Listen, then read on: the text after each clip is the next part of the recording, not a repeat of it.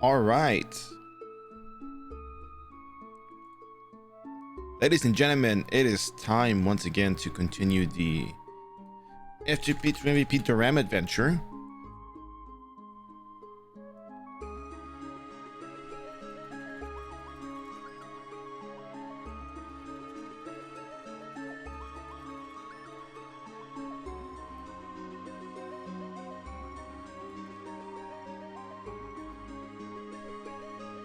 And let me tell you, today's adventure is going to be one that may seem long, but it is one that must be done.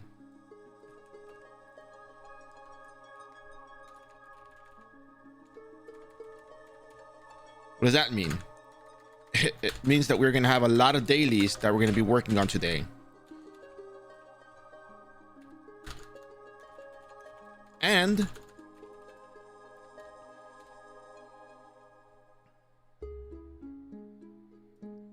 the agenda has been posted on the Sunbird Discord, so go in and look at the list. Hey Simon,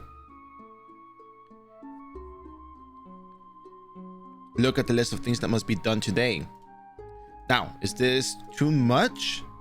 Well, considering that the ram can, do some damage, but it's not in the same caliber as other classes that can just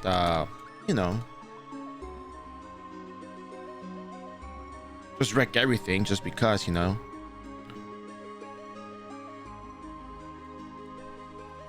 then we have to make do and get EXP from wherever we can.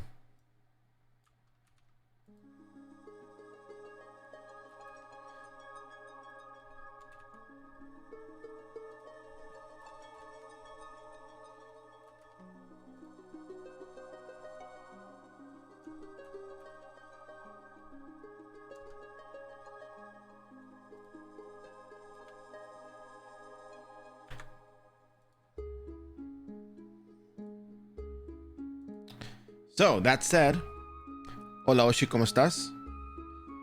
Killing pickies, oh, because you're doing the Super Novice job change quest. Well, the advancement of Super Novice to like the super duper novice, not hyper, but super duper.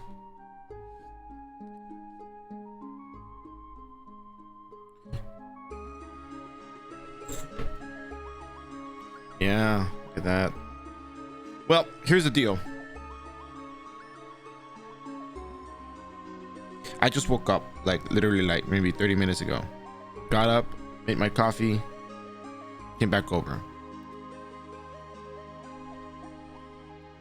Ate an egg sandwich. Very delicious, by the way. All right, let me check if I turn off the coffee maker. Just give me 1 second.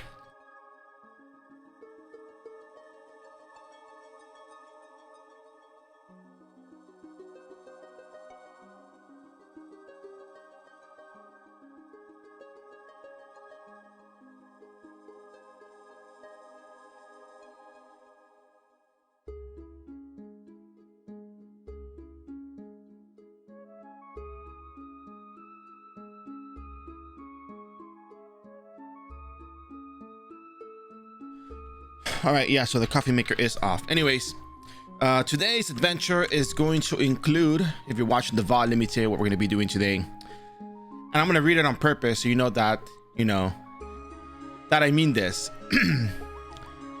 Today's agenda is the current goal to get as close as possible to level 180 this week and begin phase 4, which is level 180 to 200. Acquire better equipment and begin episode 17.1, 17.2, 18 storyline quests. Today we're going to be running the episode 16.1 Bijou instance, the kitchen daily quest including the griffin, the dishes, and the butter sauce. I call it butter sauce because the guy always gets butter. The Richard quest where you kill 50 monsters that are level 140 or higher, or whatever type. We're going to be doing fish at Illusion of Underwater. We're going to be doing the 7 prison dailies. We're going to be doing the Destroy Pantera Chief Guard quest. We will also be doing the airship raid instance, which we might be doing first. And then we'll be going over to episode 15 to do the Vera City daily quest, which includes passage cleaning, eliminating risks, core collection, collect memory records of research facilities and records of laboratories, and new power source. We're also going to be working on illusion dungeons, illusion of moonlight, the 3 daily quests, and the illusion investigation, the illusion of vampire and the illusion of investigation, illusion of frozen's daily quest and illusion investigation, illusion of underwater's 2 daily quest, illusion of turtle's 3 daily quest and illusion investigation, illusion of teddy bear's 2 quests plus illusion investigation, illusion of Luanda daily quest, the 2 of them after the rotation from the megaliths to the wutans, and illusion investigation, illusion of twins, which is the 3 daily quest with the exception of the collecting the dry sand, soft sand, whatever it's called, and the investigation, illusion of labyrinths, all 8 quests, and the illusion investigation. And once we hit level 175, we're going to be going to refine the elegant Doram set to +7 to +9 with Mantis Man at Einbrock. We're also going to be looking at Abyss Glass Time daily quest and make an attempt for them, as well as trying out Magma Dungeon level 3, which is going to be very weird, but we're going to try it just to see how well we do. And the level 180 tentative agenda for when we reach level 180 will include the level 180 to 200 daily quest runs, the Einbeck, the Hugo, the Einbeck, Hugo, illusion of underwater second floor. I don't think we're going to be able to do Thanatos Tower, like just straight up real talk. We're not going to do that. We're not going to be able to, like, be real. Come on. And then we're going to be doing attempts at field MVPs such as Orc Hero, Maya, Freon, Osiris, Doppelganger, Orc Lord, and Eggring, which are going to be MVPs that we should be able to fight at that level. Just casually going to go visit them, say hi, see what's up. And then we're going to be making Zenny, farming maybe cards if we have to farm cards, and do the stuff that we've been doing. At level 200 plus, we're going to be doing the 180 to 200 daily quest, instance rotations, and general MVP hunting, which includes the field MVPs mentioned before. So I know that was a very long list of things to do, but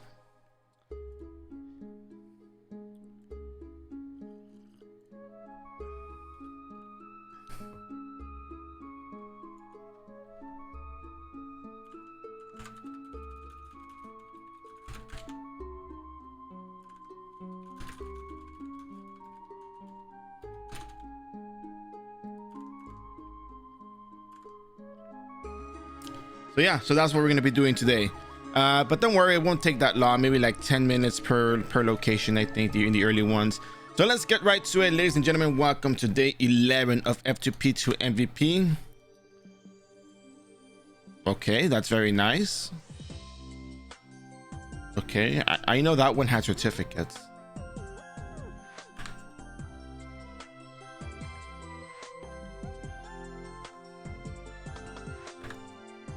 Oh, really? Damn.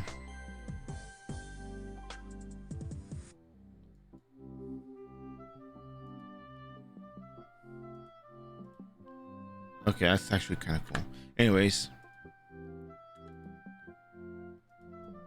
there we are. Very nice. So Chata is going to get paid. And I'm going to change the thing real quick. We're going to go over to Airship Raid first, as Airship Raid is probably going to be the one we want to get off cooldown, just in case we may show up tomorrow, we may not show up tomorrow. Tomorrow I'm thinking about it. Haven't decided yet fully, but I'm thinking about maybe hosting that refine event. I will probably have to like do the write-up and the sign-in sheets, you know, midstream right now and send it out. But I'm just unsure. Like, is this like a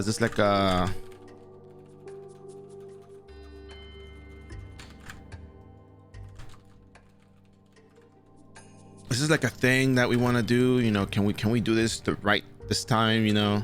Not that we're doing it right, but you know, can we make it as good as the times before this one? Imagine in the video saying, yeah, I put up a sign-in sheet so people wouldn't like you know, try to bypass the system and you know, try to put a whole bunch of characters on there, you know?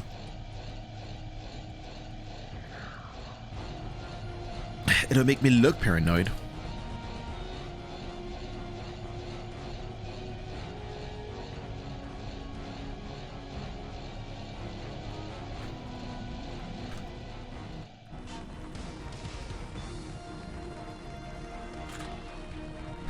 Anyways,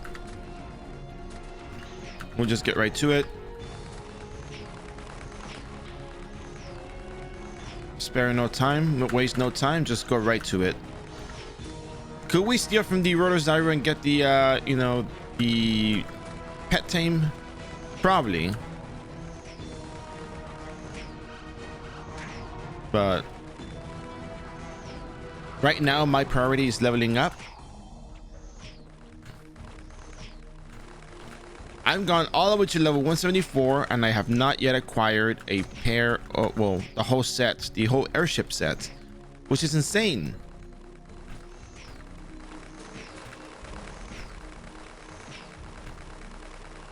But I mean, that's RNG. Strixsock, hello there, how you doing? Welcome in. Potato Star, how you doing? Welcome in, welcome in.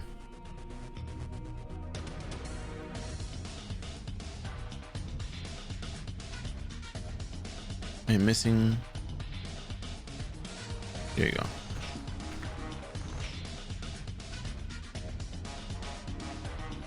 So today we have a long list of dailies ahead of us.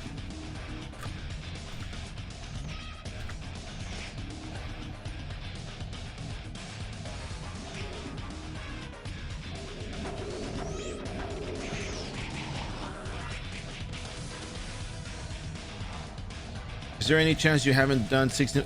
I haven't done 17.2 and I do plan on doing it. I have it on the list. It might be a Monday thing, to be honest with you. Because I'm thinking of hosting a refine event tomorrow. I'm thinking about it. Like, I'm really thinking about it. There's no way I can complete it. My full support priest is stuck in the Garden of Dusk instance because she died on the boss fight when I did it with my ranger. Oh.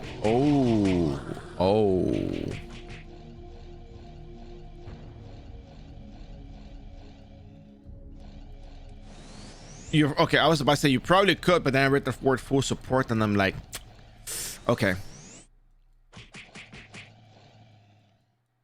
Okay, that makes sense. Yeah. I don't think I would mind taking you there. I think Ochata can clear that.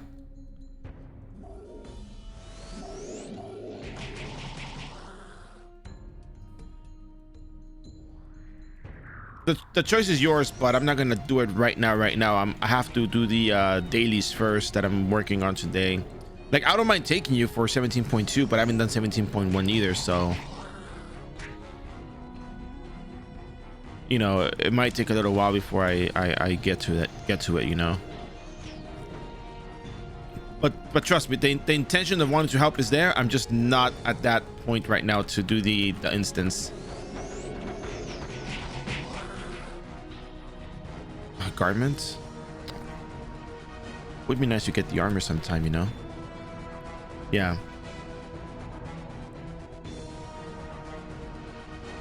Wait, episode 16 where like the Chata story, or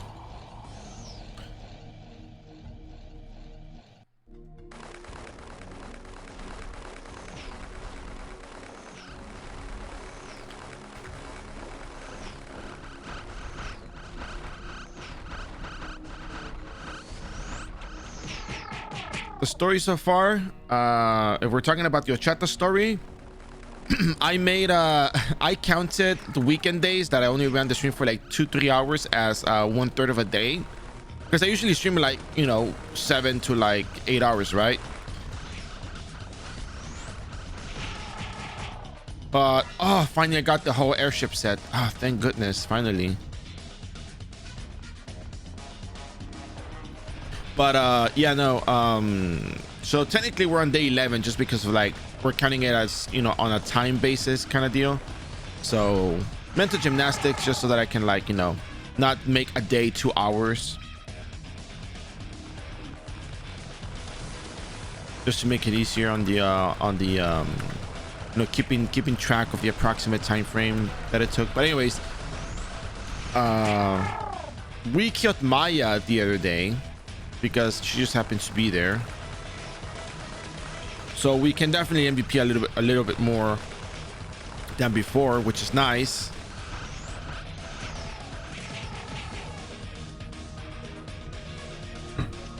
but I'm still yet more in more invested in getting more levels to just focus on getting the leveling done, and then structure a routine for dailies for MVP hunting that would make it easy for people to understand. Oh, so you want to hunt stuff, this is what you can do, here's a rotation, blah blah blah.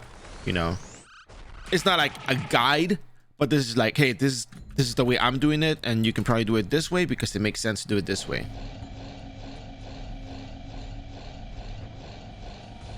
Because in all honesty, it actually kind of does. Okay, so we're gonna remove this, we're gonna remove this, we're gonna change our gear.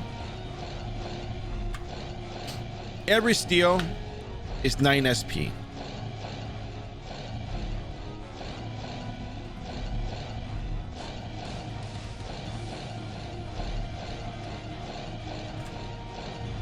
All right, so it's 9 SP because the Doram sets reduces the SP cost. SP consumption is reduced by 10% with the sets, right? So what happens here is steel is 9 SP. I have 39 10 SP. I have not yet done Geffen Magic Tournament. You have 39 10 SP total. How many steels will it take to get a Dark Red scale? If we get it. Here we go.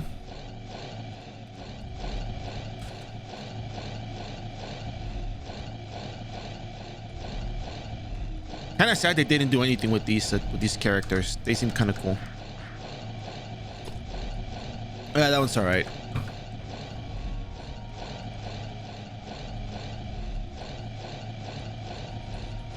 All right, here we go. 9 SP per steel.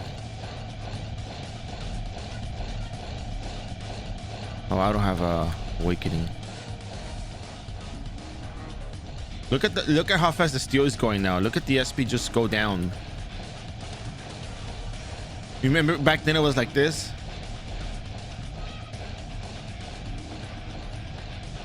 Now it's just like vroom vroom vroom.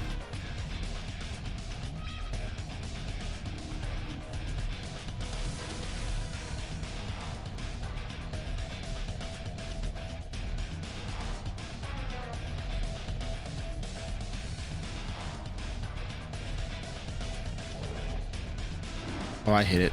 Fine. That's okay.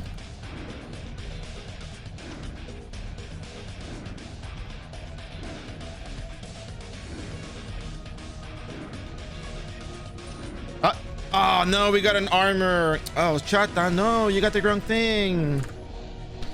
Baby, what are you doing? Baby.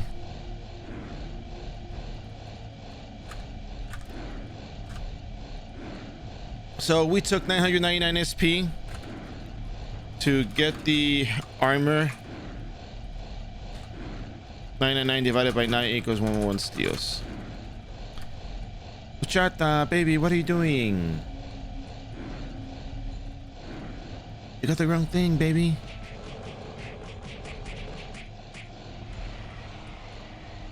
No meow mix for you tonight. I'm just joking. I'm just joking. We do have Zenny from the ticket sales, from the certificate sales, so you're still getting your meow mix. You're still getting your meow mix.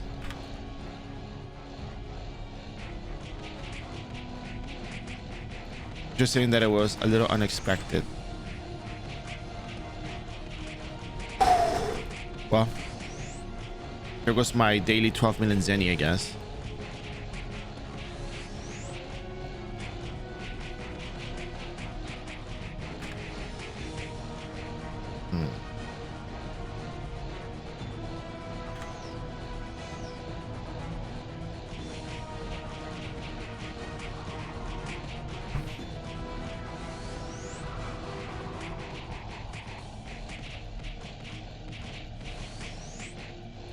Safe to 7 armor certificates.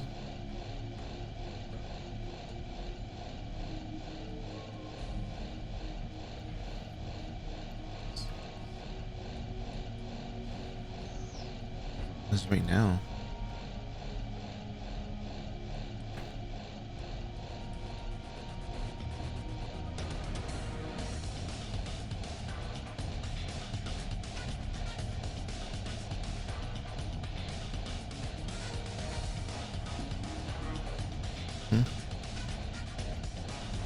I guess. Hold on, let me get this kill count first. All right, we killed another MVP, so the count goes up to 31.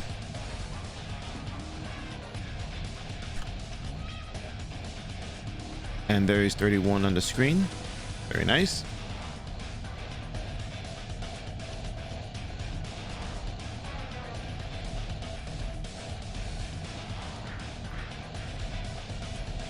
I'm guessing the ones that are like 1 or 2 minutes apart is people like buying certificates, refining, and then like going down to +6 and then going back for another one. Because the other shop, I remember before we left, I looked at the other shop and I know they had more certificates than I did, I think, or about the same amount of certificates that I did. And they sold out. So people definitely hang out there. How do you get those?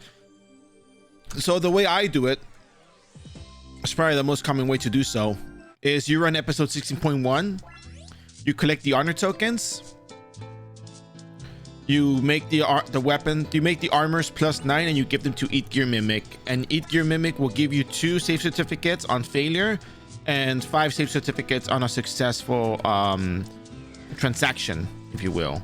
But it fails more often than it succeeds, so you always end up getting 2 tickets per exchange.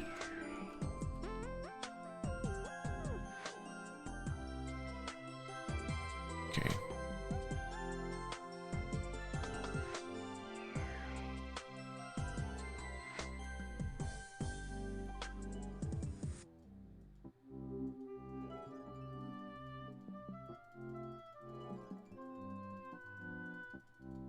No. I need this. Hold on. Let me get that.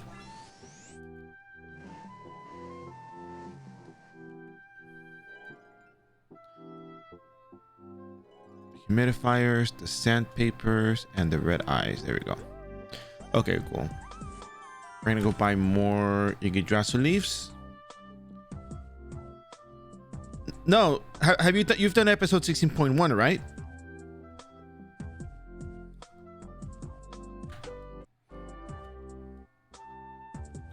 You know the Noblesse equipment you get. No. Let me handle it, Kirkux. I load backwards. Wow.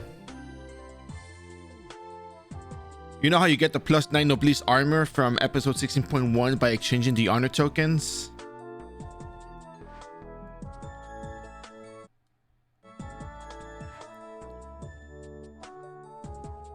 Like this stuff from episode 16.2. No, wait, so you've never gotten the Noblesse equipment? Oh, what is your equipment like?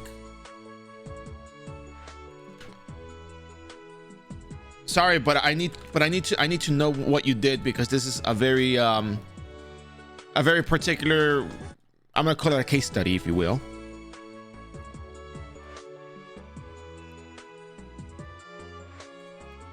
Oh, I forgot my magnifiers. I gotta get the magnifiers. I did all this quest line, but I just wailed. Okay, that makes a lot of sense. I didn't want to say that. Let me make it clear.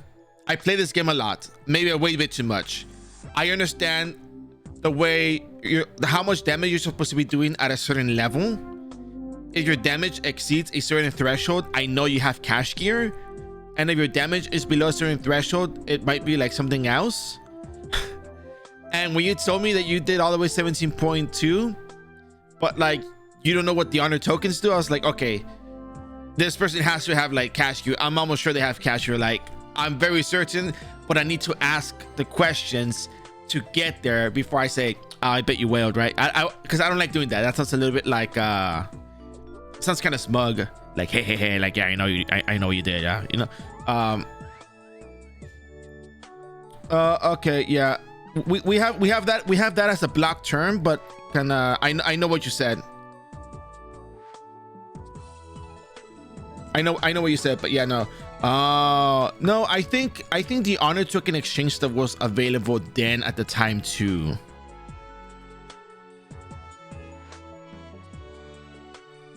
I'm almost sure because I heard it in the past before, you know. All right, so I don't want to switch off the, you know, I don't even really use, oh wait, I don't even really use the I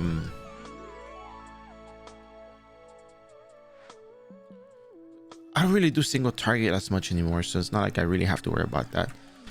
And now Ochata is zooming. Zoom.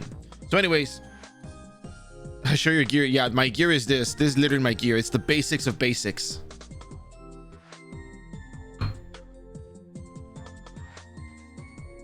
The level 140 Doram equipment.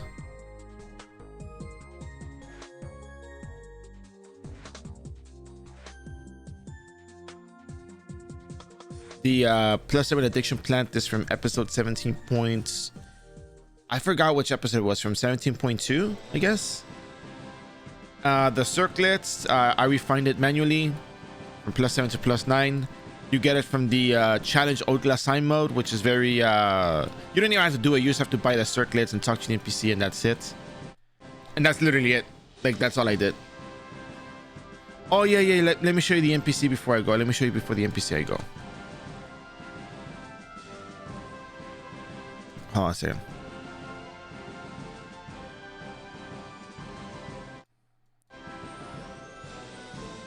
So you talk to the NPC that I show you, the Eat Gear Mimic. That's all you need to know. You talk to it, you show it your +9 equipment. It will say that it will eat your +9 equipment, and you write armor.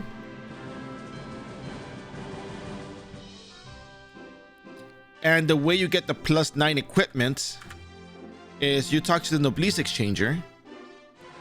You buy one of these tickets, which will make your armor +9 directly, and you buy one of these. And you buy one of these. I can't afford it right now because I barely started the stream. I exchanged this last time I was here. So you buy one of these, one armor, one Noblesse upgrade ticket. You make it +9. You talk to the NPC. You remove all your armor with the exception of the armor that you want to trade in. Because if you misclick and select another armor and you tell it to eat it, it will eat it. And it'll be gone forever.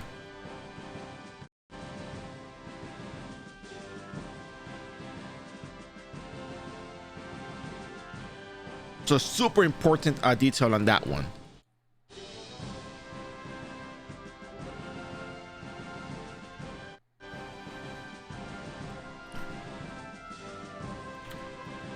Eat Gear Mimic is an iRO feature, and let me tell you, it's a really good feature.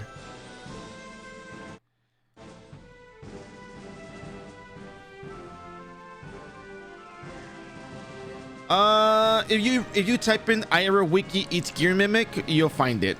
But I pretty much give you the full explanation, what you gotta know. I'll do it later. If you want to see it, I'll do it later. But right now we have to do a whole lot of dailies because I have an errand to run later this morning, and I stayed up late last night playing Dota, so you know.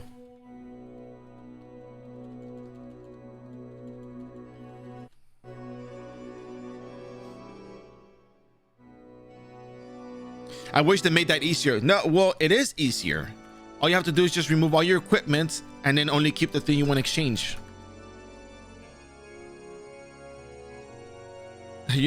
I mean, I know it sounds like, but they have to make it easier. Like, they're not gonna make it easier, you know.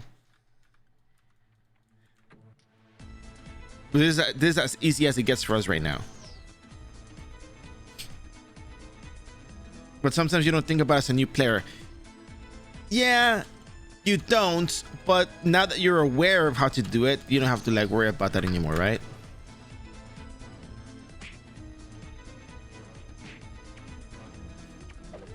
But then again, I'll tell you something else, Simon. Just because you're the one that mentioned it. Things people have played for years. Like, you know, people have played iRO for years. And the concept of mobbing 4 to 6 monsters at a time appears to be revolutionary here.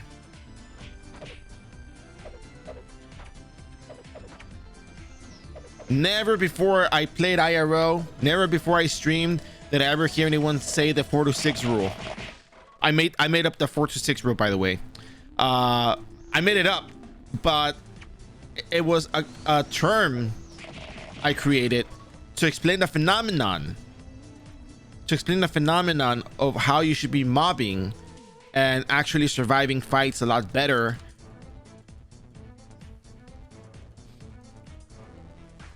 I do it for Zenny. Honestly, I only do this because I am broke.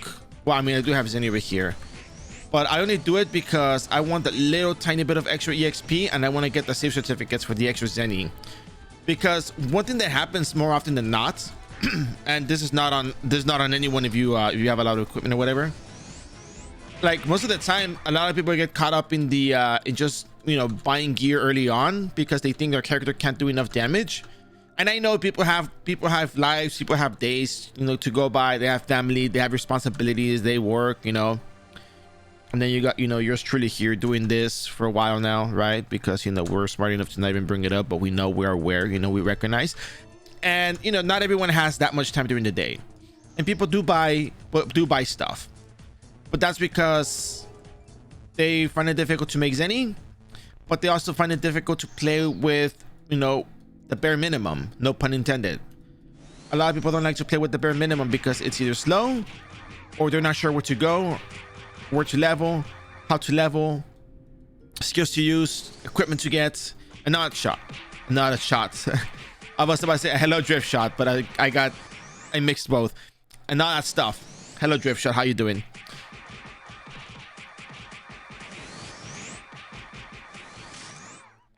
So yeah. Hey Junie, how you doing? Welcome in. I think people are too accustomed to kill one mob at a time in the pre-new era. No. Oh, look at that dodge. Look at that line of sight cut. Soul Aesthetic, you know what? I haven't played it, but the people that I've seen play Soul Aesthetic are very well off, and they have a lot of gear on it, so it looks really impressive. Hi Mirza, how you doing? No, but not even then, Simon. Like, people over mob here in renewal. Like, a lot of people are mobbing a lot, and they say, oh, I can't survive these mobs. Like, why can't you survive? Well, I mob these many and the skills don't do enough damage. And I'm like, well, it's not that the skills not doing enough damage, it's just that you're like over mobbing. Like, and then when I tell people, consider the amount of hits you're taking from every monster attack. You have 4 monsters every second, you're gonna take this much damage. How much HP do you have? How much HP do you recover? How much damage do you do? How long will the fight, like, how long will the fight last? So, you know, calculate those things and tell me what you think. And then when you put those things into perspective, the game makes a lot more sense.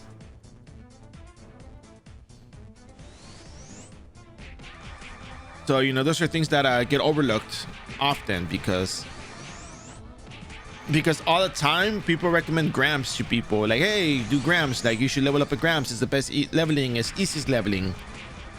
But then they're barely able to kill, you know, like 5 monsters in there before they die. So that's well,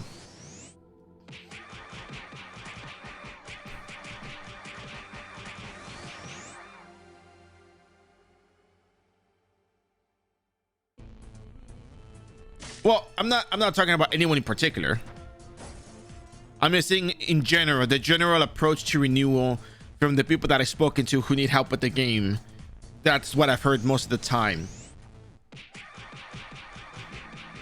And that's why I emphasize the 4 to 6 rule, so that people don't over mob and start dying because they're over mobbing, which is, again, happens more often.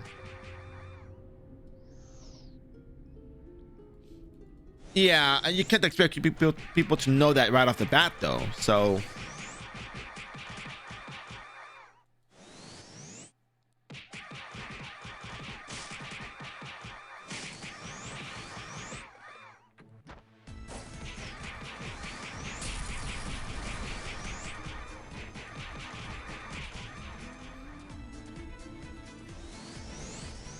but the thing is,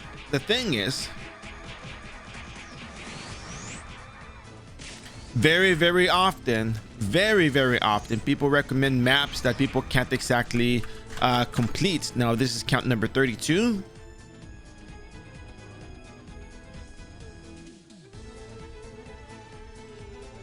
I know Potato Source just joking. I know that's a joke, right?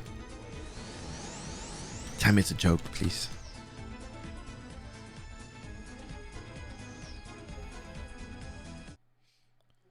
Anyways.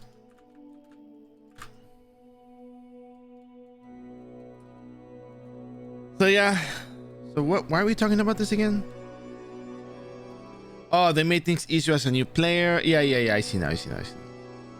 EXP wise, worth doing the dailies. Yes, that's where we picked up on. You know, it's worth doing the dailies for the honor tokens because I am weak, I am poor, and you know,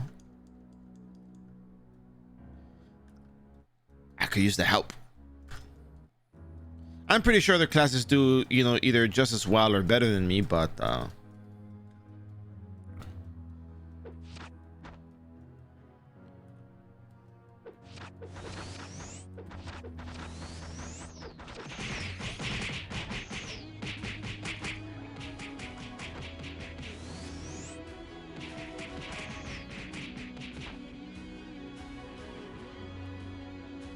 look, a spoon.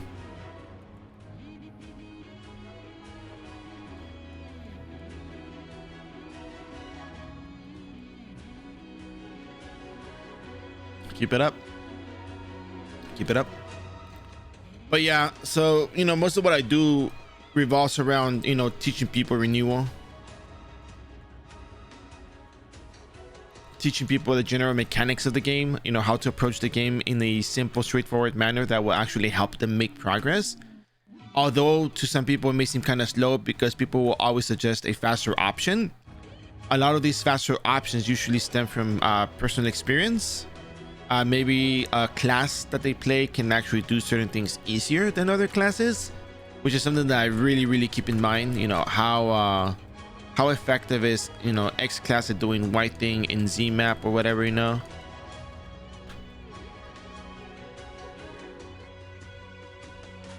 So yeah, super important.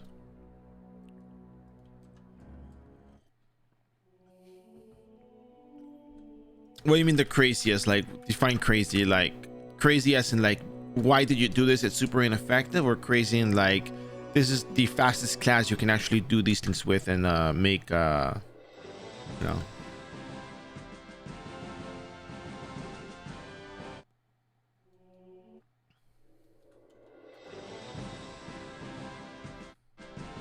Everything is doable. If you have the equipment, everything is doable. There's nothing in this game that is not doable. I mean, I know we're gonna come in with like certain you know, examples.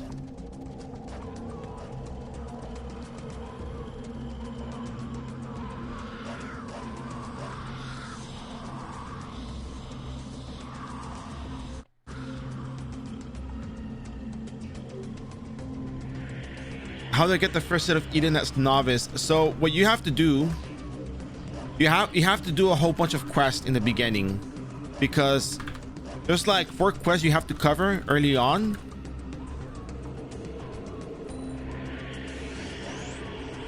And then they give you the Eden set when you change jobs. No, you don't have to be level 12. No, none of that. Believe me, you don't have to be level 12.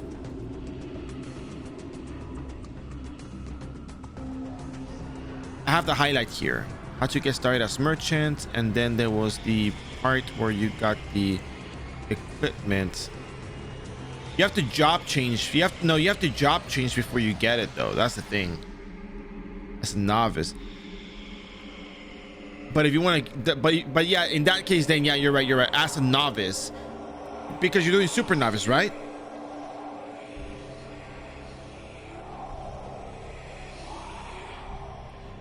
Or what exactly are you doing for the first set of Eden Elements Master? My streaming time is usually at this time, Monday to Friday. there is a chance I might do a stream tomorrow, but it's not gonna be for episode 17.2. Okay, so the first set of eating equipments.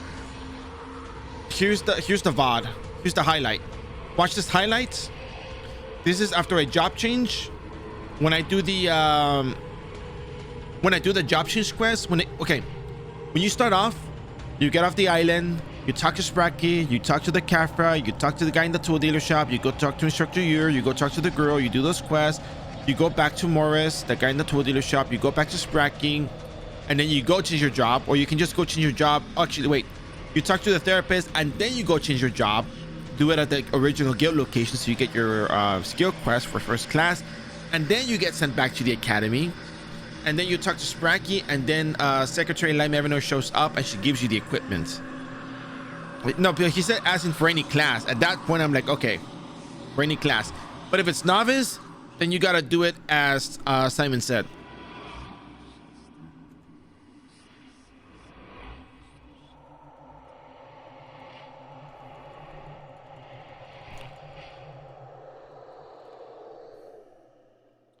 My streaming times are Monday through Friday, starting around 9 a.m. to maybe 3 p.m. Eastern time.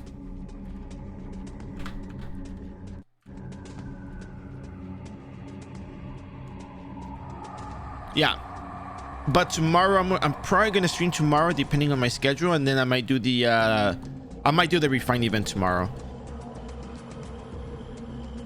I thought you was, yeah, that's actually kind of why I'm asking it specifically as well, to make sure that it's gonna be your answer or my answer.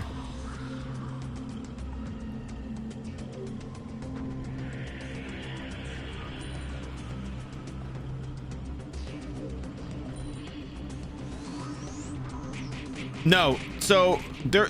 Okay, let me differentiate the things.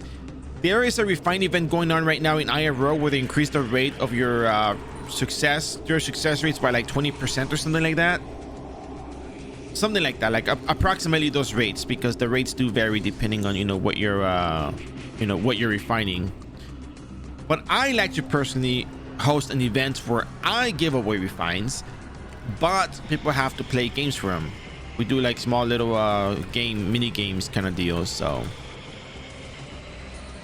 mainly bingo and the Monster Hugo race arena. Monster Hugo racing arena. I forget what it's called. Barry's the Bolter the best build for Sage? I find it easier to do Bolter Sage than Hindsight. Not because I'm not a fan of Hindsight, but when you become a sorcerer, you're not really doing Spellfist as a build. I mean, you could, but I don't know if that's the thing that people actually do. It could. I mean, maybe it's viable. Maybe, I don't know. Like, I can't tell, but see. Oh no, it's fine. No, don't worry about it. There's no need to apologize for that. Because people have actually confused both, like me saying refine event and me and the server's refine event. So it's like, I buy the ores, not stuff, and I just like host the event, and people show up, and I do a sign up sheet to make sure that we limit it to one person per, one person winning at a time instead of like having someone run multiple characters and stuff. So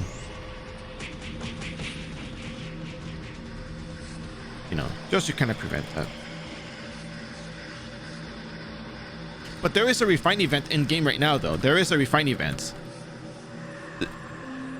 The only reason why I say my refine event is because I do something different than the server does, but I use the server's feature to make mine possible. Yeah, the boost. Yeah, exactly. Right.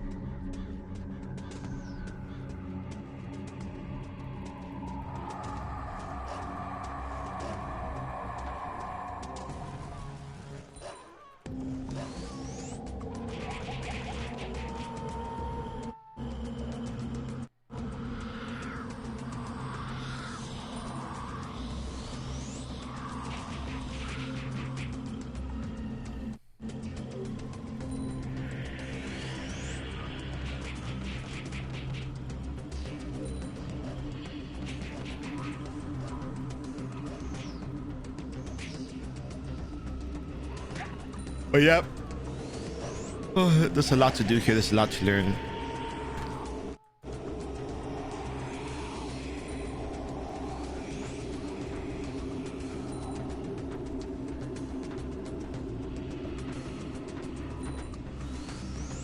Oh, I guess I can't jump directly on top of another target.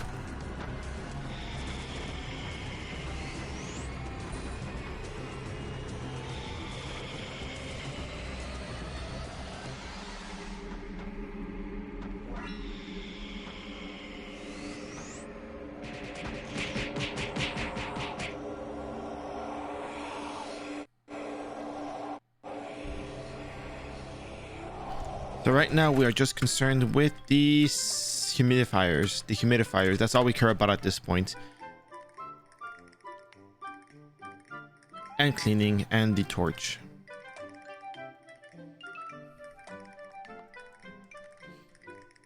And then after this, we're gonna go run the illusion dungeon stuff, which is we're gonna do the illusion dungeon stuff.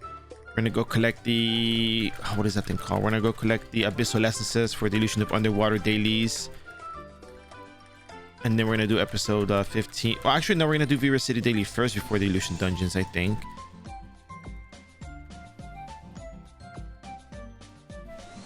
Just so that once we finish that up, it's just pure combat from then on forward.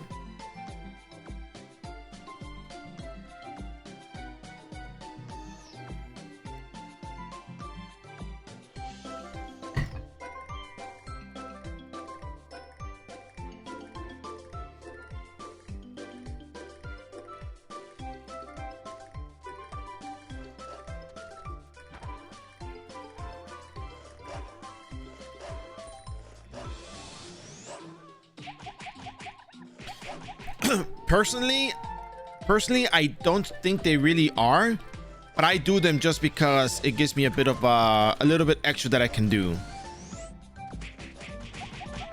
I guess you could say it's a bit of a personal preference, if you will. Because honestly, I'll take all the EXP that I can get. To be super real with you, I'll take all the EXP that I can get. Because we did not get a booster. No, of course not. No. We did have a 100% server rates for like 2 weeks.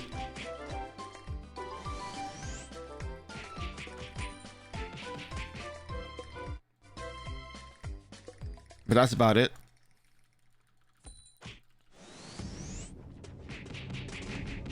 Oh, I never played iRO 2. Nope, I never played it.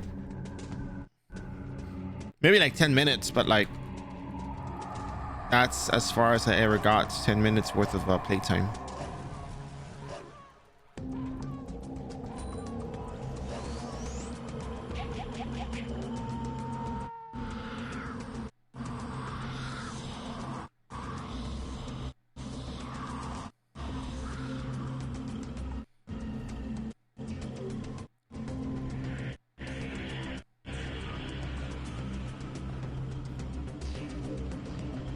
I saw it. Yeah, I saw it.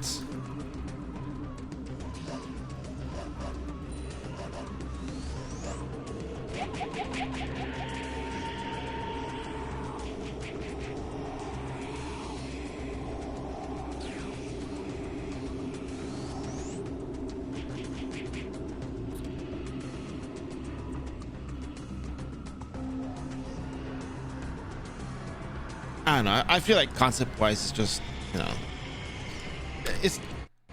there's a target audience for this. I'll tell you that right now. Before we start getting on the comments, we're like, oh, what's so bad? Why would they do this? Blah, blah, blah. Like, you know, before we get into all that, there is a target audience for this game.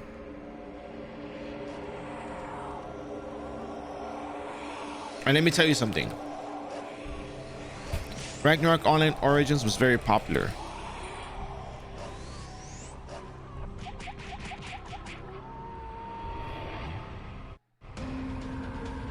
As far as I can tell, it's a very popular game.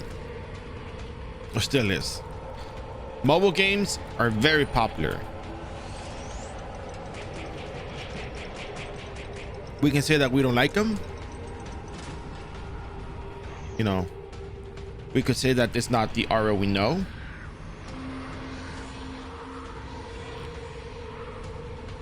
but there is a target audience for this that will play the game and will enjoy it, and you know, it'll go well for them with the release of that game. I think, you know.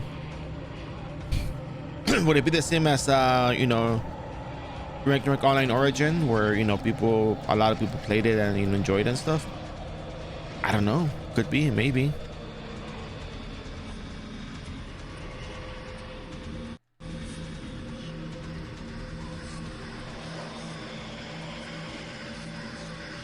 I only heard, you know, mostly positive things about the Ragnarok Online Origin.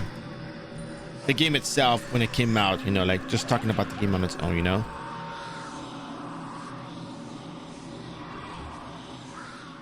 So.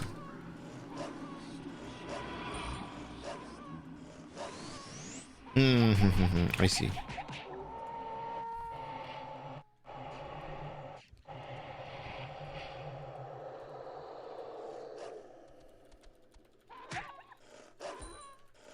All right, I think we're almost done here. If we get the, yep, we're done here.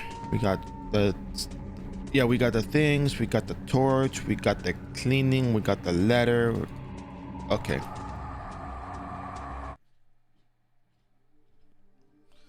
Let's go on over to Vera City.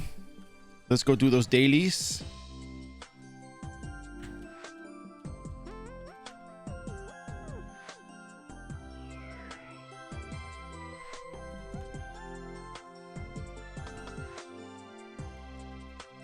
I'll come back and do the dishes later.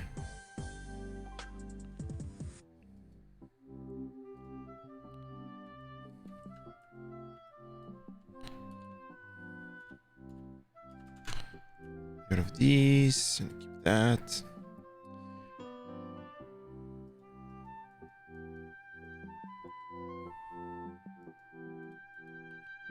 We're carrying way too many things. Too many things. All right, cool. Perfect. Catnip meter does 5 hits and it lands on the ground at target, but it goes for maybe about 5 times, I think, probably.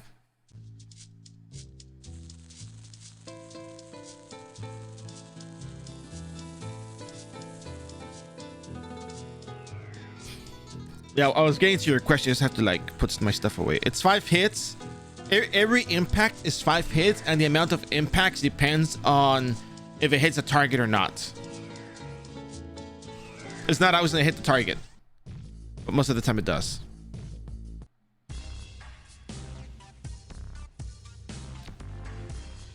Witch Hunted, hello there, how you doing?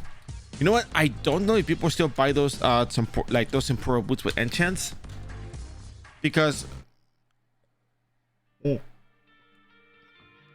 from a game mechanics perspective, they might still be good. And most of the time we got the temporal boost with dexterity for the fixed casting time reduction. But you know, Noblesse equipment gives you the fixed casting reduction, attack and skill percent damage modifiers, and you know, elemental or physical or range, you know, all, what have you, you know.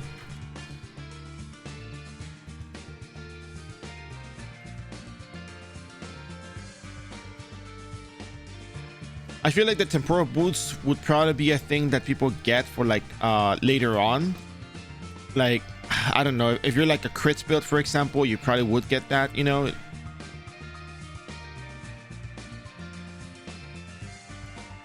You know, if you're a crit, it makes sense, right? Like that does make sense. Because temporal stuff doesn't exactly give you that much crit, but you can actually mix and match stuff. I mean, not temporal, the grace. The grace does have, actually, I don't know. That's actually a really good question. It would really have to depend on the build itself.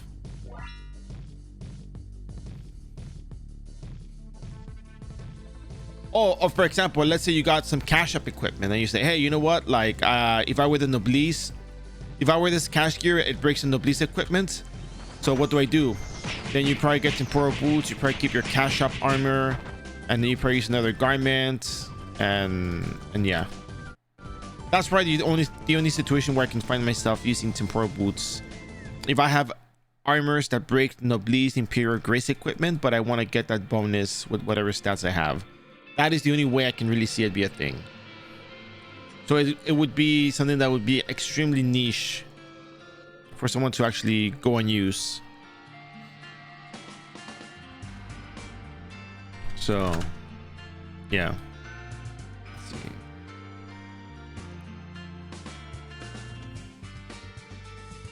My game in iRO was top 3. We won PvP weekly often, but that was when we got wrecked by the top 1 and 2. Damn.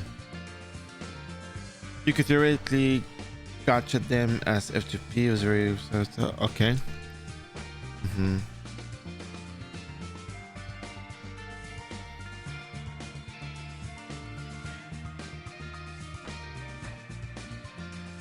Yeah, I don't think people would really buy them. The thing you want to pick up though from Glassheim is the Aquamarines and the Amethyst. You want to pick those up from the old Glassheim. You know, at the end in the treasure room, you get those from the treasure room, and that's some extra pocket change you can get there.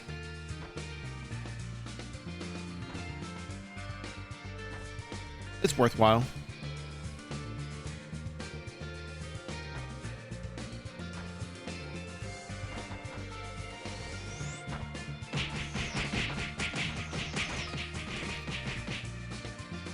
Again, it's not that people don't use them anymore. It's just that it's just very niche to go out of your way from the Grace equipments or Puce equipment or whatever, or what have you, to use those gears.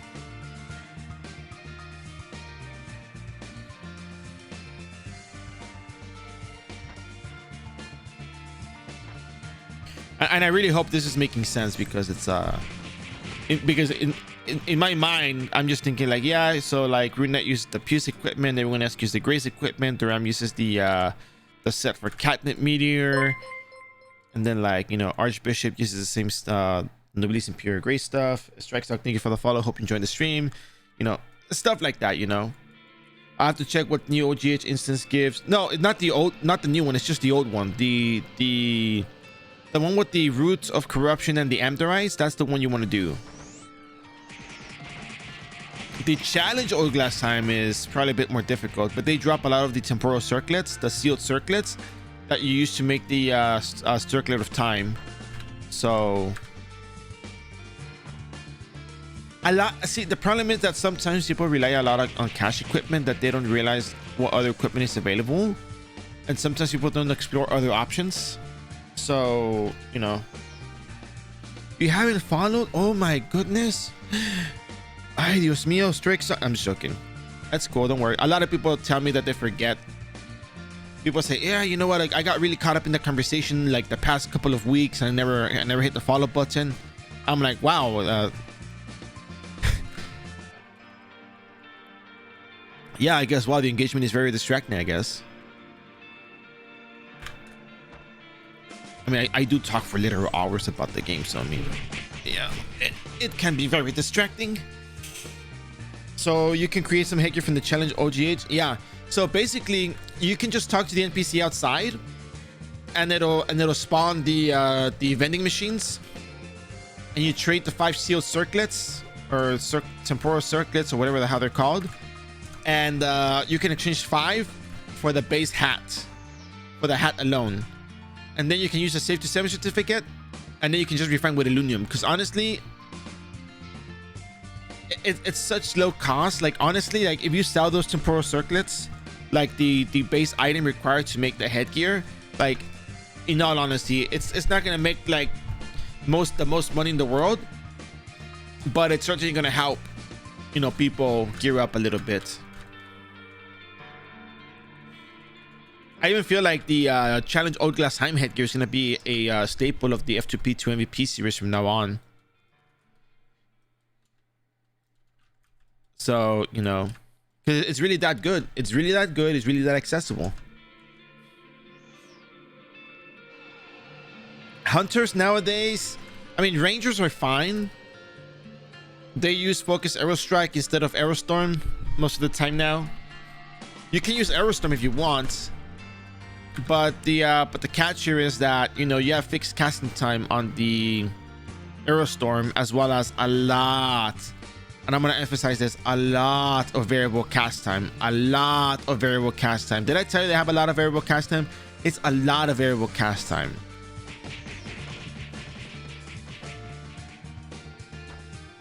And focus arrow strike is just like that's the tempo for focus arrow strike. Arrow shower is like, and then you have like a 3.2 second cooldown.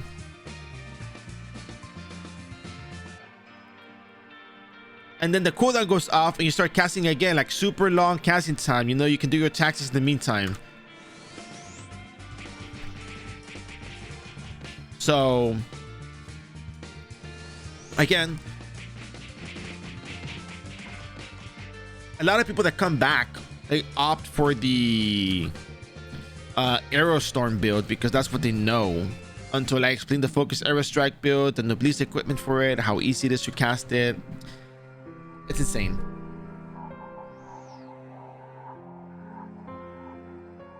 Nice sound effects, right?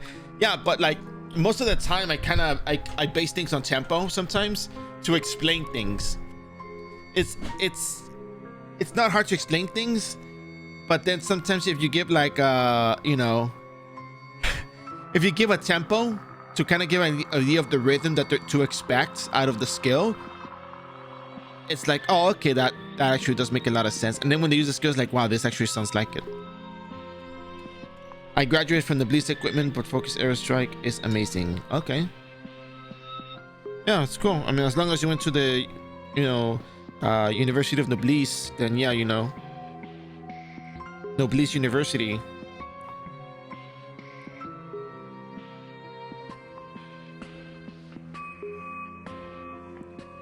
I think Focus Arrow Strike at its base with a Hunter Arrow and Hunting Arrows and the Noblesse equipment, you do 24,000 damage approximately, non-crit, and I think 42,000 damage crit.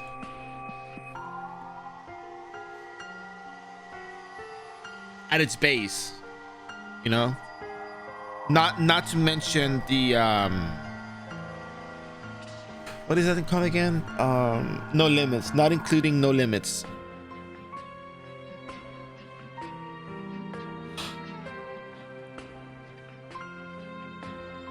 So yeah.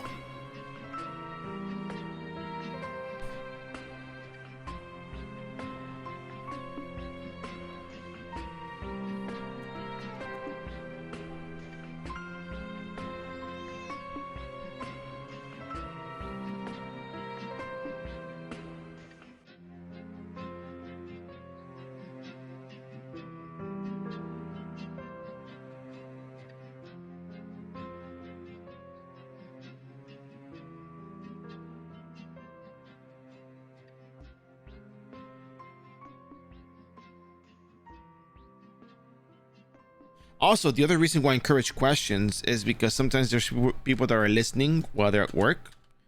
To shout out to those, so shout out to those people who are listening right now. And yeah.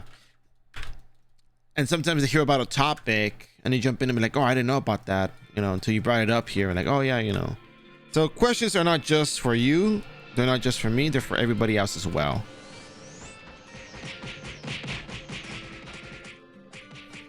Super beneficial.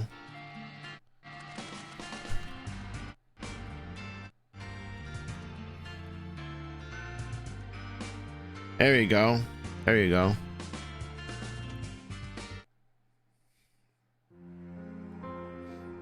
Considering maybe playing again after forever, but not sure. You know, I'm gonna be honest with you, like super duper honest. Okay, like people might even be like, "Simba, why are you saying that?" Like, RO at its base, it's very grindy. Even if you swipe, you're still gonna be going to the same places that you would go if you didn't swipe. You pay to go a little bit faster. If you don't pay, you just go a little bit slower, and you have to be a bit, you know, smarter about your fights. Which fight are you picking against what monster? How many monsters are you mobbing? How much HP do you have? Can you survive an AoE? Can you survive a stun? Can you survive blah blah blah? You know, there's a lot of things to consider, which makes it very very fun and very. It's gonna sound weird when I say this, but it's very mentally engaging to always be, you know, on the lookout. Which is kind of why I like Dota. You know, there's always something going on. You always have to be on your feet thinking. So. But sometimes we don't think and we just act, which is kind of funny, you know, kind of ironic. But yeah, anyways, jokes aside, so you know, if you do play and you're not sure about it, play casually. If you like watching the stream and you like to be entertained by it, you know, just be sure to chat, you know, ask questions, you know, tell us what you're interested in, what you want to see, what you want to know. And maybe that might, you know, maybe you don't really have to play. Maybe you just wanted to you know, learn about things, or you know, see how things were done, you know, because RO is very time consuming, in all honesty, like super duper honest. One of the main reasons why I do it is because it's entertaining. I always wanted to do the streaming stuff ever since I was in university, but I didn't really have the not like the time, like the means, but more like, you know, I was basically trying to finish university. I didn't want to get distracted, and then I wanted to be as genuine as possible. So, you know, I picked RO because RO is the one game that I can be genuine with and do it well, and probably do it better than, you know, than I ever thought I could do it. But RO is just very, very time consuming. I use this mainly as the one source of entertainment because it is technically a global game. There have been a lot of people that played the game in the past.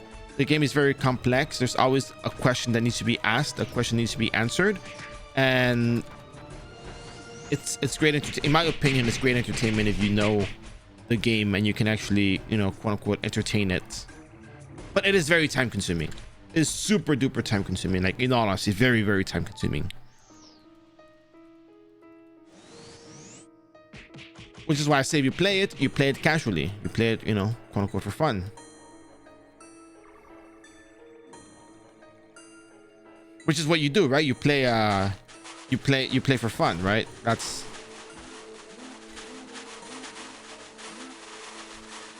I know there's always gonna be that comment, well, you know, whoa. Some people play to do more than just, you know, have fun, you know, like yeah, we know that, but you know, that's the exception to the rule. Hey Flan, how you doing? Do you have a good Thanksgiving yesterday? Oh, I had such a good Thanksgiving. I just couldn't believe how juicy that turkey was. Oh my god, it was the best turkey I've ever had. I promise you, it was the best thing ever. It was the best thing ever. I'm still talking about it to this day, and it's only been one day since we ate the turkey. It was the juiciest turkey breast I've ever had in my life. It made me realize that maybe all of these years, you know, the turkey I ate was not really well prepared. But this turkey was different.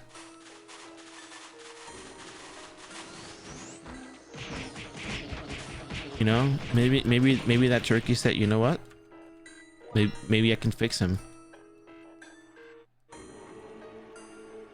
And that turkey did exactly that, you know.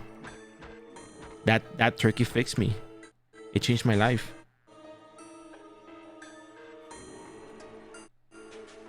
It was really, really good. Like, I know it sounds funny, and that was kind of meant to be funny because I was thinking, how can I describe this to be so good? But no, it really was that good.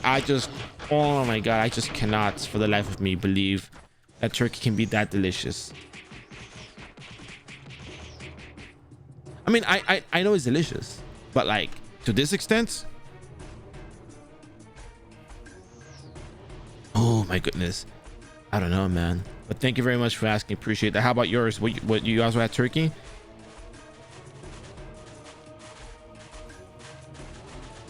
Yeah, it's cozy here. A lot of people tell me that it's cozy here. People tell me the stream is cozy, the voice is cozy, the approach is cozy. It's very comfy, you know, talking to people, getting questions answered, you know. It's nice, you know, and it's nice for you to join in and let us know that.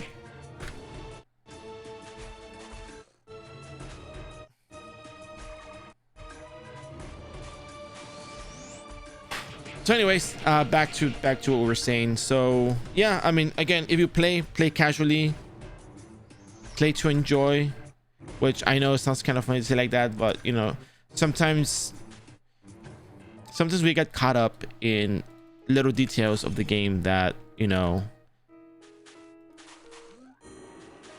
it sometimes stops being fun because we get too serious about the grind.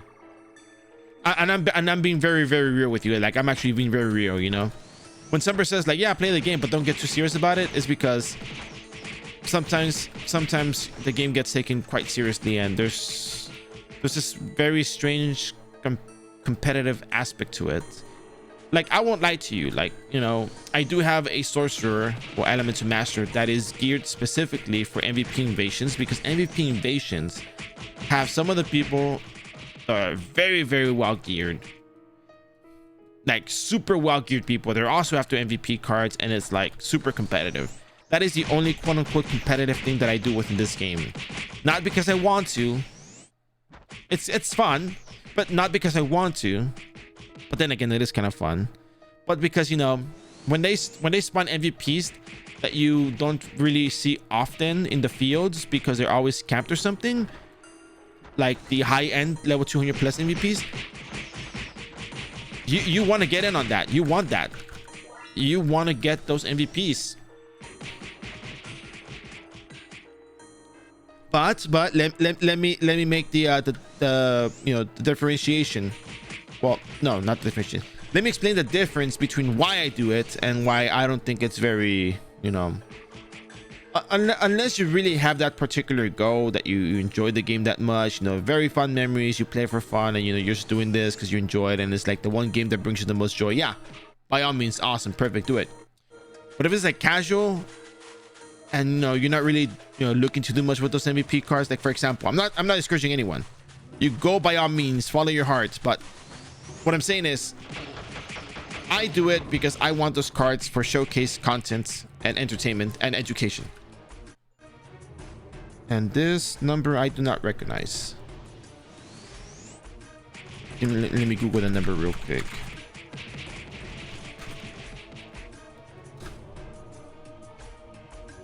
Oh, no, it's not a number I know.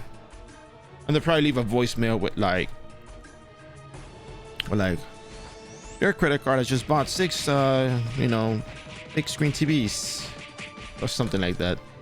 Anyways, oh, they're actually leaving a voicemail. Wow, okay, I got that one right. Anyways, oh, look at this mob. So as I was saying, I'm collecting the MVP cards for showcase content and purposes, because that's the kind of like the whole thing with the show. That's what the stream is about. We're covering that kind of content. We're covering absolutely everything under the sun, right?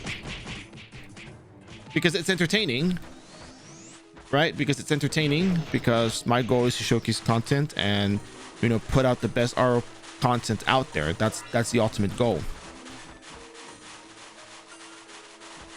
And we're doing it from an official standpoint, because official mechanics are very accurate. Whether we like them or not, they're accurate. If they're buggy or not, they're still accurate to official. So that's kind of why, which is very important to, in my opinion, to make sure that we use this as a platform for that.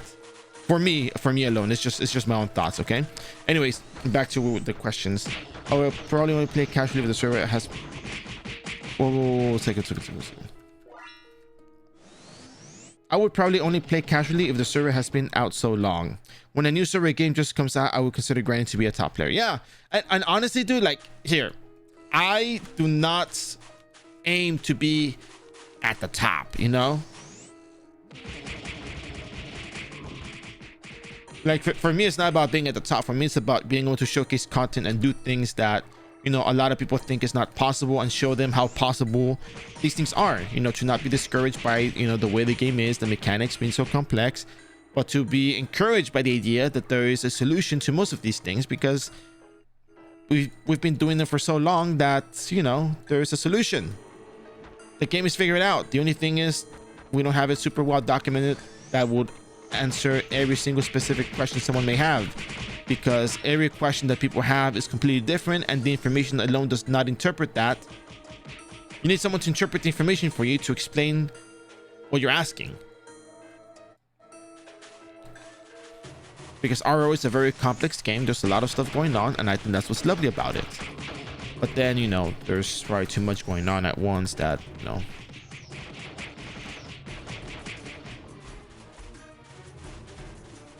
So anyways, we're done with the memory records here. I'm just collecting a few more bounty board kills, because ultimately I want to turn in these bounty boards with VIP and server boost rate just to get my get my level 180 faster. So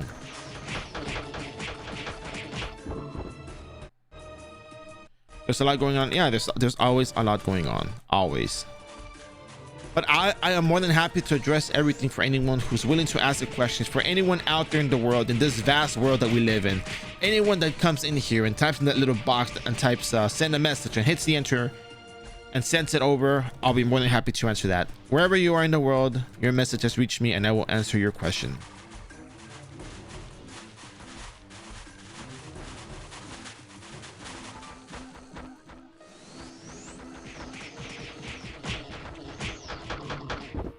Wow, that sounds very global. Anyways, let's finish up at least one of these bounty boards, because I think the Explorer Robot Turbo is the one that I still have pending. But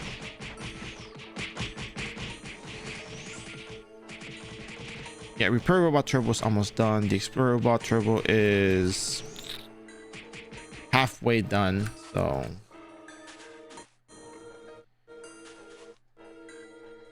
and again, remember, this is for like training in with a BMX3 and boosted server rates, which I don't know. Are we gonna have boosted rates or what?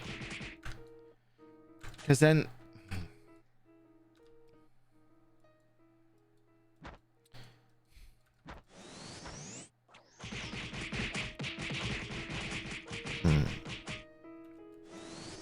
I'm strongly thinking about this, because there is the I do want to do the refine event tomorrow. What day of the week is it? Yeah, refine event ends on Tuesday. Okay, I have to do this now, but it's not like they're gonna keep, because I feel like maybe with boosted rates I can get closest to 180, not exactly 180, but closest to 180. I don't know. So much to consider.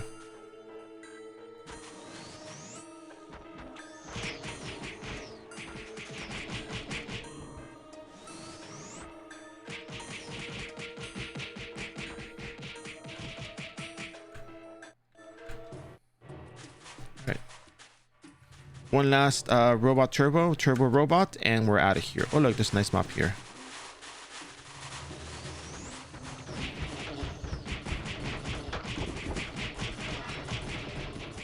All right, we're done with this place, so let me go back to the list.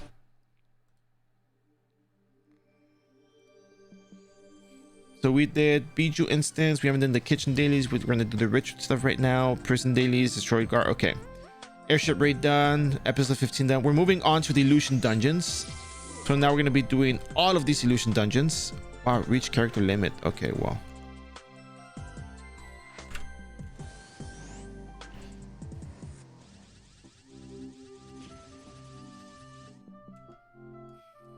So just for the fun of it, we are gonna go over to Payon, Vampire, Frozen, Turret. We're gonna go down the list basically.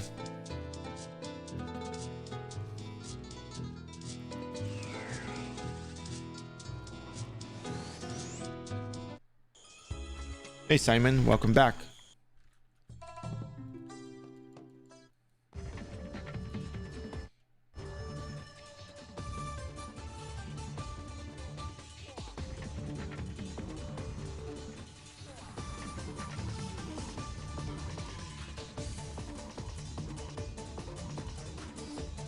All right, so I think we got the quest, right?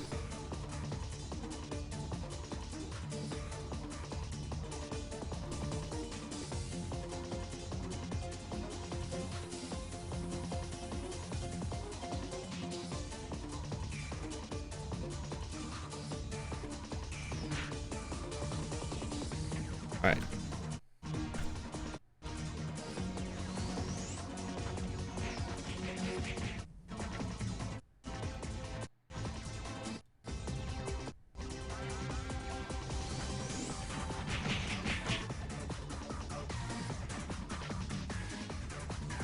But yeah, killing 100 mobs is not difficult.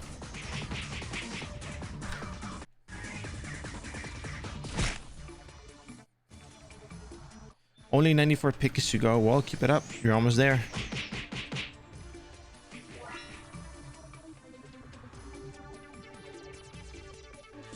Someone is here. I'm gonna ask. I am here for the daily.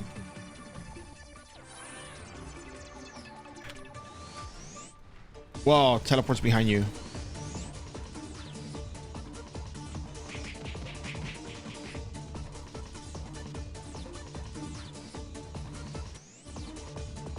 See, they were there. They were there.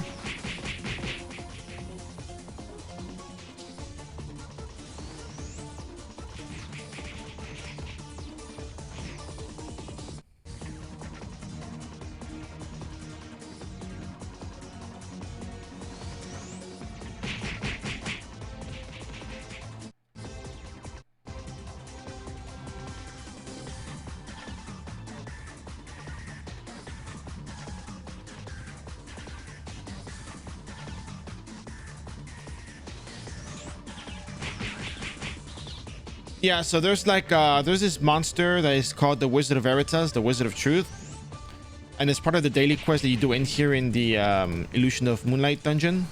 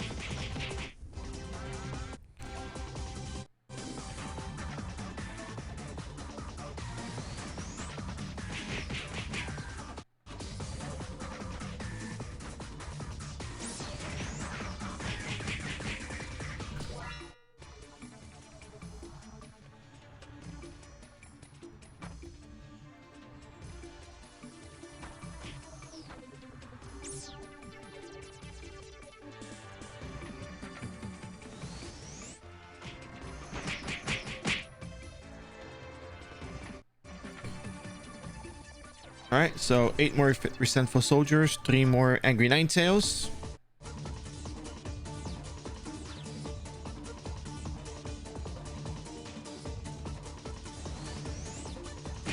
And 25 more kills here.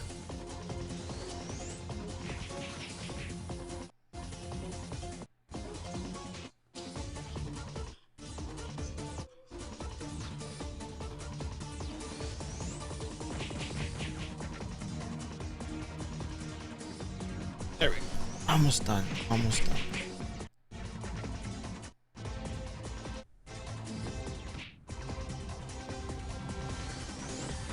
All right, so we're done with the ninetails. Take some more resentful soldiers, and we're done with this. Oh, this bottom left had one.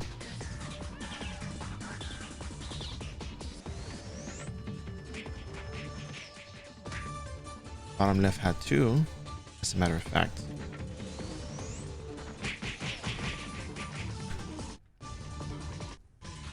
There's one right there on the left side of this.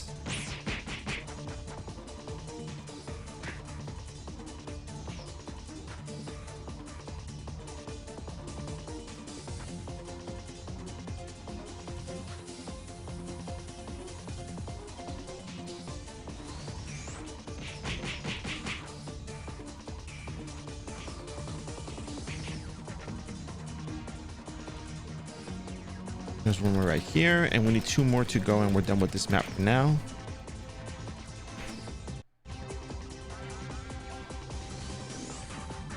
One more to go, and here's the last one. We're gonna kill this one for good luck.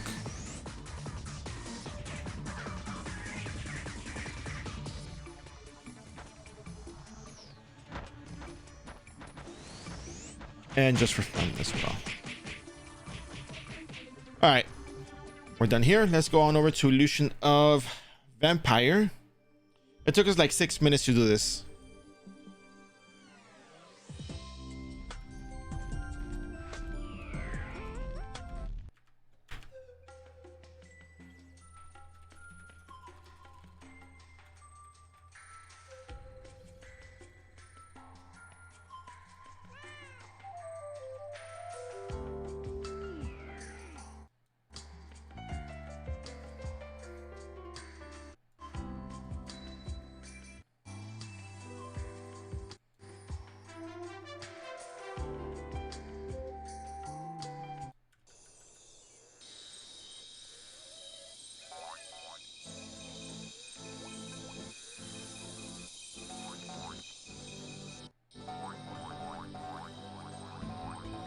All right, here we are once again at Illusion of Vampire. Hopefully we can find ourselves a sweet nightmare card. That would be very nice for us. Highly doubt it, but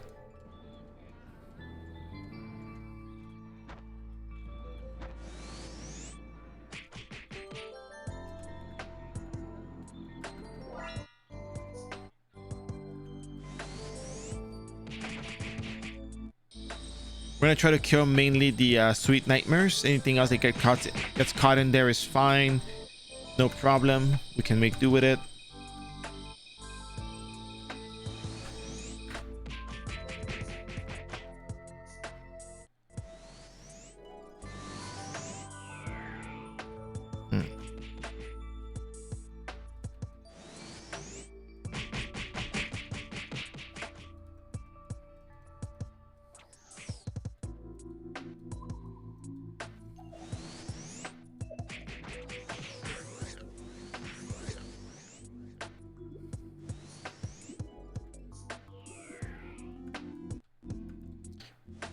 I guess someone else is farming them too.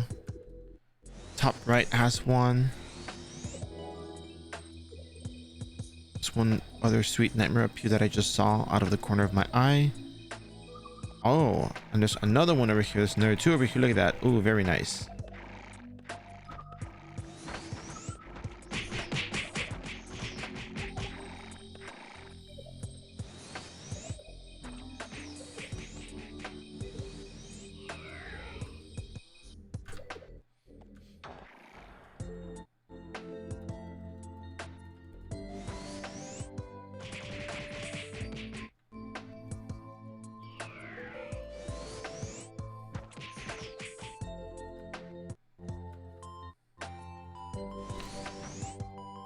Is botting a big thing in this game? I understand how people. So okay, so we're gonna have this conversation real quick, and I need you to understand the nuance between macro and botting. Back in the day, botting was done through a program that was called, well, this is like knowledge of what it was, right? It doesn't work for iRO and doesn't work for many places, but unless they fix it for it, you know, maybe. There's a third-party software program that people use for botting that was specifically for botting because it actually enabled the character to go and do actions without, you know, any actual control. So you could program it to go to fields, NPC stuff, go back to the fields, you know, buy potions when it was low, whatever, blah blah blah blah blah, you know, like it was like an actual bot, right? Nowadays we have advanced in terms of technology with keyboards and mice that they have inbuilt macros. So what people do is they macro to automate gameplay by having to do like teleport, AoE skill, greed, teleport, AoE, greed, teleport, AoE, greed, you know, blah blah blah, just like that. The automation of gameplay, which includes, it can be broken down to two things: one through macros, and the other one through the other software that made that possible long time ago that people knew. Now this is a problem that exists in every official server. Macros are a thing everywhere. It's not just an iRO exclusive thing. We're gonna hear about it more in iRO because a lot of people always hear about botting and iRO, but nowadays the real threat is the macro functions that just enable people to teleport, AoE, blah blah blah blah blah. So in some cases, when a GM pulls up and they pull over the person who is, you know, the person in question, if the person replies they were there, they were not automating gameplay because they were there.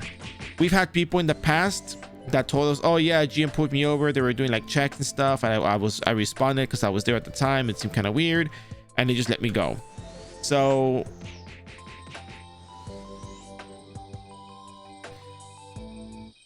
yeah.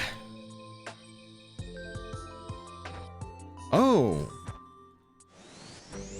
wow, look at that. Very nice. You playing Taiwan iRO? That's cool.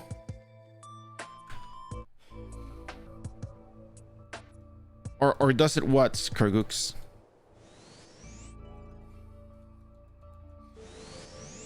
No, there is no legal botting.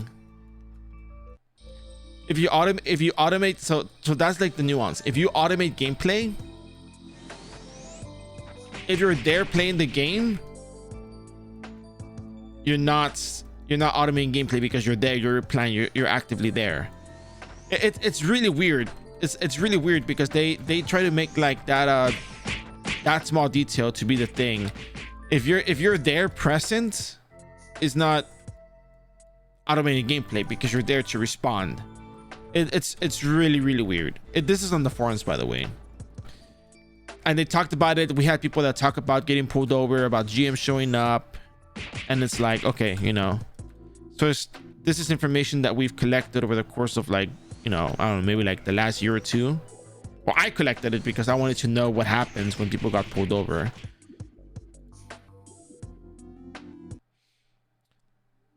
Just to be informed, and we could tell people what is going on, because everyone says like, oh, botting is legal, I saw them there, I reported them, and they're still there, you know.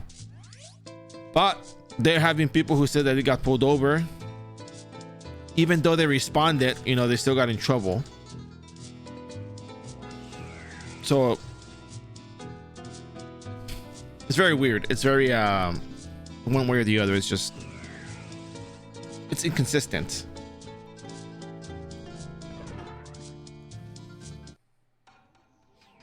Yeah, of course, it's always risky. If you're not there, it's risky because, you know, and even if you're there, you know, some people have said that they got in trouble before. So I feel like this has to do with like the protocol and how to respond to a report.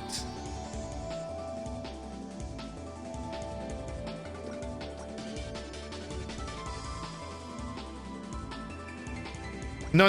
Macro is the function on your keyboards, or you can set up a script to make it hit a key, hit another key, hit a click, hit another key, and then hit another key, and then it repeats the sequence because you kind of give it time in between to like do those things.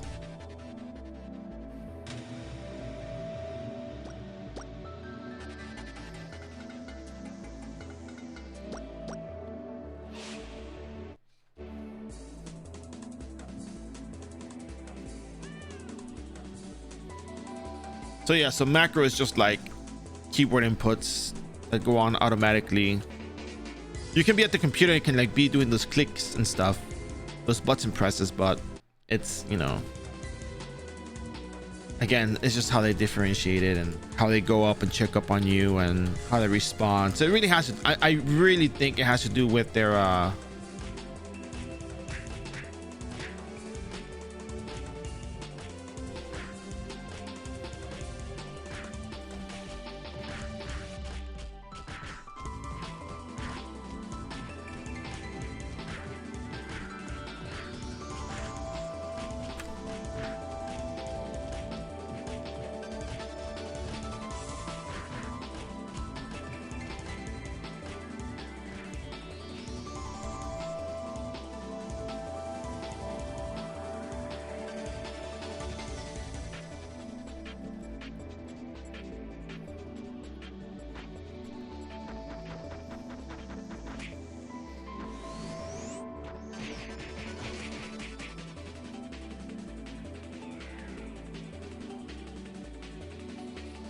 so that's what it is. So even if you report it, trust me, I've done a lot of reports to see how like they act, how they respond to it, and I really feel like it really comes down to protocol, where like they check in on it, they give them time to respond, they respond, they were there. I think it's kind of weird. Like, it's super blatantly obvious, but maybe it's just a protocol, the way they do it, that, you know, that they have to respond to.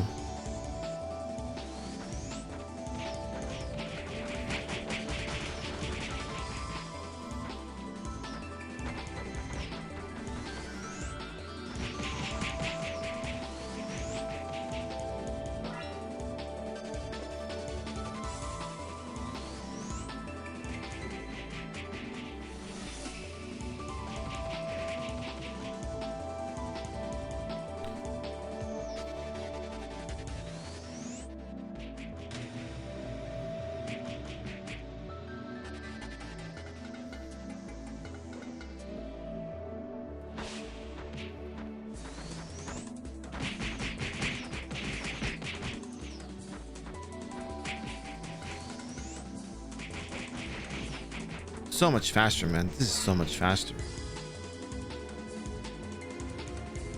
Back then, when we started doing these quests, they took a long time to finish. We had to go little by little, one by one at a time.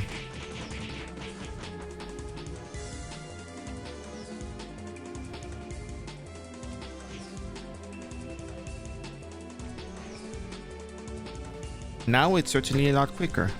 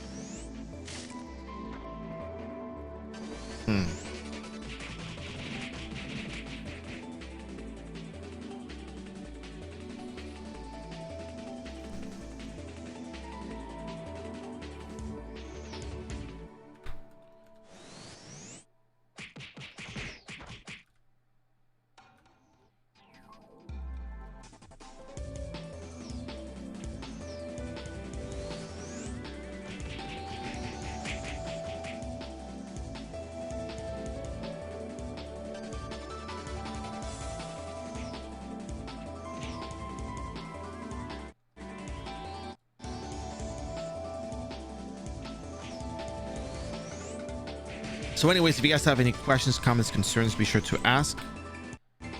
We still have a couple of hours here on the stream. We should be able to finish up our dailies, turn it all in with a BMX3.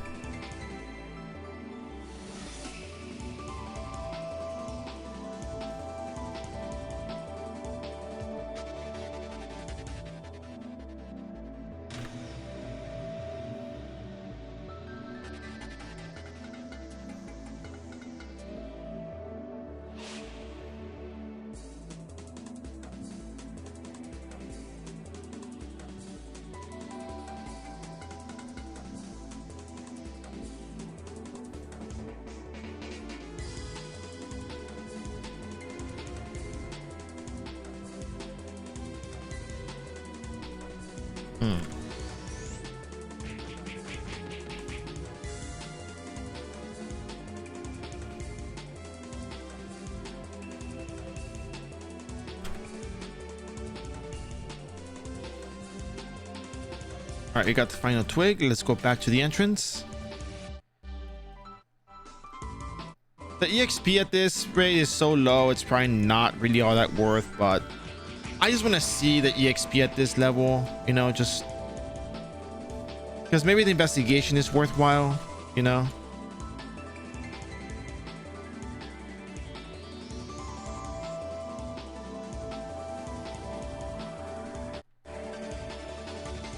But we'll see. We'll see.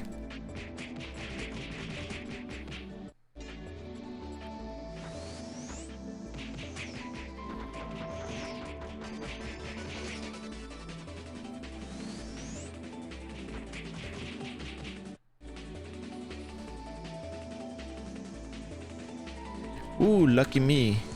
Solid icicles.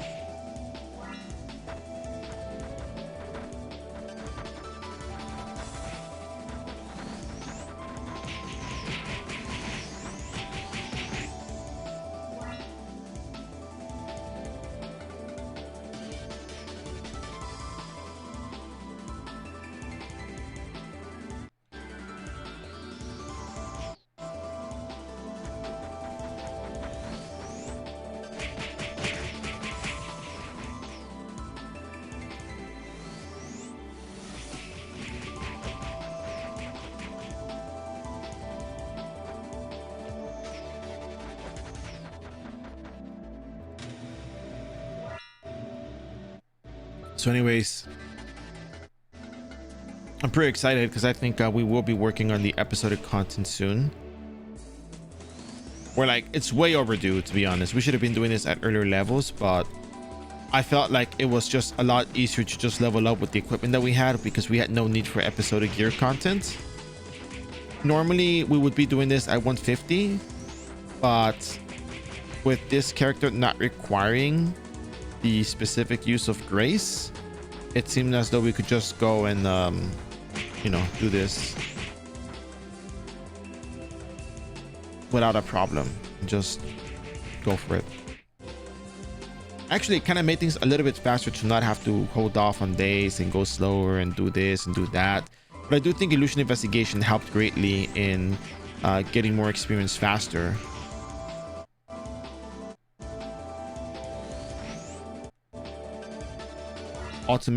Ultimately making our life so much easier for leveling.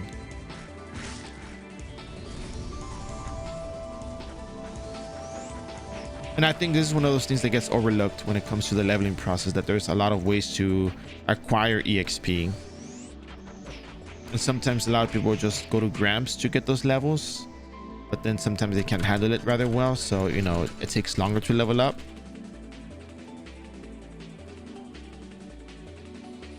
And that's fine, you know, it happens.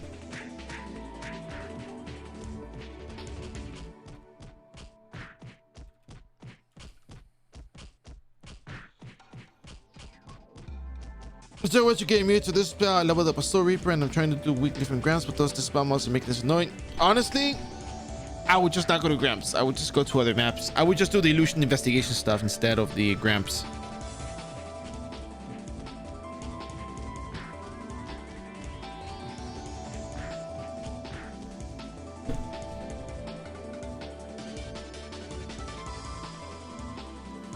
Sure, you can ask a question related to grams.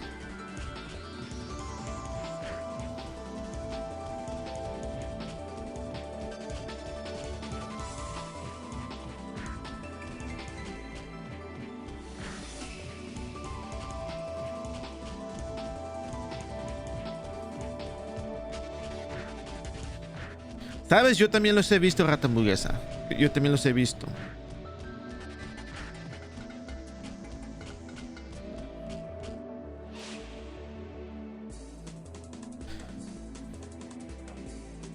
You know, honestly, it's not that I'm not a fan of Gramps. I like Gramps. Oh, wait. We're not turning this in right now. See ya.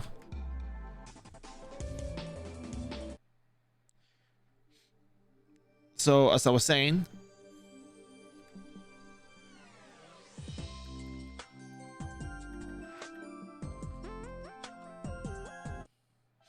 it's not that I'm not a fan of Gramps, you know. It's like when I talk about iRO, you know, there's people that watch from different parts of the world, you know, people from different servers, and I kind of like to try to keep renewal as base as possible, of course, with the exception of the save certificate stuff. You know, EXP varies. Like if you go faster, you go slower, it doesn't really make that much of a difference. Like, you know, renewal is renewal.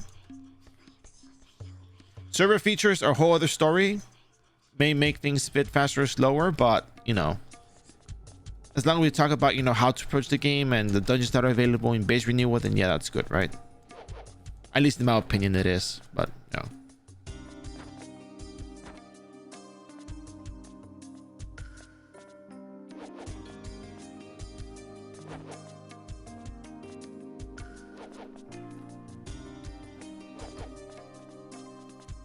All right.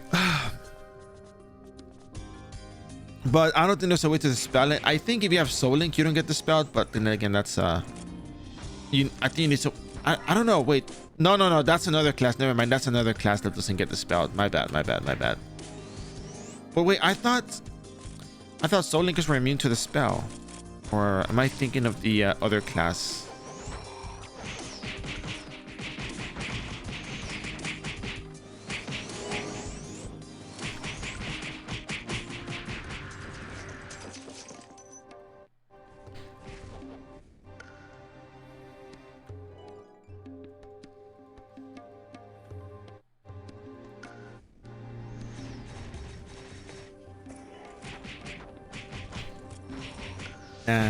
Odds are I am thinking about that other class. For the Spanish Soul Collection or Harvest. No,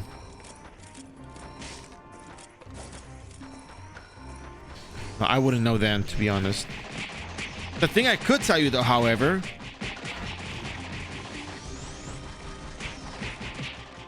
is that it's probably more beneficial for you to fight against monsters that you have an advantage over rather than monsters that have an advantage over you.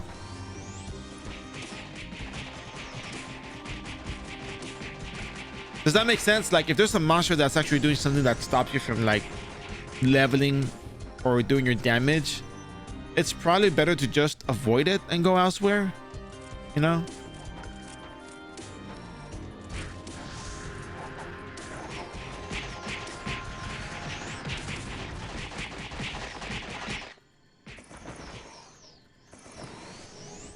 Because it wouldn't make sense to put yourself in a disadvantageous situation, you know? And I'm not going to attempt this if I can stop this. Oh, yeah.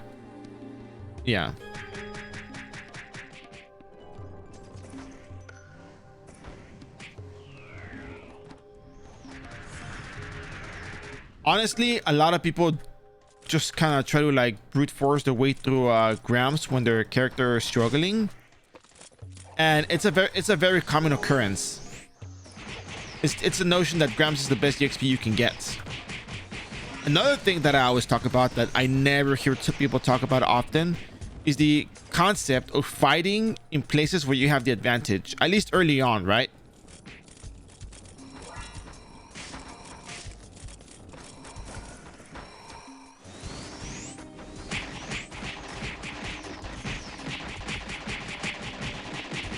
For example, you guys, I'm pretty sure you guys noticed, but I haven't really ran Face Worm on this character. I ran it once and that was it because it was very difficult.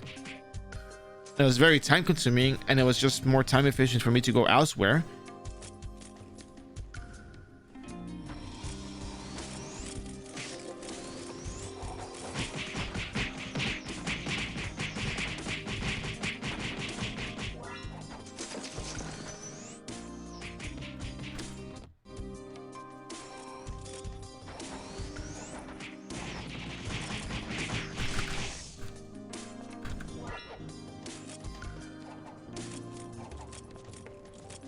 My Thanksgiving was fine, to be honest. I had some really good turkey that I just can't stop thinking about.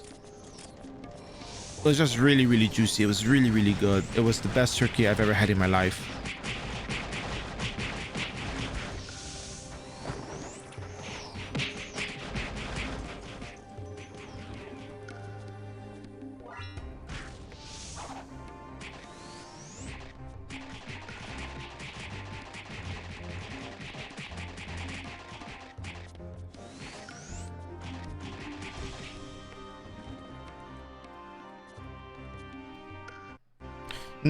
Nah, people took the leftovers. But it was still it was the best turkey I've ever had.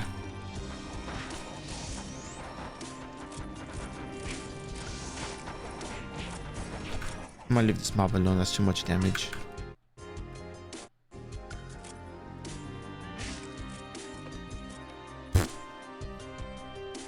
Are there stat and skill resets? So you can reset your skills early on, like level 99 and below. That one is free. But the ones like the skill resets, there's a one-time skill reset available.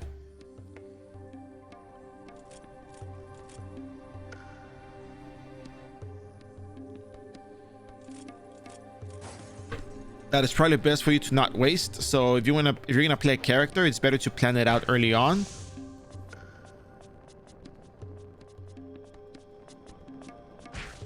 So you can make the best of it. Oh, come on, dude.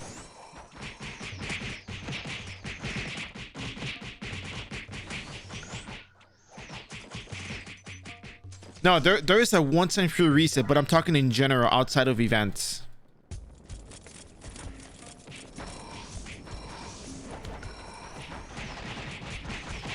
Outside of events, we have a one-time free reset for your stats and skills.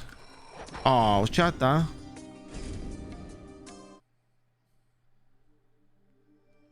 Anyways, that was a lot of damage. Yeah, so they do sell the skill resets. Okay, let me do this thoroughly, just so that we avoid any confusion. There is a one-time free skill and stat reset here with the mesmerist in the Eden group. You can use it any time, but it's a one-time thing only. So that's like a thing you do in emergency in case you really messed up, and by messed up I mean you really messed it up, right?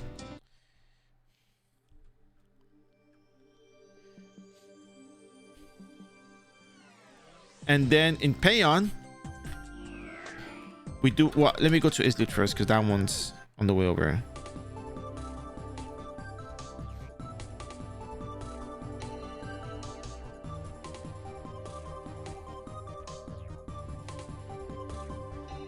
There's a hypnotist that will give you free skill resets, skills only, but you have to be 99 and below.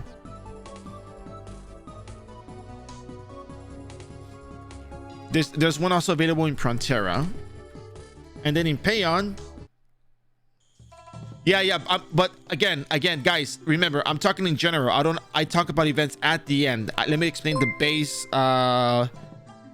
base feature that we have, because they're not playing right now. Stat and Zero, thank you for the follow. Hope you joined the stream. So stem status will reset your stats, only stats, for the amount of for a certain amount of reset stones based on your level.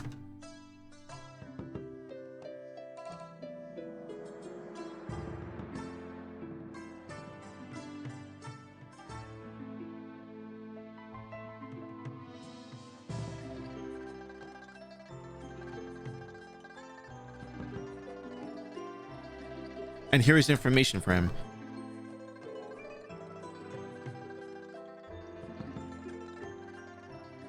And then in Frontera,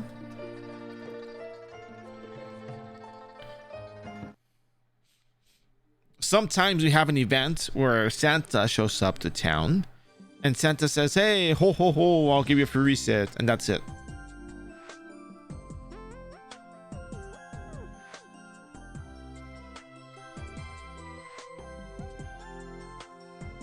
How many years is the server you playing? 21 years. What, Santa Claus? I guess they put a K to avoid the I don't know. Anyways, you get a free stat skill reset, one time only for a limited amount of time. I don't know how long it's going to be there for, but you know, at least you're aware that, you know, it exists. And we have the event sometimes. Santa is not a permanent feature. He's not always there. He's there sometimes, which is like whenever they give out the free reset or whatever. So yeah, this is the official server in North America. This is iRO, so the official server has been around for a very long time.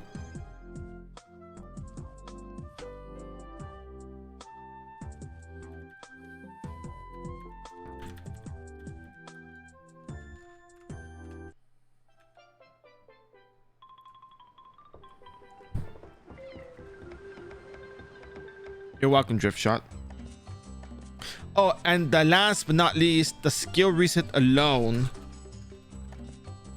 the neuralizer box. It's it'll make you forget your skills. That one's like about what, like $4, I guess.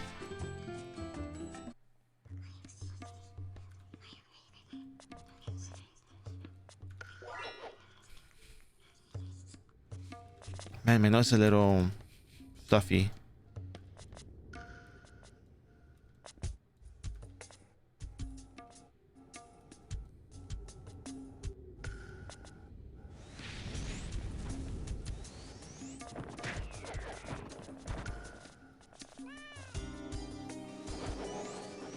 There we go.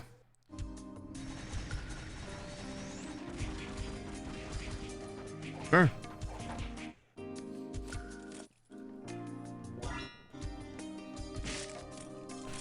Yeah, it's nice. It's nice to have the feature available.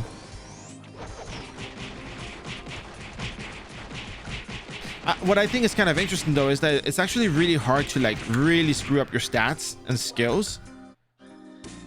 Like if you take time ahead to figure out how to set your stats and skills, it's very hard to screw it up.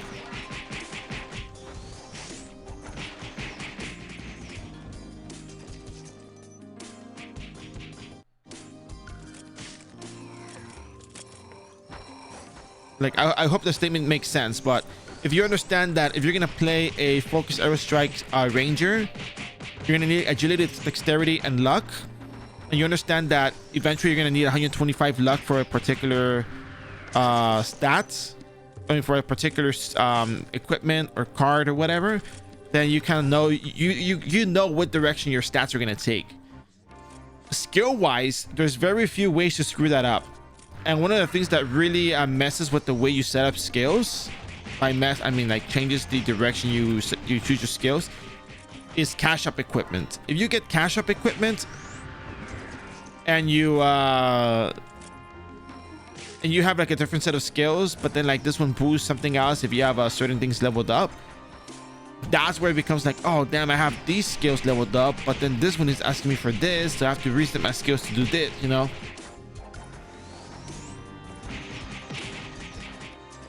And that's kind of why I don't like cash up equipment often, because it just messes with the way you set up your skills, your stats, and it makes you change your direction every so often if you get something that is good, but it's asking for different requirements, and it's just kind of like, well, you know.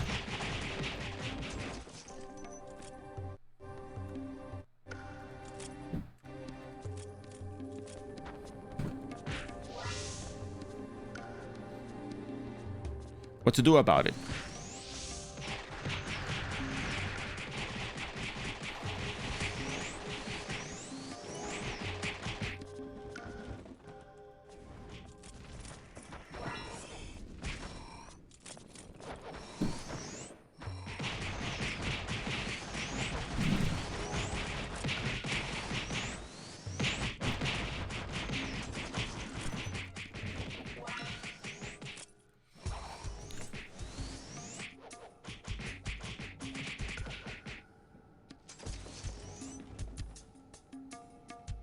Santa, no, Junie, Santa is right there. Santa is right there right now.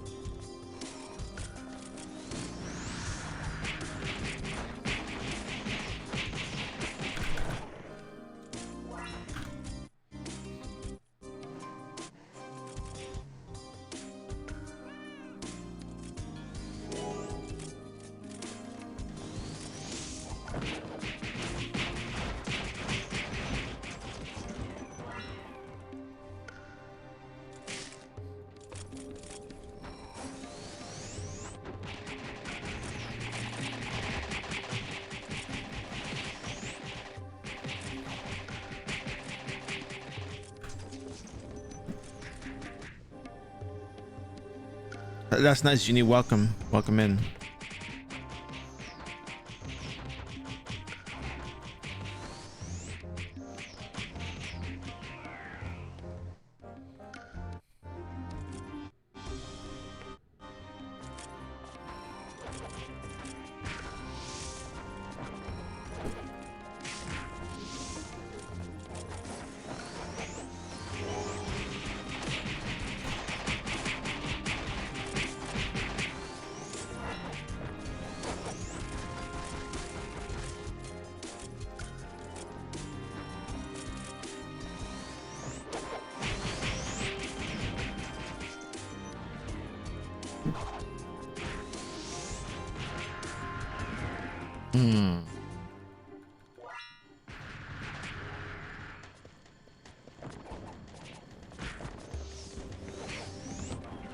Really though, bro? Come on, man.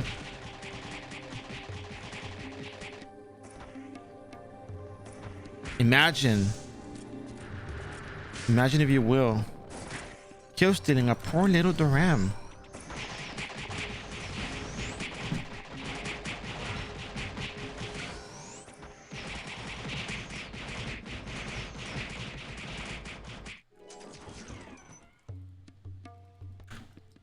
Struggling, exposed to the elements, and then kill steal.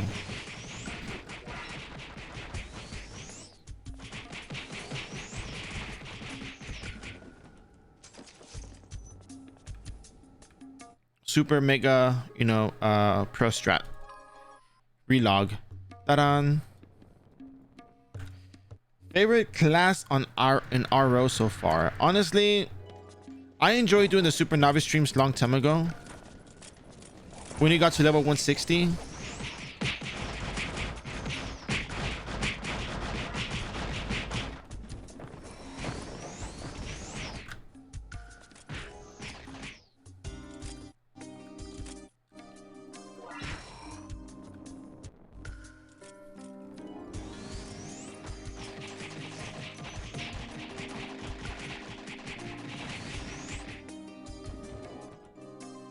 Heater.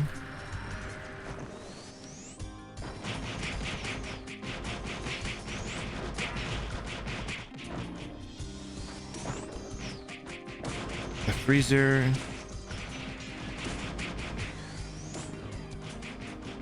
Solider. And the perimeter. I think we have everything killed already.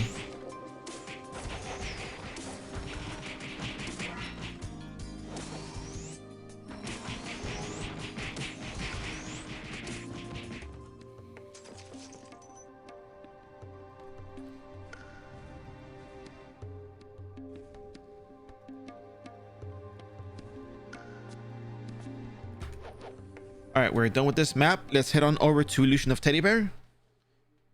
You know, Super Novice is like, it's very weak. It has the lowest HP pool. They can use a whole variety of skills. Easiest way to level them is doing the magic build.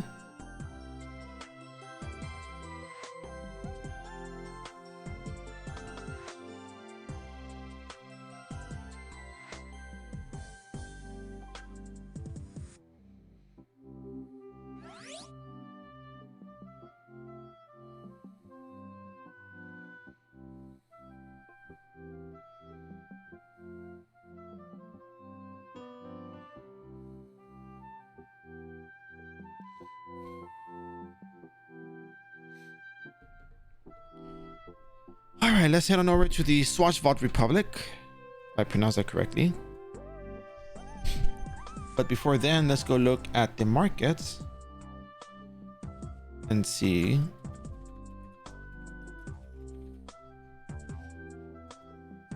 No one's selling addiction plants. What about the elegance Doram stuff? Nope. That's it.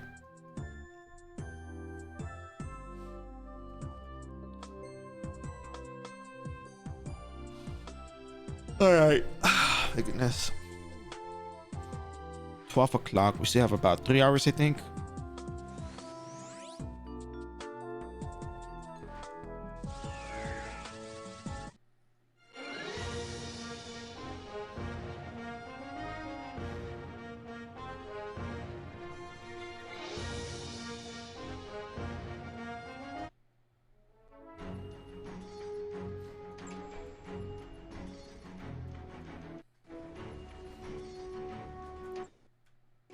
How many more do I have left on the list? Best Moonlight, Frozen. Oh, we have to go to Underwater soon. Turtles done. So we have Teddy Bear, Luanda, Twins, and Labyrinth. We're halfway done with the list of the Illusion dungeons.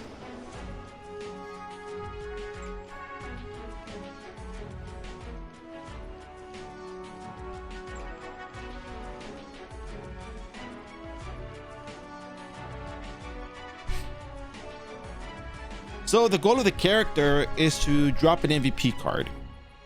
But when people think about MVPing, they think they have to start it right away as soon as they can, and they struggle. They notice that the monster has green aura.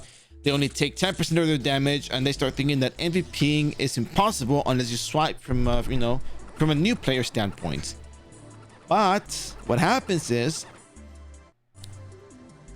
you have to shift up your perception of like, okay, so I guess I can't exactly MVP right now, so I have to get stronger to make up for that 90% damage reduction that they have.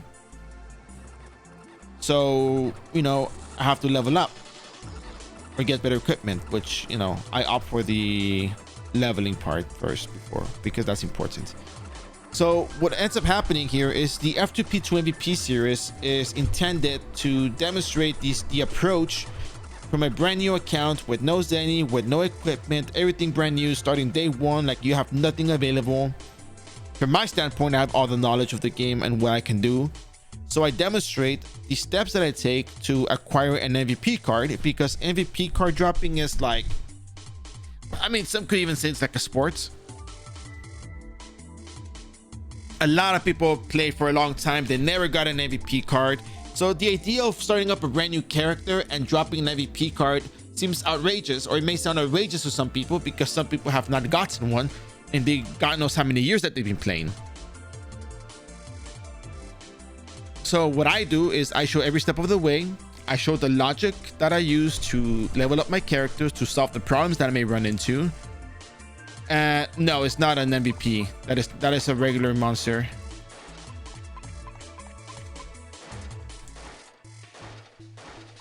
So, I show everything that I do: leveling, gear acquisition, how to fight the monsters, how I gain my EXP in terms of like quests and other stuff that I do.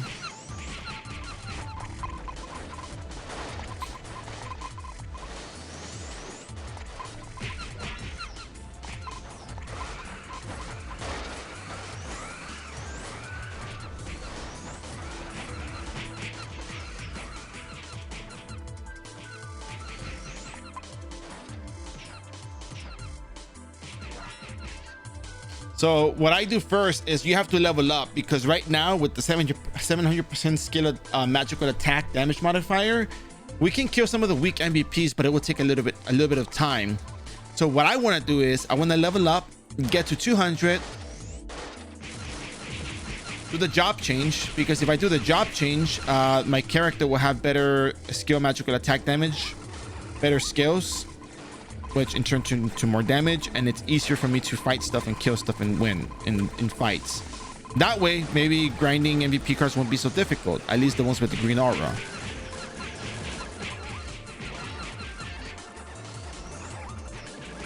So level up and drop an MVP card, because that is probably the better approach to the game than just trying to farm MVP cards when you can barely do like 5,000 damage to an MVP, Different perception of the game, different approach, same outcome.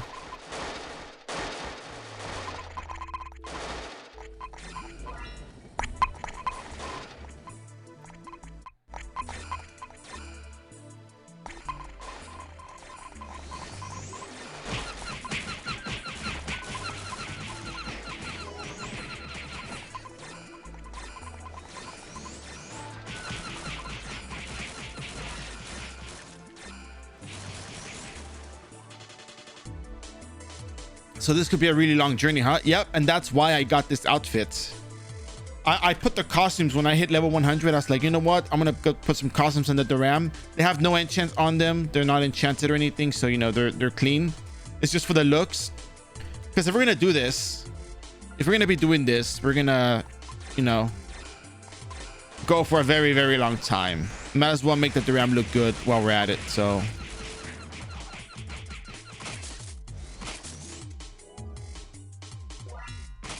But then also we're also keeping track of how many MVPs we're killing. Instanced MVPs do not have the green aura effect on them. So, well, not all of them, but some of them later on do. But right now they don't. The ones that we're fighting don't. And they are MVPs. You get the MVP reward from them as well. So, you know, they're MVPs.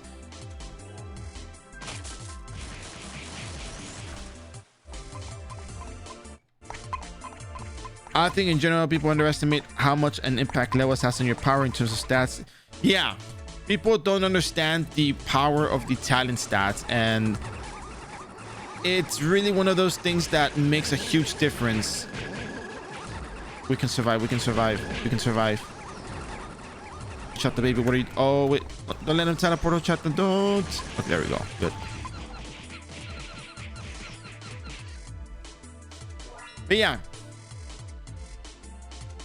But then, so that addresses multiple things, you know, how to fight MVPs because you're not going to have enough damage, how to level up a character because people sometimes don't have an idea how to level up a character, how to acquire gear for your character because a lot of people try to buy cash up equipment right off the bat thinking that that's what they need to even level up in the first place. And then fourth of all, it basically showcases the game at its base, showing, hey, you know what, like, you know, there are some features we have here, we are disclosing those features. But, you know, Renew at its base, this is how you can approach it and level up, and this is what the game has to offer. You know, that's why I don't use Gramps. Gramps is an iRO custom. The bounty boards, you know, you can do some mental gymnastics for those and say, hey, you know what, bounty boards are essentially just monster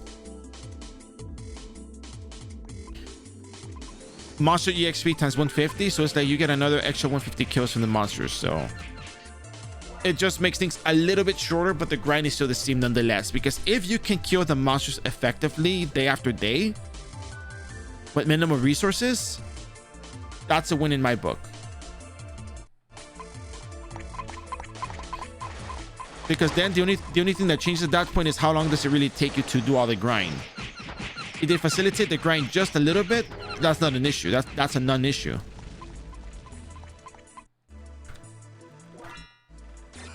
It's not even a problem. You're still fighting the same monsters. It just, the only difference is how long you're going to be fighting them for.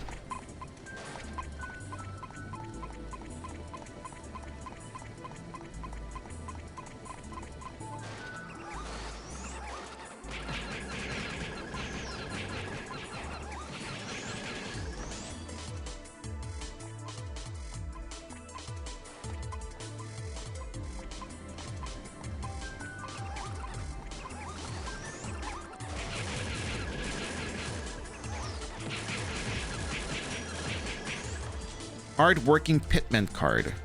You are a hard-working pitman. Hit plus 10, attack 5%. If your refine rate is 10 or higher, additional hit plus 5.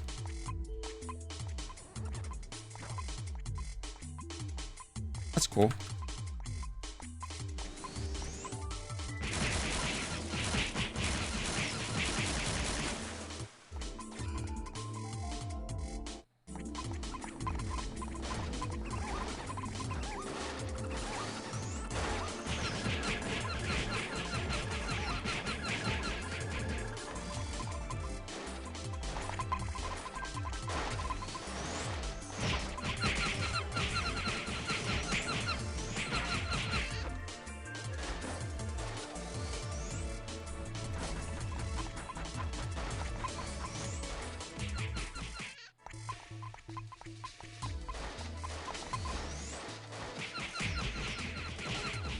Yeah, I think that's another thing that I want to talk about when I do the video.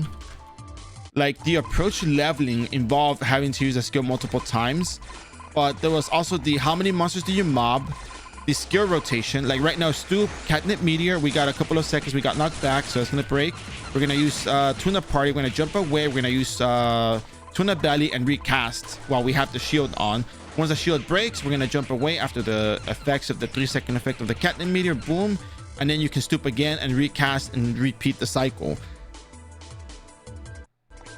But these are not things that you get told, and these are not things that you're exposed to, because people always opt out. You can't one-shot and just go to another dungeon, you know?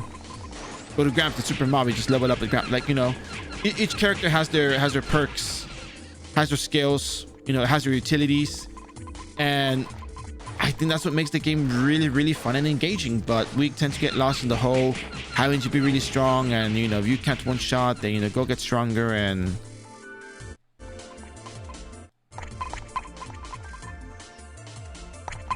crap, it's way too much of a mob. I could probably die. Whoa, nah, I can't die. Horchata is forever.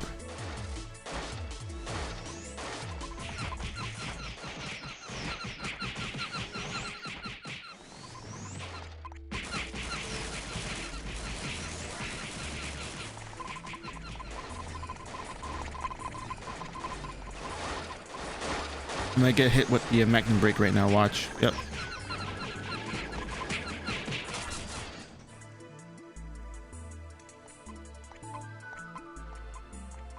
Whew.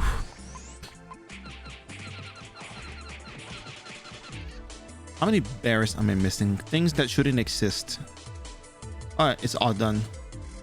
No, obsidian and piece of spirit.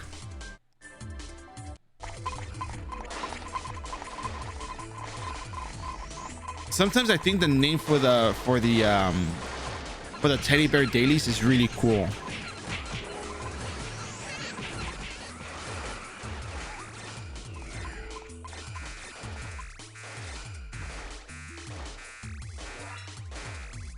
Like, think about it for a second. Things that shouldn't exist. Like, why should they not exist, you know? Like, how wicked do these teddy bears have to be things that shouldn't exist?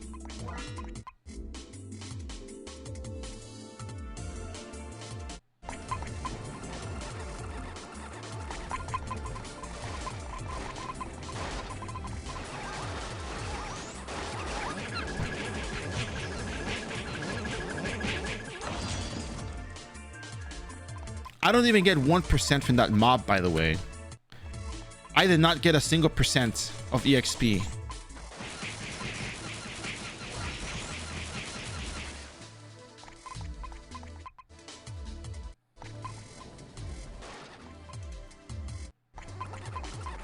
Yeah, it's like those teddy bears are under the ground, and all the teddy bears from the first floor want to go down to the basement, well, to the underground, because there's like a cool thing, everyone's in line, but they don't even know what they're in line for. And then like the teddy bear in the front hears like some weird yelling, and he's like, oh, you know what? He's like, oh, you know what? I'm out of here, you know?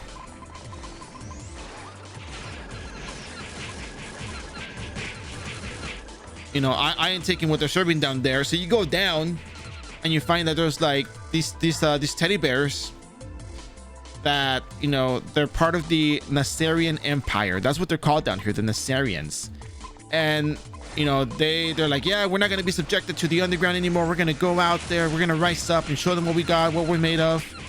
So, you know,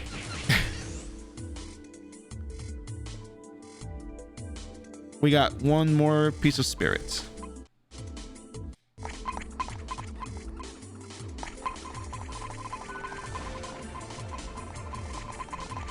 It's a big mob. 10.82. How much EXP do you think we're gonna get from this? Oh, we got 0.2. Okay, we're probably close to that 0.9 anyway, so oh, here we go. Piece of spirit right here.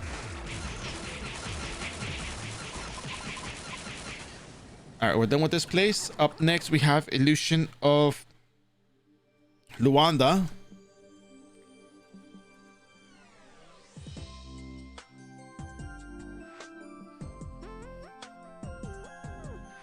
This one's gonna be a little bit more challenging, but still gonna be good nonetheless.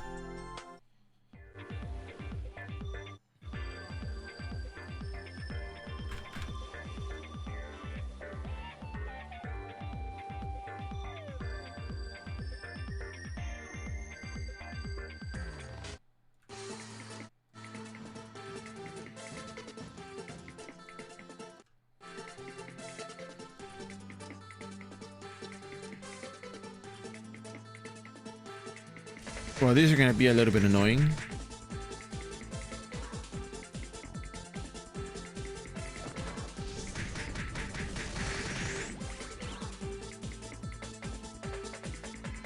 So right now we can only kill the stalactite golems, the megaliths, and the tri-joints.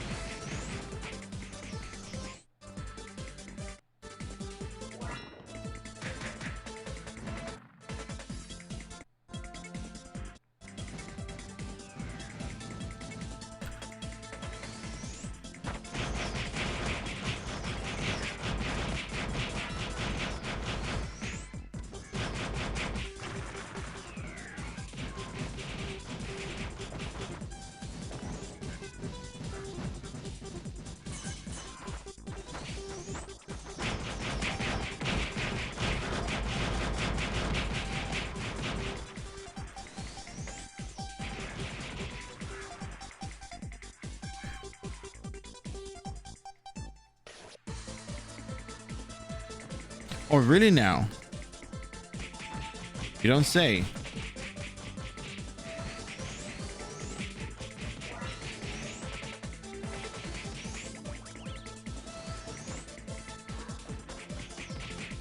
Is that what the market's asking for these days?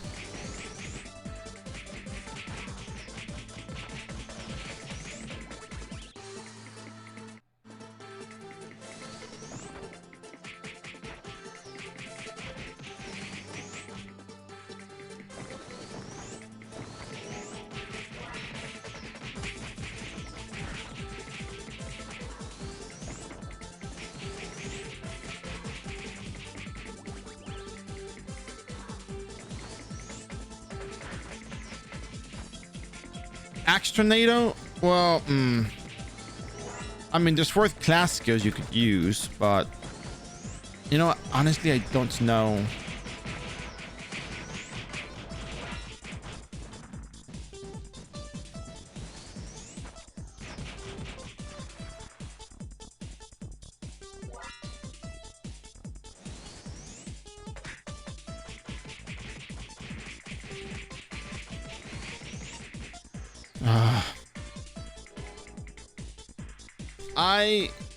If you have all the equipment for that, probably, but you know, I don't know. I really don't know the answer to this one because arm cannon, yeah, arm cannon is really good, but Meister though, like as Meister.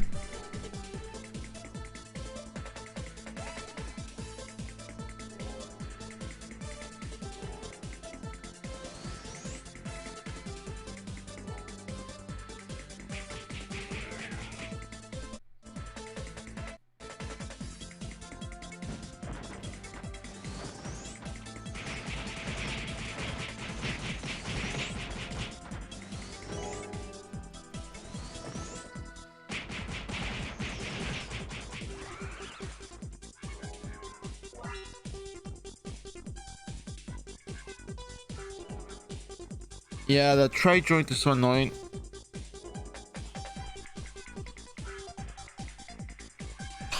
Oh my goodness.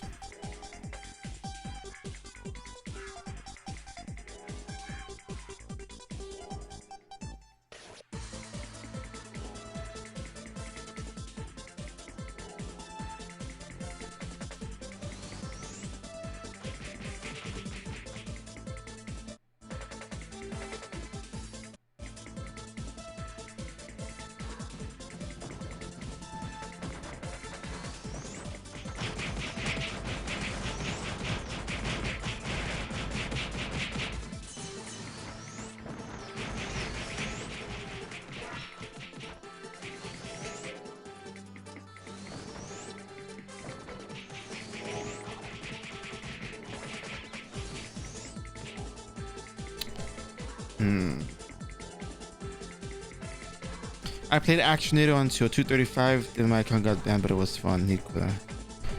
Damn.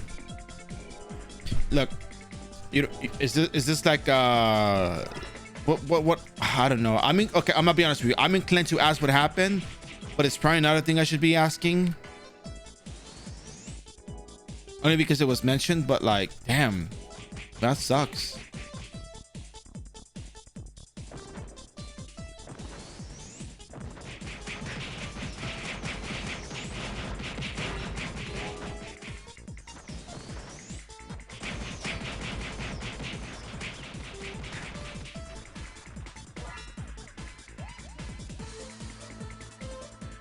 Wait, hold on a second. You got wait. You got banned. You were in iRO, and you got banned for being from the EU. When did this happen? Hold on a second, Simon. This is actually important.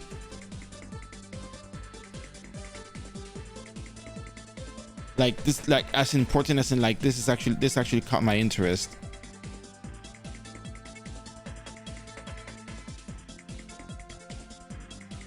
Happened a year ago, but wait.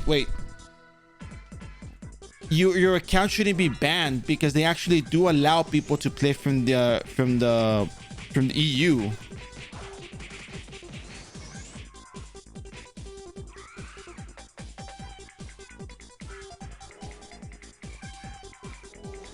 And technically, you can submit a ticket to get your account unlocked if it was unlocked from the 2018 GDPR thing.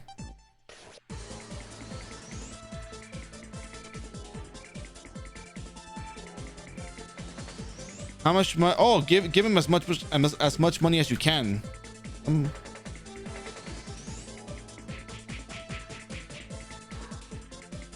Because see, the thing is, they cannot ban you for being from the EU because the GDPR, you know, they're compliant with the GDPR now. So, you know,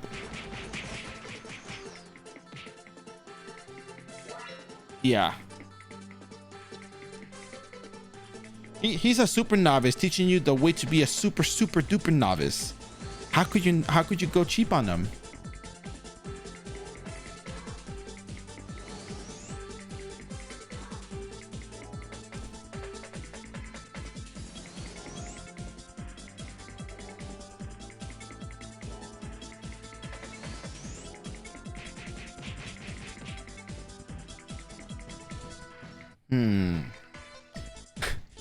But I said, okay, well, that's fine.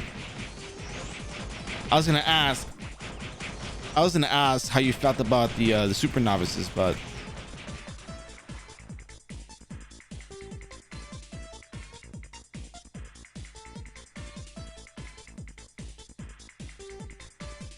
I guess 100k answers my question. I'm just being funny, man. You know, I'm just being funny. We're gonna do 50 monsters here, just to you know. Ah, come on, man. Like, I know you guys are hunting the pots and all, but come on, man. Oh, this. Oh, that one ate a pot. That one ate a pot. I have to come back. Bottom right.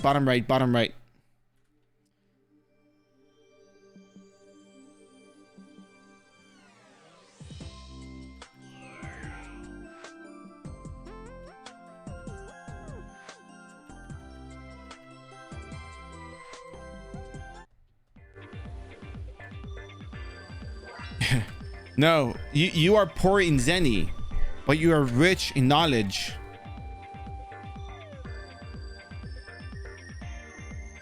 But yeah, so you can't exactly be banned for being from the European Union because the GDPR, they are GDPR compliant, so that can't be a thing. If that is actually what happened, go submit a support ticket and send them that link that shows the whole GDPR compliance. You cannot be banned over that.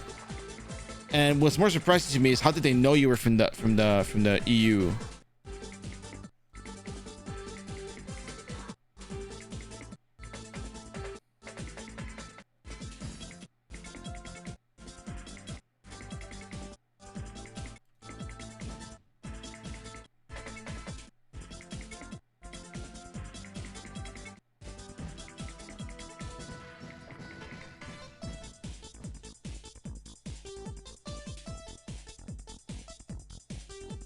It's gone. They killed it.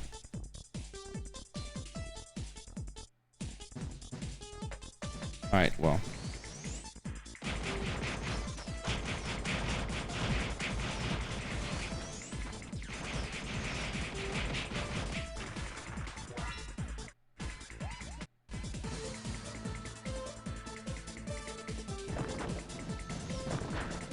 Yep, I'm out of there. Forget that. No, I'll just wait for the Wu-Tang tribe to show up.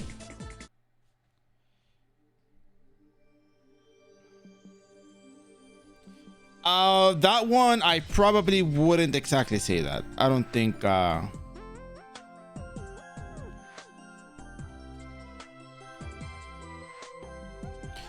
right, we're gonna leave the Illusion of Luanda for later. We're gonna head on over to Illusion of Twins just to get something done in the meantime.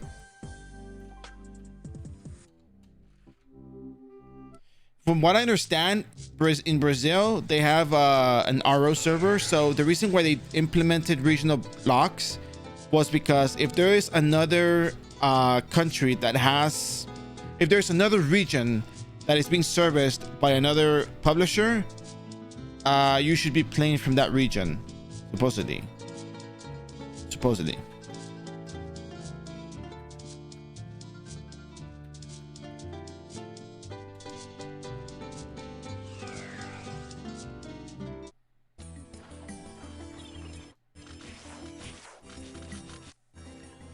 Because I remember somebody got told that in the support ticket when they were doing the whole I'm from Europe, I want my account to be unblocked or whatever. They had that problem.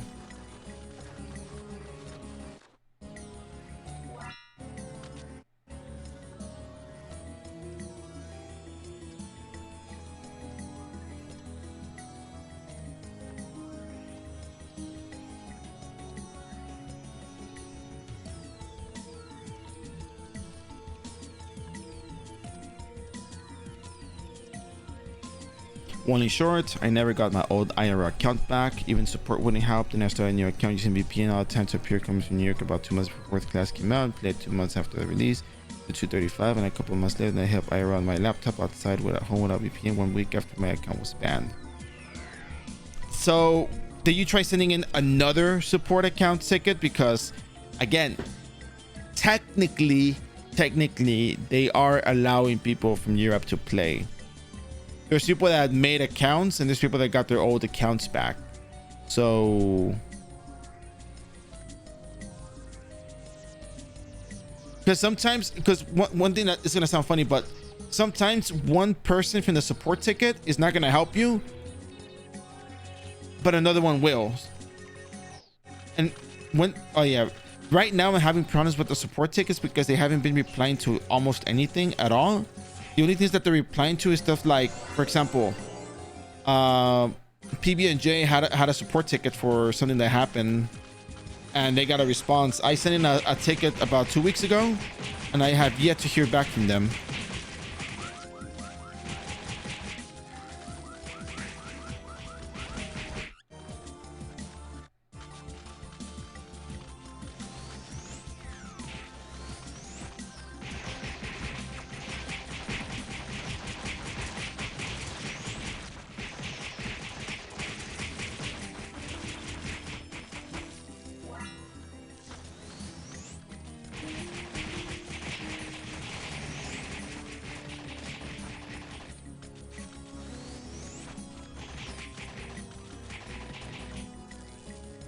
You know what? The any menu you open up when casting catnip meter will make the catnip meter animation appear slower.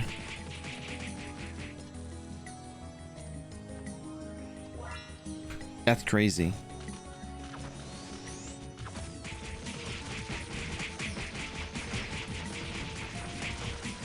And I can almost one-shot these things with the new armor that we have, so that's kind of cool.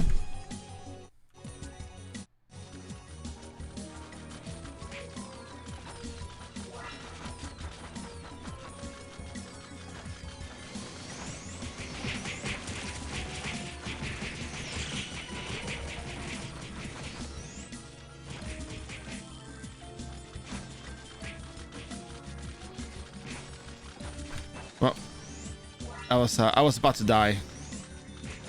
Thank you, Archbishop or Cardinal, but I was about to die. I wasn't gonna make it.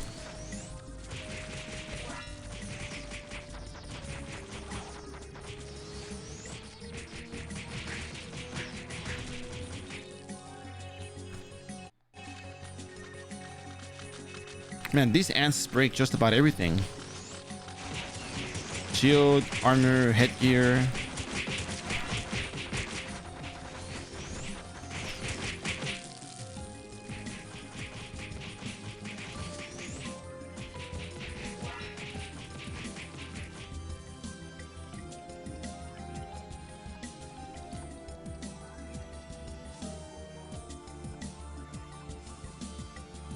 Yep, and I can see why it was moderated. Disability, apparently.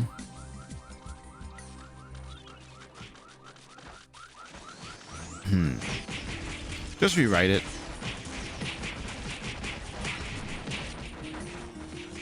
Oh, my armor broke. Oh, damn it. Okay, well.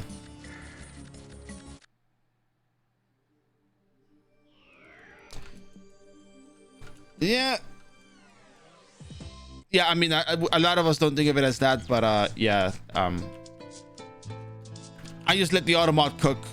I just let him cook. That's all.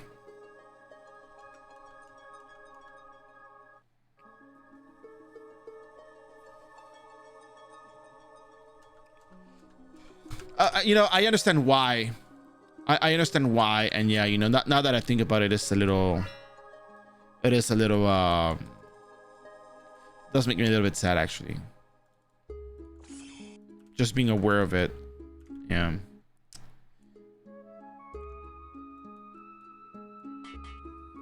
Does it show that I added the blocked message or what?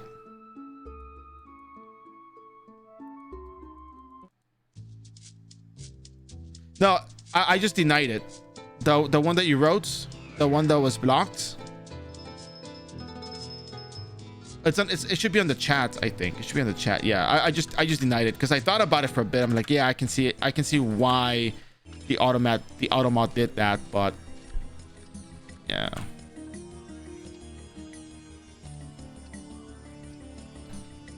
You know, I should have brought my poisonous. Oh, I had it here. Poisoning.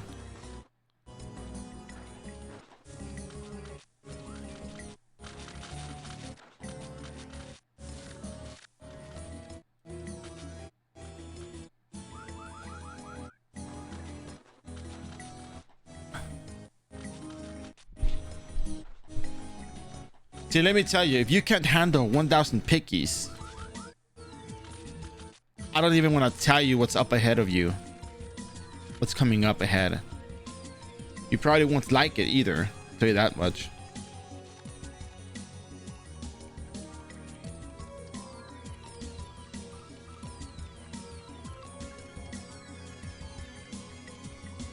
Oh, the story, yeah.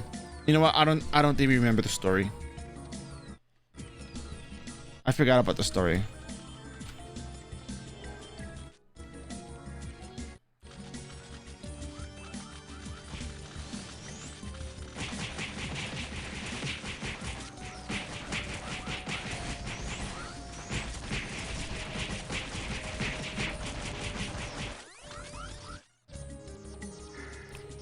Well,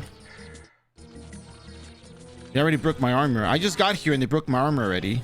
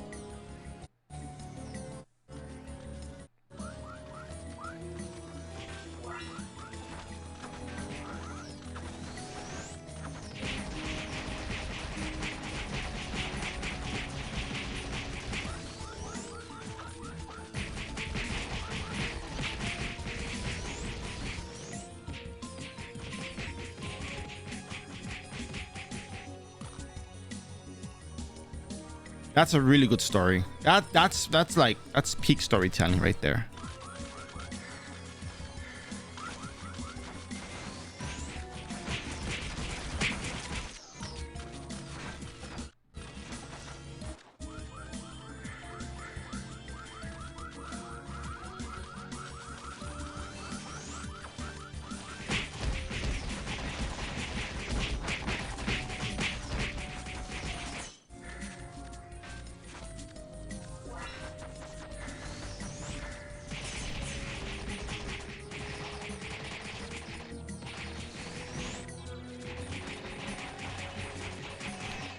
Now, honestly, a lot of stuff in there is not going to be worth much.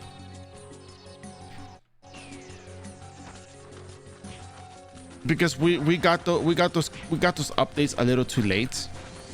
So I mean, at best you could probably, like, I don't know.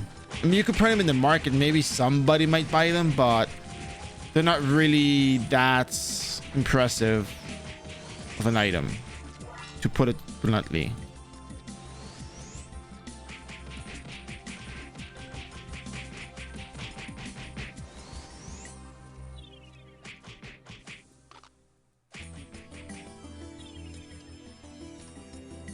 Yeah, it's catnip meter's neutral.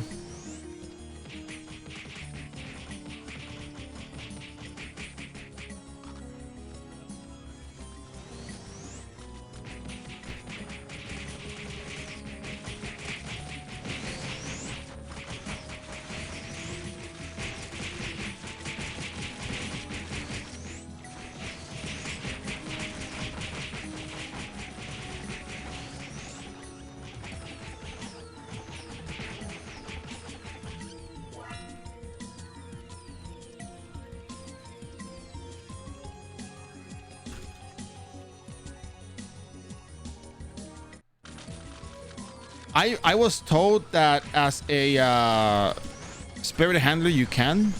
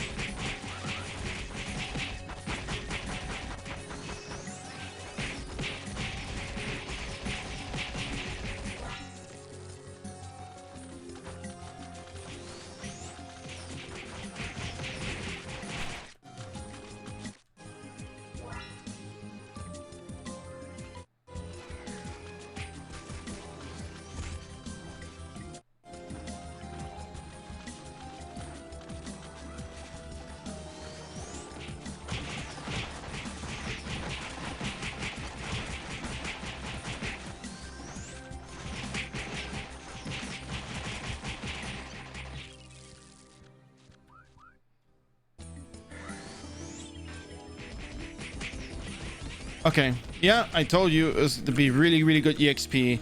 So now, let this be. Oh, damn it, it's not what I wanted. So now what you should do,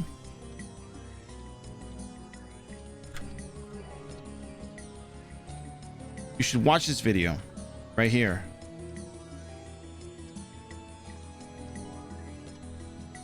Well, actually at 121, try to get one more level. Go kill some desert wolves, do a bounty board, get to level 121, and then you can start doing those quests.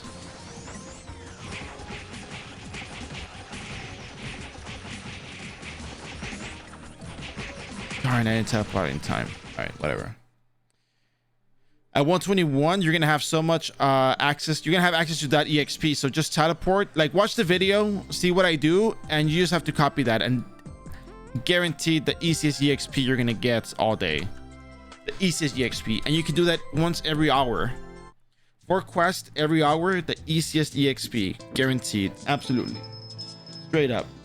You'll get to level 130 by the end of today. In all honesty, it's super viable.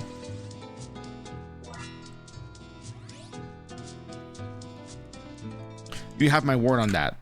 If you do the parts, then yeah, you have my word on it.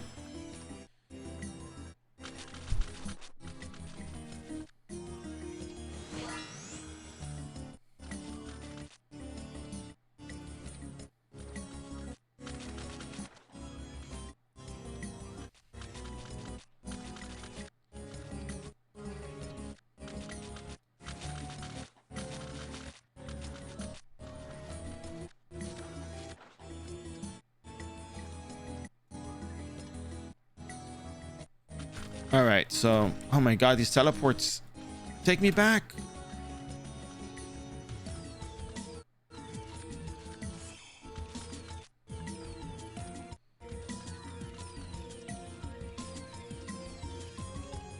So as fast as what? As you?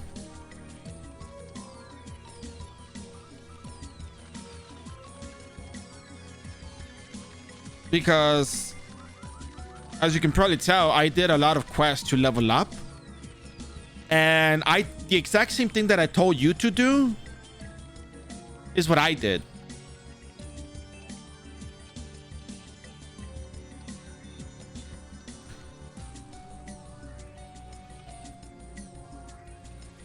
He thinks, no, see, that's, you know, that right there is the problem. Your friend cannot think that he's not going to catch up. I did that. I showed you guys. Well, I don't know if you guys saw this, the first parts of the streams, but I did this. The exact same thing he's doing is what I did.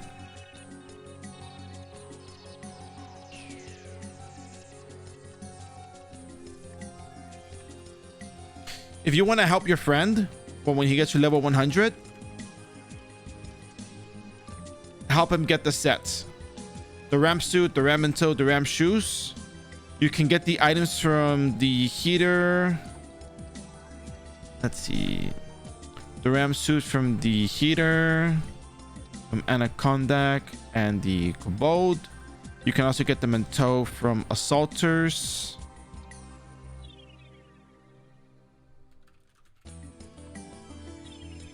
Yeah. Yeah, if you want to help your friend, get this. I should have gotten this early on, but I did not. Because I wasn't going out to farm. So Doram.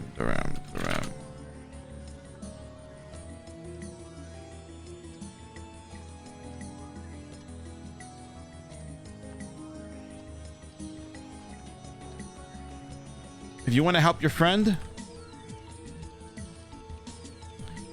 yeah. And then you also have to help him get the charms. There's a charm that you can get, the charming grass necklace. Charming grass. Wait, is your friend physical or magical?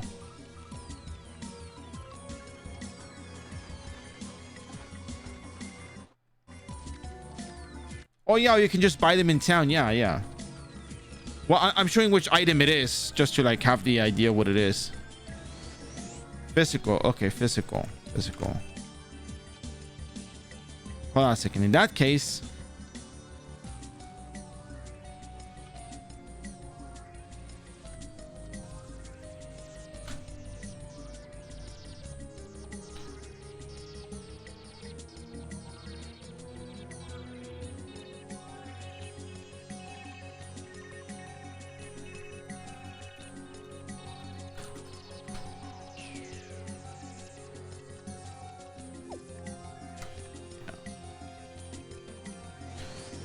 this one and this one combos with the fresh grass necklace. Yeah, if you help your friend, help him get this, it'll increase his damage for with magic. No, honestly, dude, I'm gonna be real with you. Honestly, I am not sure. I did magical because magic supposedly, you know, theoretically, magic is more difficult to level up in general because monsters have better defense against magic than they do have physical defense. But you would be doing the exact same thing I'm doing right now. Like the way I'm approaching the fights is the same way you would be approaching them too. You will make a small mob of 4 to 6 monsters. You will use your lunatic carrot beat. You're gonna use your stoop.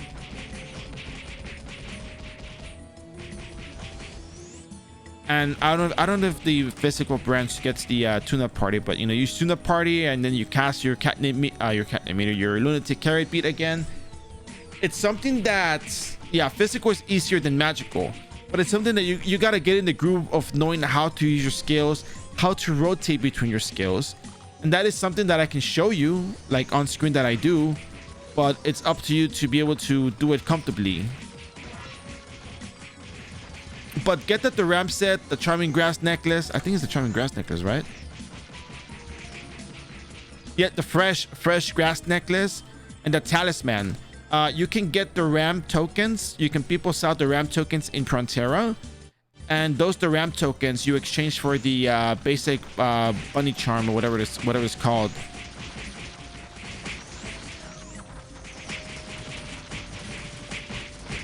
And that's going to give you much better damage early on. In fact, you're going to be doing better damage than I will. I'll put it that way. You're going to be doing better damage than I will.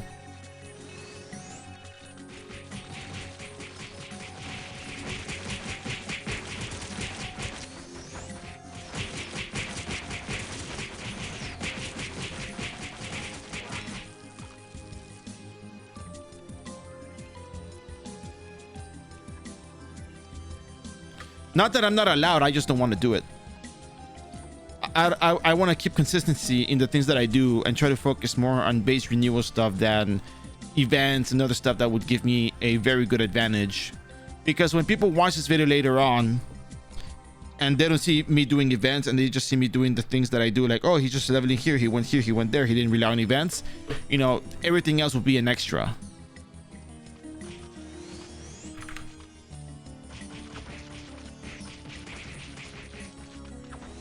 And it'll be easy for people to figure out where to go level, what to do, and everything else is just extra icing on the cake or whatever you want to call it. So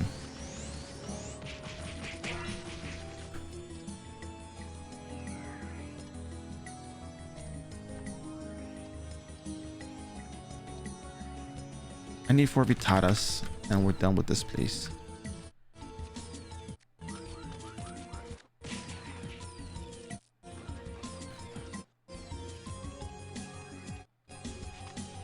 Well, I meant that's what you, yeah, basically, yeah.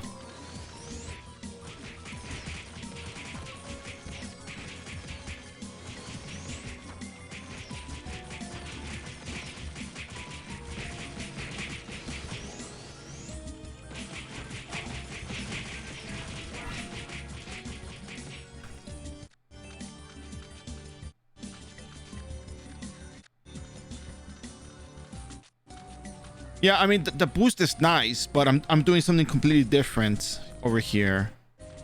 Like I'm not just leveling to level up, you know. Like, how do I say this? I am, of course I'm leveling up to level up, but I want to keep things as close. I want to make sure things are as universal as possible in terms of what can be done with the character on the stream, because a lot of people outside of iRO watch this and they get ideas from this, or they learn a few things here and there. Oh crap, I'm out of here. And they learn things from this stream. So I kind of want to keep it, you know, a bit more universal than just relying on events to make me be able to do things that I wouldn't do. Additionally, said events don't exist in other places. Sometimes they don't get those events, or they may, I don't know. But, you know, I want people to get a realistic idea of what the class can do and how they handle things. And I think that goes far more than just like getting more damage and clearing stuff and be like, all right, I'm done with it, I'm out, you know. Can we recommend that to people? Can we recommend things? Can we recommend they go do the event? Yeah, we can recommend them to go do the event. That's fine.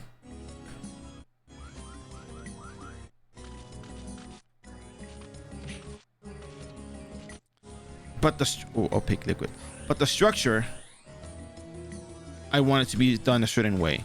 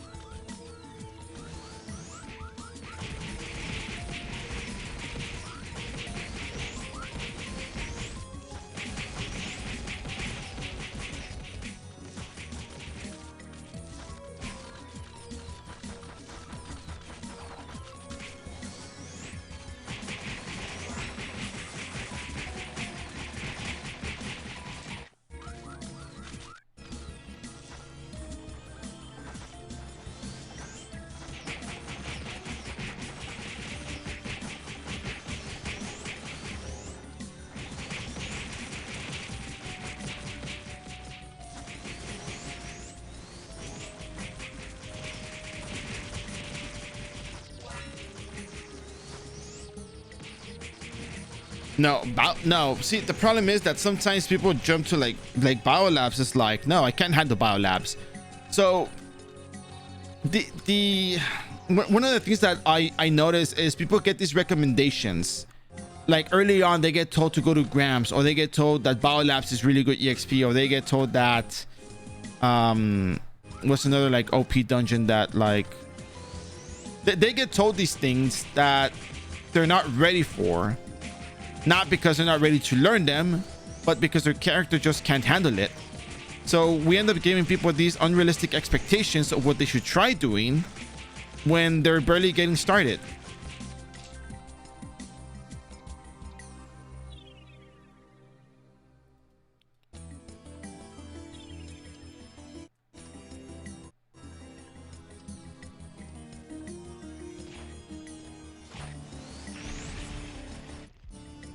And then people end up getting lost of where they're supposed to go level because they got these recommendations, but they can't handle it.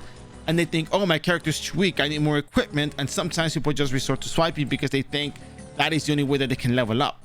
When in reality, their character can actually handle certain maps. The game makes perfect sense in terms of where you should go level, what can you kill, you know, your level range, all that stuff. It all makes sense. The problem is recommendations get pushed to, you know, to certain locations that people are not ready for. Like, again, unrealistic expectations for the characters, for the player. Well, wasn't asking you for to level. No. I know you. So why are you asking me if I can handle bio? So what's the purpose of asking me to handle bio?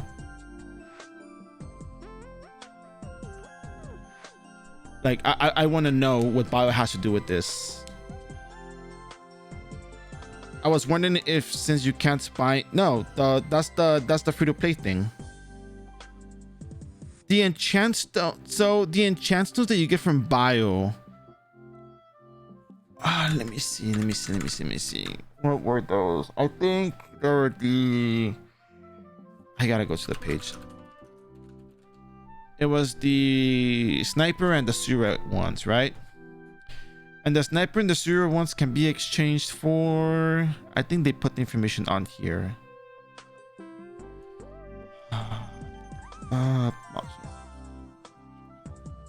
Okay, yeah, but where is it? Your Wiki Malango costume exchange. And also, like, yeah, I can't buy Kafir points. Like, that's the point of the whole free to play. Like, it wouldn't be free to play at that point if I'm buying Kafir points.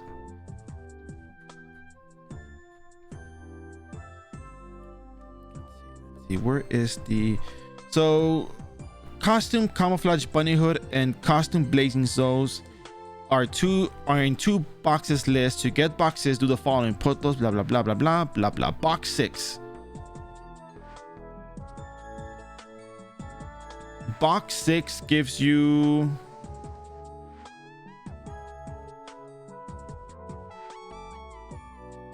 those stones aren't really that, like, they're not really that huge in terms of like the bonuses they give you. Attack speed stone garments probably is the only one that I think would be good, but in the grand scheme of things, that +1 attack speed is not gonna make or break the character, and the amount of effort required to kill the monsters in there will probably cost more resources than it would, you know, be of benefit. So you can think of it as a cost benefit analysis of, hey, if I go here, how much am I going to spend to actually get this much back? And if I get this much back, what exactly am I getting from this? So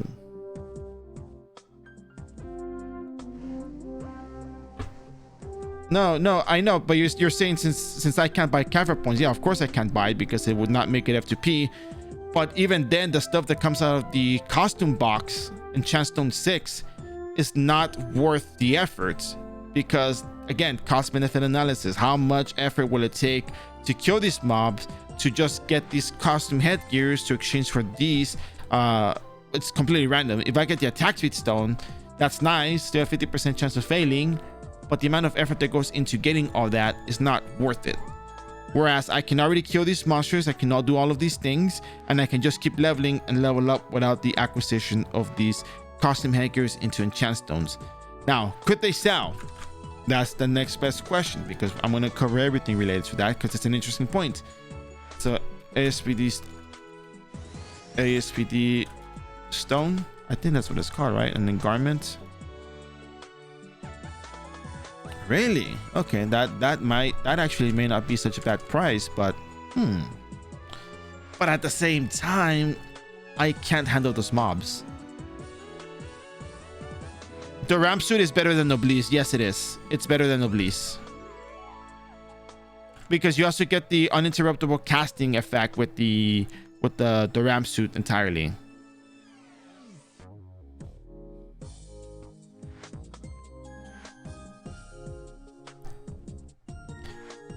But by the way, I was watching your EM series. Someone mentioned SC, so when Shadow, you know what, Shadow Chaser is probably more doable now than it was before, given that I tried doing the RAM and tried figuring out the small little details relating to the RAM. But I don't know, it's tough because Shadow Chaser's like, why didn't you do this build? Why did you go this build? Why didn't you try that build? They're gonna do this other, it's like it's because Shadow Chaser has like 3 different options. You either do magical, autocaster magical, you do physical, or you do ranged, right? Ranged physical, melee physical, or magic. You know, you can do either of the 3 different builds. They each have their advantages and their disadvantages. Like if you do the whole what you might call it, if you do the whole severe rainstorm feint bomb, it's like, okay, that's actually pretty epic, you know. But then like if you do melee, you know, if I do melee, the other thing about it is I don't like to copy skills from people, because copying skills from other people requires other people, which is fine.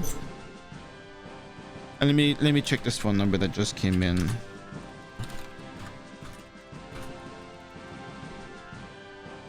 I do not know this person. Nah, get out of here. They're not 102 years old.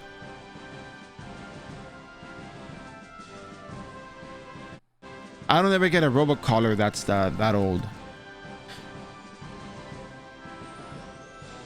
But yeah, and then there's so many ways to play Shadow Chaser that is like one is not enough.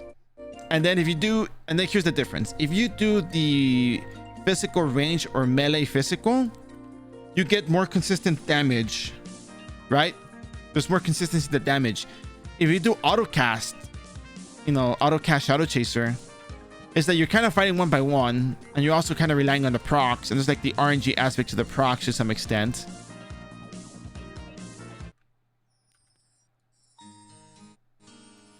Like I don't like inconsistent damage. I mean, the RAM is slightly inconsistent, but the damage is still like one carrot beat. I mean, sorry, 1 catnip meter, 2 catnip meters, or 3 catnip meters, right?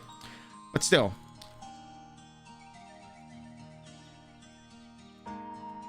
And then copying skills from other people. Like I'm not a fan. Personally, I'm not a fan of copying skills from other people, because it's like I have to rely on someone else to actually give me the skill that I need to level up. If I lose it,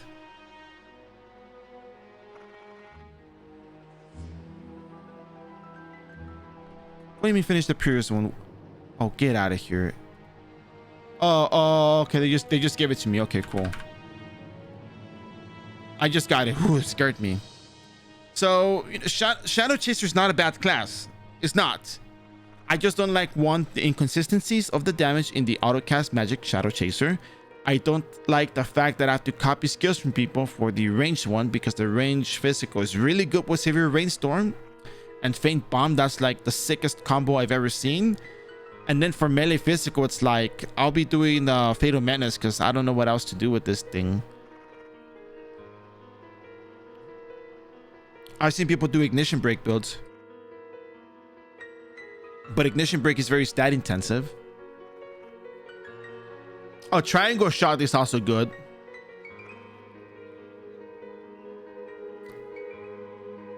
Yeah, I think the Fatal Menace build relies more on like controlling how many mobs you're fighting at a time. Like again, mob control is everything in iRO for me.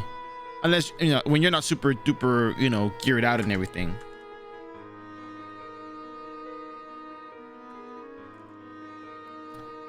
So part of me would rather do Super Novice than Shadow Chaser.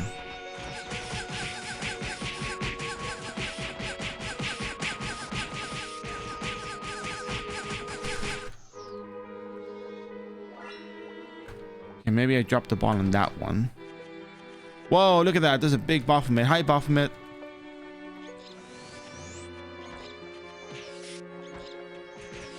If anybody wants to come kill Chaotic Baphomet, you know, you're more than welcome to do so. I'm not going to stop you.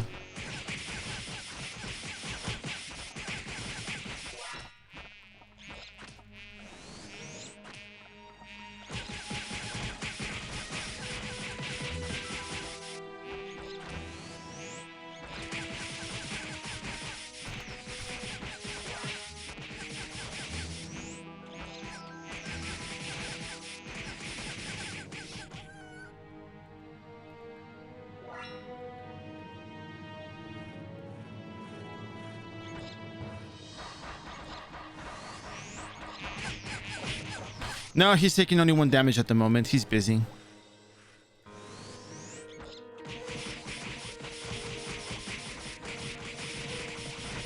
He's kind of busy going ham.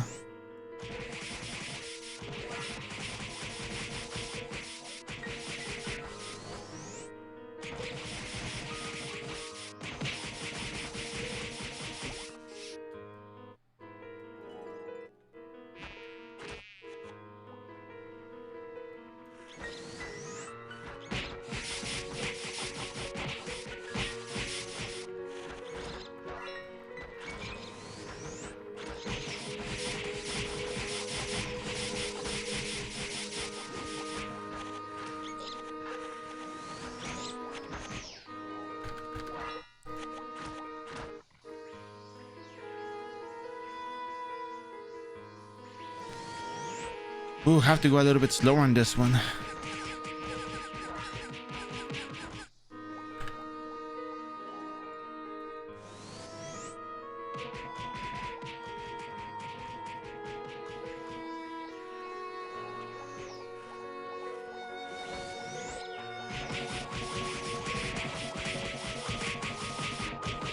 But yeah, mob control is everything in iRO in my opinion. From the F2P standpoint, from the I don't have it damage to one-shot everything by, you know, staring at it. I really do think mob control really is what dictates how well you're doing iRO. Oh look, there's my mob.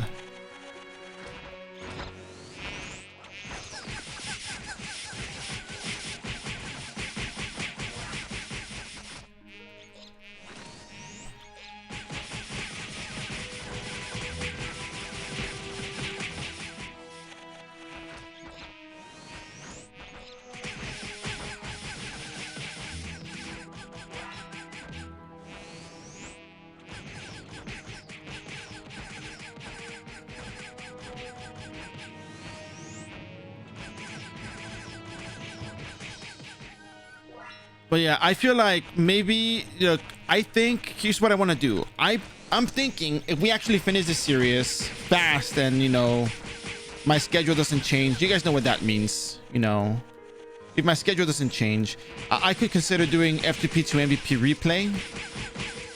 That series is about my redoing Baolo with, you know, quote unquote modern quests and stuff, because I did it last year, but things changed since then. I could consider doing that. Maybe that might be a bit of interest. The principle will literally be the same. It's just going to be geneticists.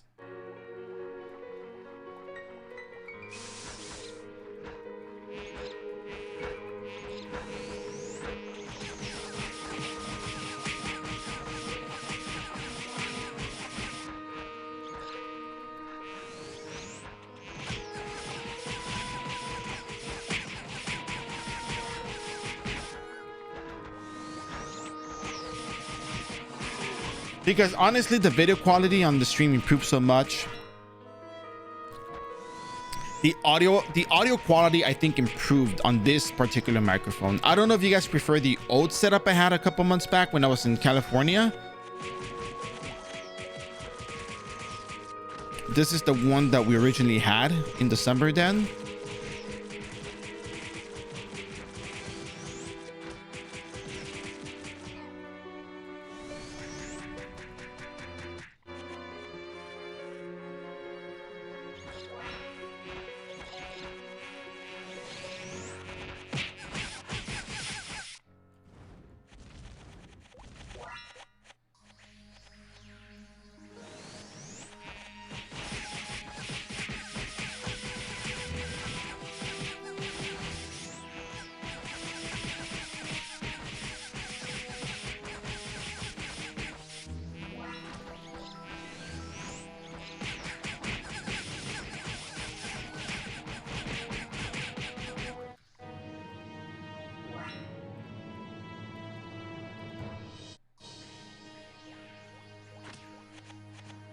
The forest has claimed another one.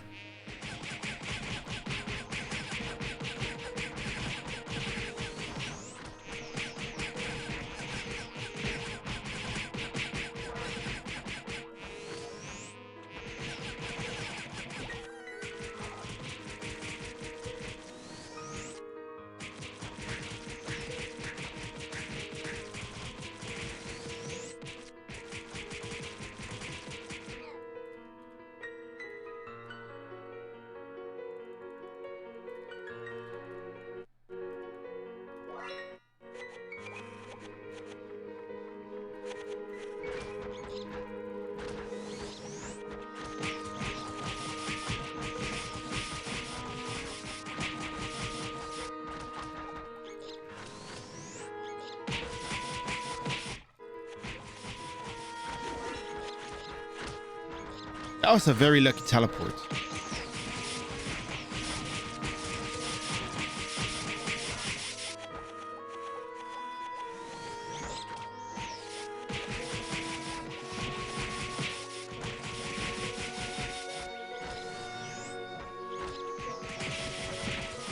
But anyways, I feel like any character now is just way easier to level. Like I think the game has completely changed.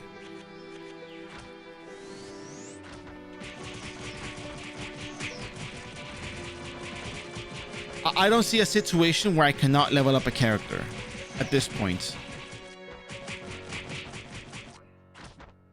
You were killed by a mushroom in Geffen, you say? Well,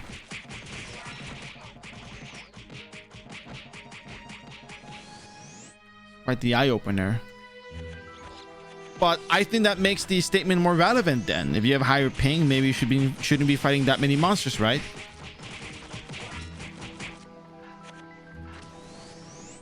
Just saying, you know.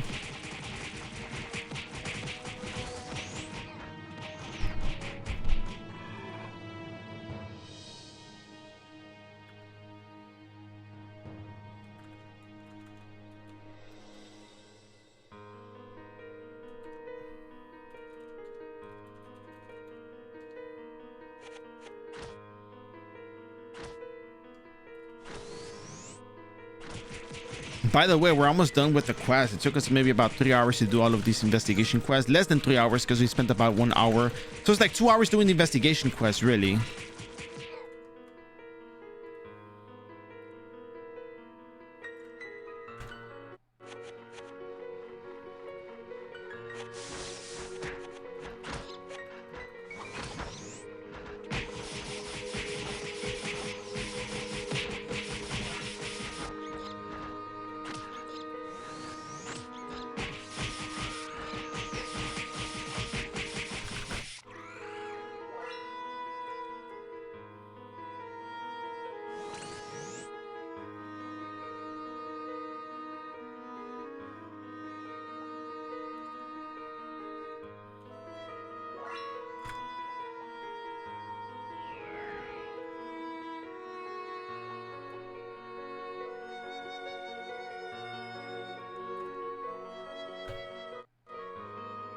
Nah, I don't think that's 5 levels. Is it? Did you calculate everything?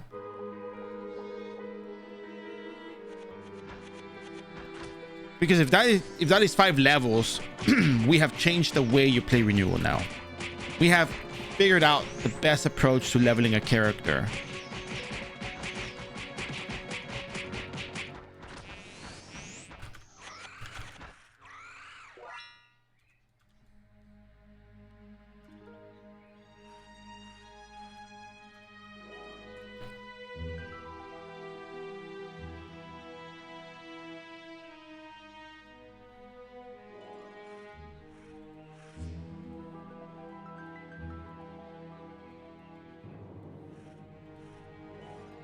We need stem worms.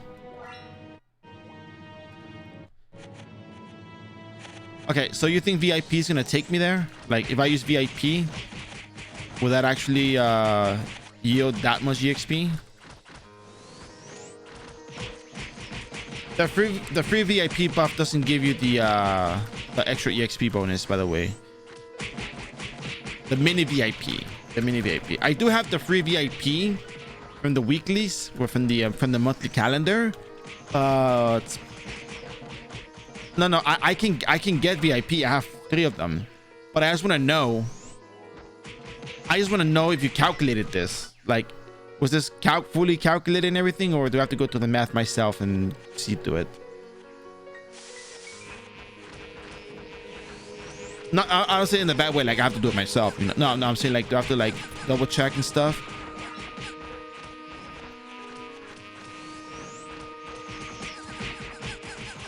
Oh no, chata, no.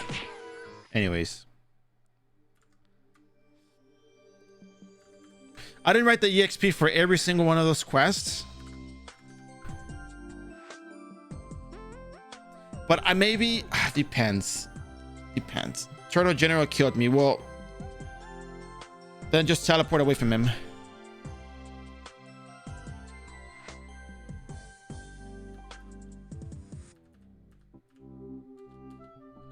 All right, we're gonna go see Turtle General.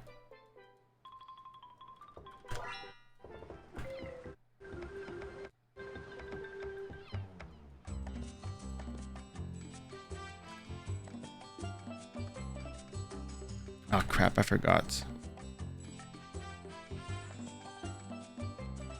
Okay then, I'm gonna go back to what I was doing.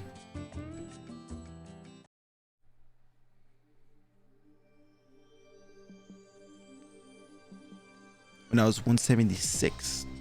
What were the server rates? Were they 300% server rates, or were they 200% server rates? It makes a huge difference, by the way.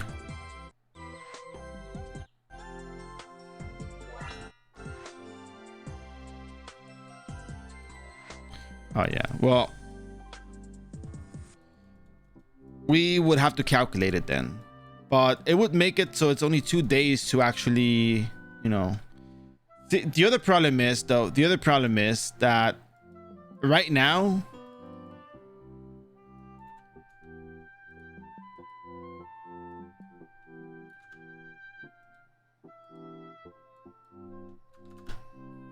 I don't have any. Wait, hold on a second.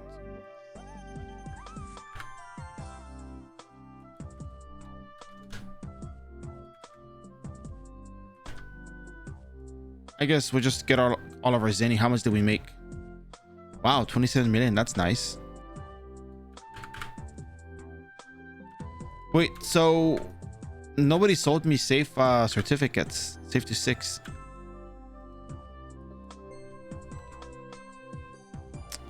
That sucks.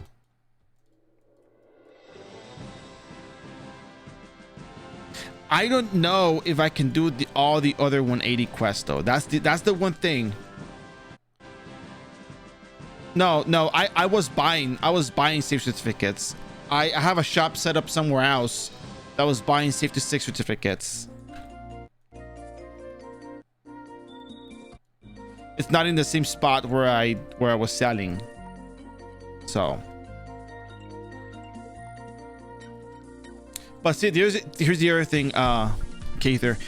It is not, I don't know how likely it is that I'll be able to do a lot of these. Oh crap, that's right.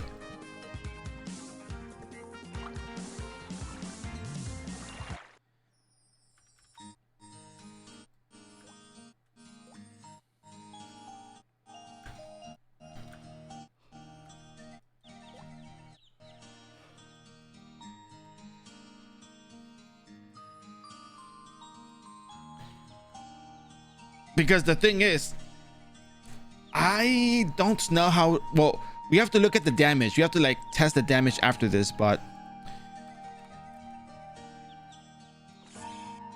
I'm just not 100% sure that I can handle all of the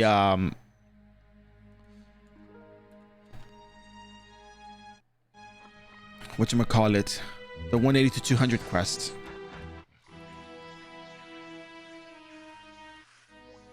I don't think I can handle them. I probably could. I haven't done it yet, but you know, I'm just unsure because I don't know what the expectation is going to be.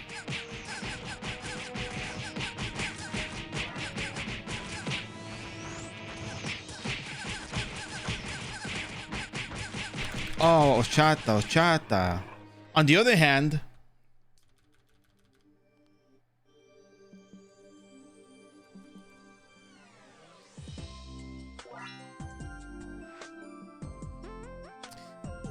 yeah, actually that's true. I could abandon all the other quests and just focus on those, and I can go slow one by one if I have to. That's right. I just gotta calculate how much. Maybe I will abandon the Prontera prison ones and the Vera City daily quests. I can abandon those for sure. I think those quests give me like 1 million EXP each or something like that. The other thing is, if we were at 300% server rates today, oh, I would have been 180 by now, like easily, guaranteed. Without even doing the math, I can just tell you, like, because based on what you told me.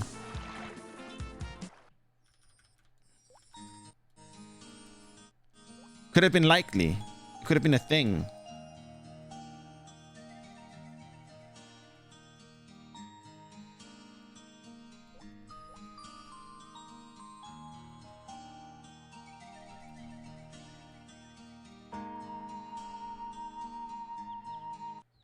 All right, we're gonna do this one and we're gonna do it right.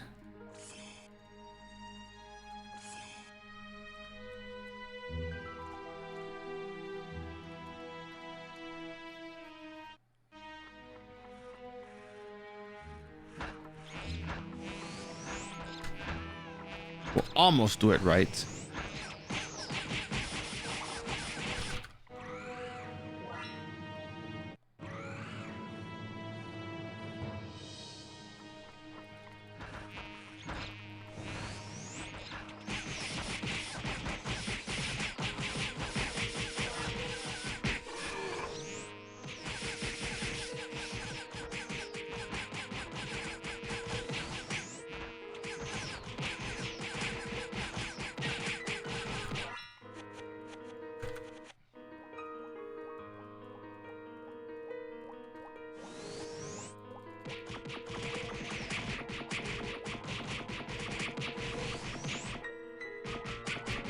So it's like about 100,000 damage. Now it's between like 60,000 to 100,000 damage per tick.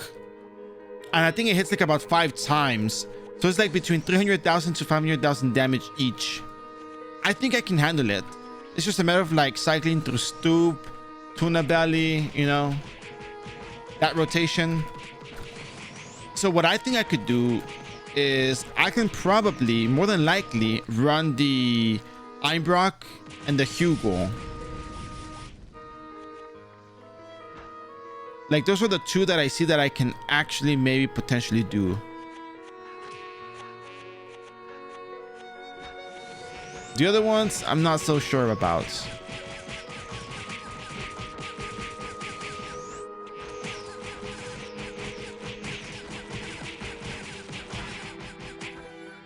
Which is kind of why I might want to still do the illusion investigation for like the last 4. Yeah, I'm gonna die from this. But then I have to calculate how much EXP it is total, because if the EXP doesn't even, if it isn't even half of the EXP that we get from the other ones, then it's probably not worth it. But I know we do get like about 50 million EXP from the illusion investigation for the what is that thing called? Vampire. Illusion of Vampire provides a lot of EXP. Yeah, underwater is one of them that I would do. That one definitely is on the list.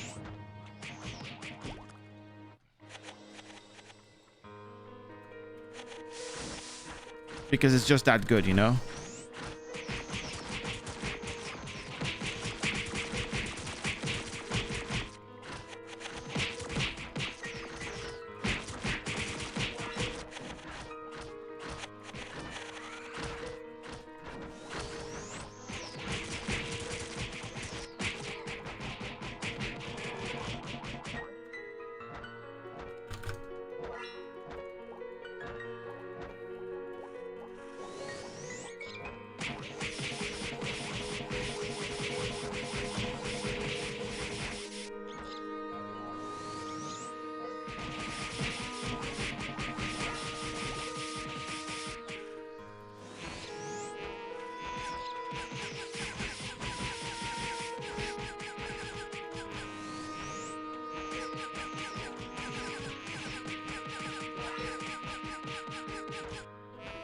I think after we finish the investigation for this map, and we'll probably go to underwater.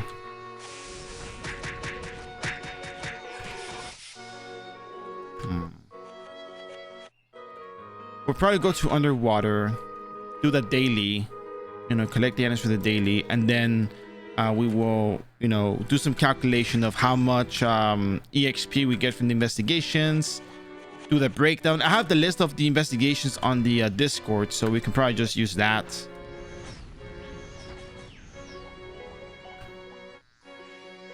And, you know, just chart it all out there. Put the numbers together. BMX3, VIP it, you know, different outcomes.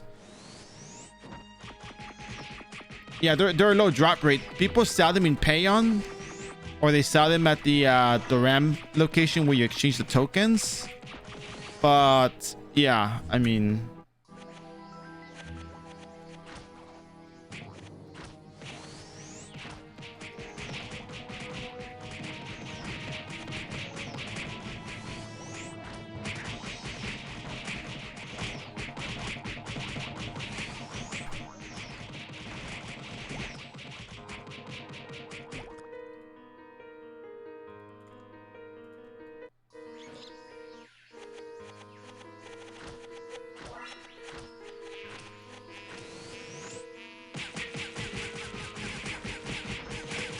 yeah, Thanatos is definitely out of the question. That was not even thinking about Thanatos at any point during the planning phase of the stream, which was like maybe like one night. No, I was thinking about it before then. It wasn't just a one night when I talked to Kate, but it was more like I was thinking about the whole dynamic of Doram. Okay, like Doram has this skills, they have this utility, they can do this, but I'm not sure if they can really do this, you know? Like Thanatos is just like one of those things that I feel if you're Guillotine Cross, if you are maybe Rune Knight can probably do it, not as effectively, but maybe they can do some of it. And then maybe Ranger can probably do it with no limits if they're like really cautious. Geneticist, Rune Knight, Ranger, Guillotine Cross, probably like easily hands down. I don't remember if I did that one with Mechanic. I don't know if I did that thing with Mechanic though, so let's see. Andrea's Revenge complete. 2, 3, 4, 5. Chaotic Pop Ring complete. Sidewinder complete. Chaotic Stemworm complete. All right, we're done with this place. Let's head out. We're gonna go to Illusion of Underwater, but first we're gonna go take a super quick break because honestly, I'm gonna be real with you guys. I gotta use the restroom, you know.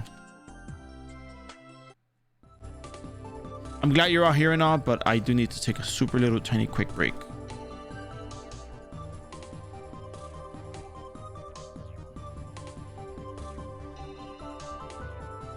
Look at this costume. Wow.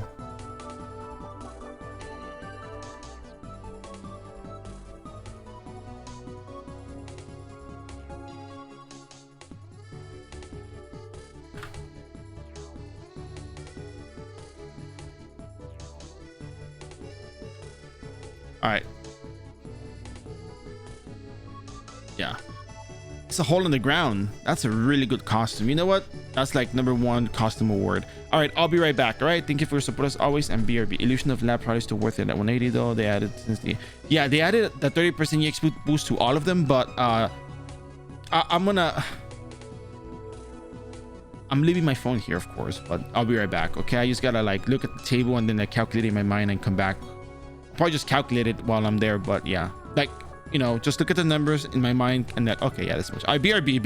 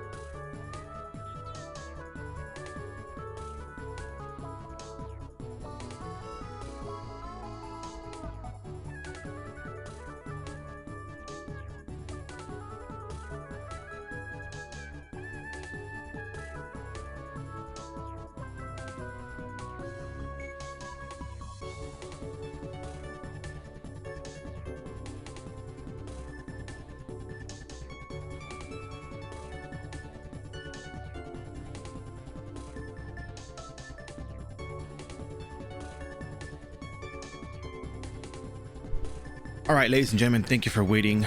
Much appreciated. So I'm still working on putting the information together.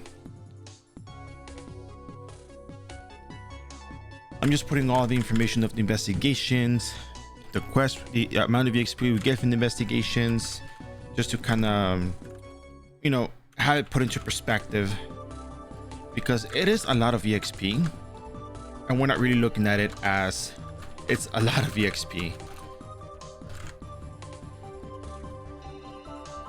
We're just looking at it as, oh, these quests give a lot of EXP, but you know, we don't really have a an actual, you know, we haven't quantified it on stream yet. So also, if I go quiet, don't worry, I just have to like mute the mic for a bit just in case. But yeah, 643 984. It's a lot of EXP, by the way. This is insane amount of EXP. Writing it all down, it's just like, whoa.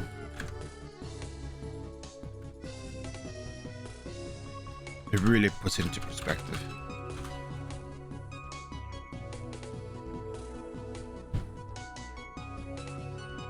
Illusion of Twins is 35,100,000 EXP. 35,100,000 EXP. Damn. Twins, and then Labyrinth. Labyrinth has 8 quests.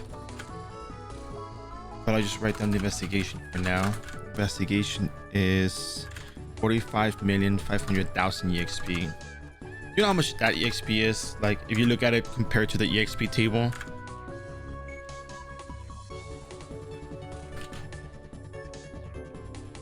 Right now, it's way too much EXP. So they all give 1,000. I mean, they all give 1,170. No, sorry, 1,750,000 EXP each. 8 of these. That's a lot of EXP.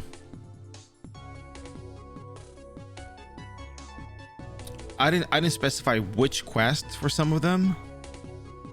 Actually, the Illusion of Luanda, monster elimination only, excluding dust collection, sand collection, right? Sand collection, excluding dry sand collection quest. So I posted on the bear cord. Actually, I should probably make a total for the total quest 900,000 EXP.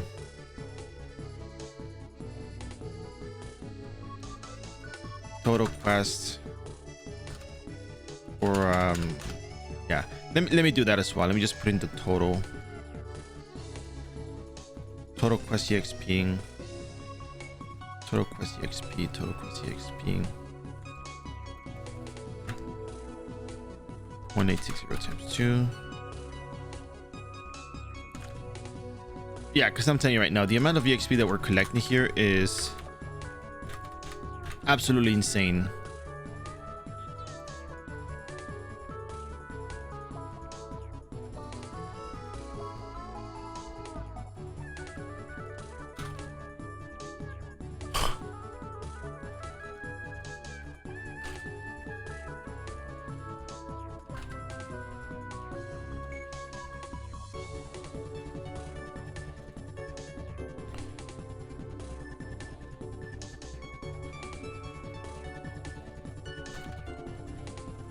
Total quest EXP 8.6 million EXP for Luanda.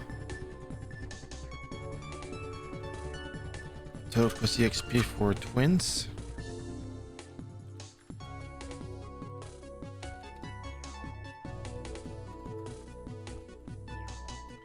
This one. Just this one.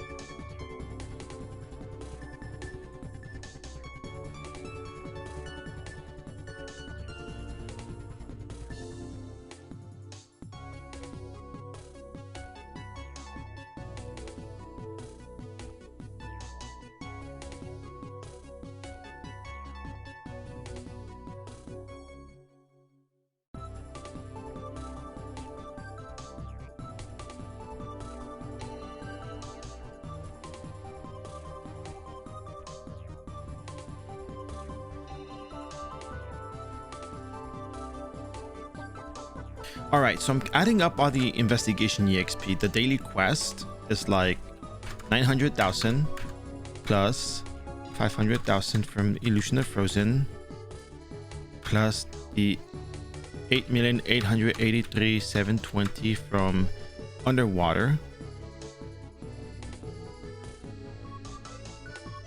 plus the 3.6 million from the Turtle Daily plus 2.3 million from the Teddy Bear Dailies plus 8.6 million from the Luanda plus the 12,745,905 from the 3 quest investigation for twins plus the 14 million EXP from Illusion of Labyrinth. I'm getting a different number than I got last time. Hold on a second.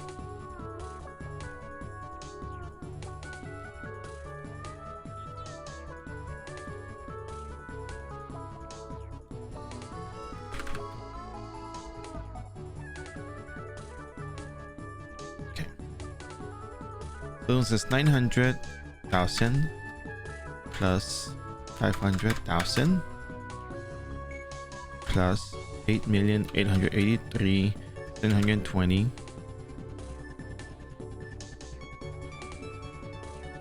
plus 3.6 million plus 2.3 million from Teddy Bear plus 8.6 million from Wanda plus a 12,745,905 from twins plus 14 million from that. So we get 51,529,625 EXP.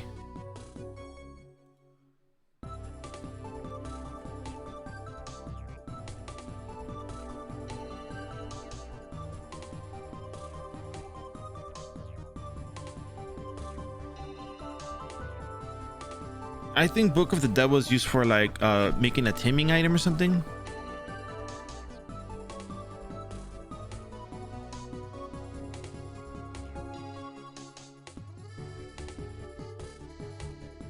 So assuming we have the correct numbers here, the total EXP for investigation is 194,350,000 EXP, and total daily quest EXP is 51,529,625 EXP.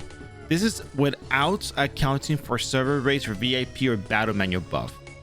So 194,350, 123 plus 51,529,625 is a total of 245,879,625 EXP, right? So we look at the EXP table for Summoner, because we have a table for Summoner now.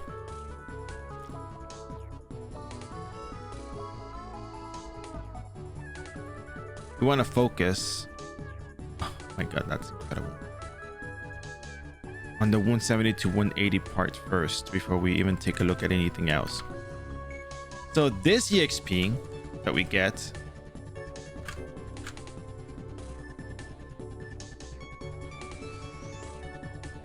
total EXP for everything is 245,879,625 EXP. So what does that mean? That means that at 1x rates, this would have just given us 1 level.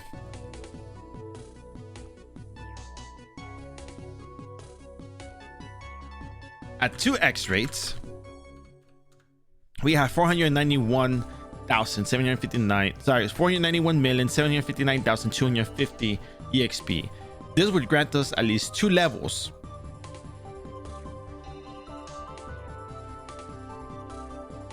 Almost 2 levels at this rate, right?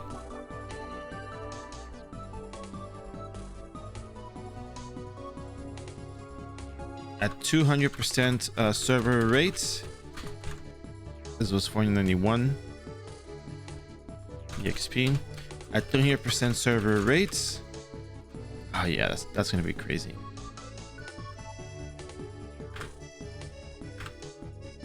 So 245,879. 245,879,625 times 3 would be 737 million EXP.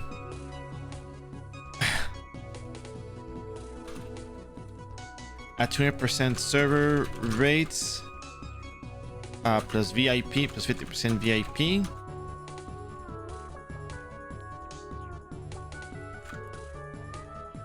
Times 2.5. Yeah.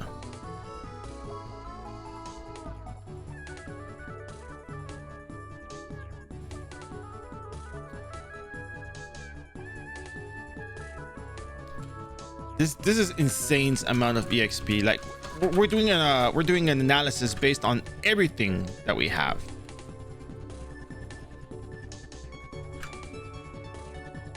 $245, $879, $645 times 3.5.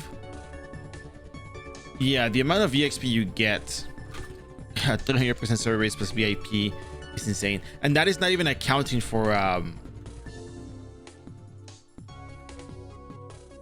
you know, for BMX3, right?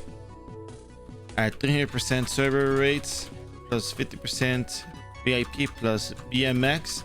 This one's counting your percent with VIP. That is just insane. I don't think I even should be calculating that, because that's just like well, I mean, it does give you insight on what to expect, because it's honestly the total amount of EXP for everything. So let's see, 245, 879, 625 times, honestly that's a 6.5. You get 1.5 billion EXP. That's crazy. I mean, under that scenario, that 1.5 billion is just like a total push into like 4 levels. You probably get to like 179, I think. 333, that's 12. Now you get, yeah, you get very close to that.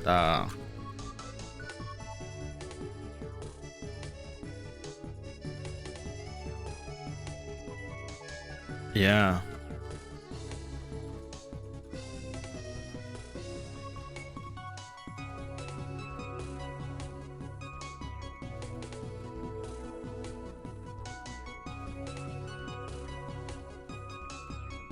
So we said 245, 879, 625, right? 245, 879, 625 times.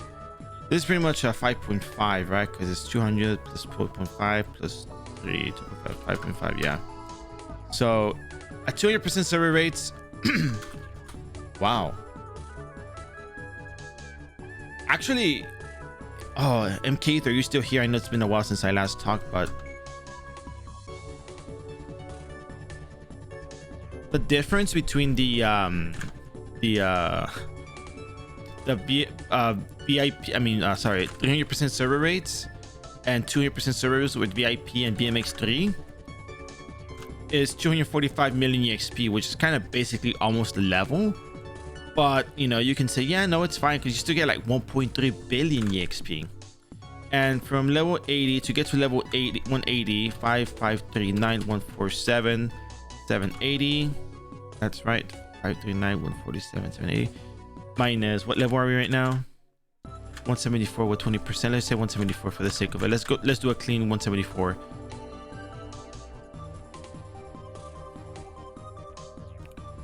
That should make sense, right? Yeah. One is 3574 304 469. It's 1.9 billion EXP, so we will still be off by like 3 levels. We'd probably hit 177 from here. Plus, yeah, 174 is 272 plus 293 plus 315 plus 339.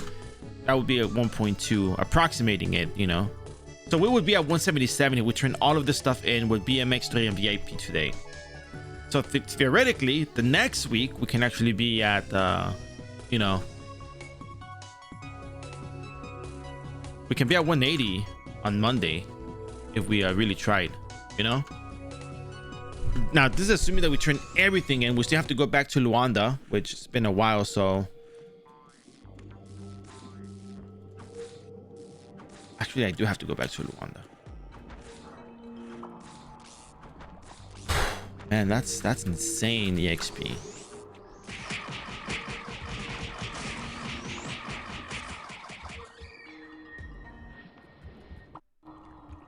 But I think the main redeeming factor in all this It's just that we have 175, so we're gonna have a little bit better damage. We might be doing this a little bit quicker. Oh, and I didn't even include the EXP from the episode 16.1 and you know, episode 15, so that's a little bit extra more. It's not gonna be as much as we'd hope it to be,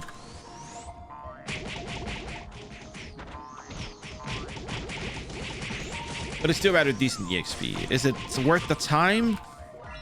I don't know. I feel like only because we're really trying to push it here, we're trying to like kind of get it done and get out of here. But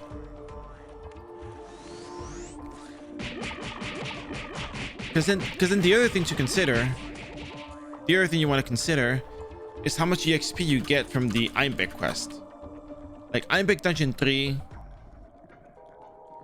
Yeah, so you get 27 million EXP for 1 quest, for 2 quests, for 3 quests. 3 of those quests give you 27 million EXP. 27 million EXP is almost the equivalent of like investigations for like teddy bear, turtle, and onwards. It's Illusion of Vampire is half of that, so maybe Illusion of Vampire might still be worth doing. Illusion of Frozen and Illusion of Moonlight are just it's a stretch to say, hey, you know what, this might be worth doing.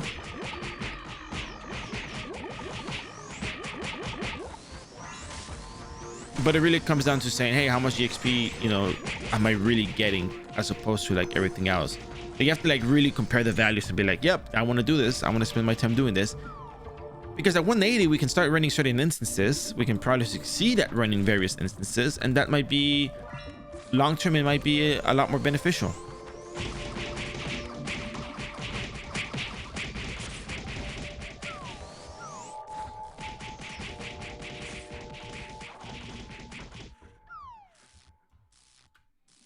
Or at least that's the way I see it. Because the episode 15 Vera City daily quest, they don't give you that much EXP. I mean, they do give you 1 million EXP per, but then like it's like 6 million EXP, which is the equivalent of Illusion of Frozen's investigation quest. So that's like 14. Oh crap, watch out the light. So that's kind of like 14 million EXP, right? Approximately. I think we have 7 quests for. So that's about 14 million EXP, approximately.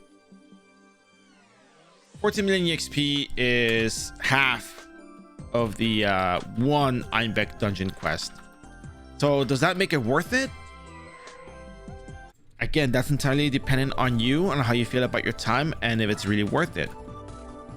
The quest for episode 16.1 give you about 800,000 EXP each at their base. Server rates 1.6 million. So just say 800 times 5.5, assuming VIP and the other stuff, you get 4.4 million EXP per quest, which, you know, as opposed to, oh, and by the way, the Einbeck quest, that's the base EXP at 1x rates. That's not counting 2x rates on a server. So you guys understand where this is going? Like, you guys understand where I'm thinking, hey, you know what? There is a chance this might be worth it, but ultimately probably won't be worth it. So, you know, this is where we kind of say, all right, I'm cutting the line here because I don't need to do these quests, and I can probably spend my 5 minutes farming stuff better here than I would be doing over here. That's what it's going to come down to ultimately. That's where you kind of start getting into a bit of like that time optimization of like, what should I do with my time to make more progress?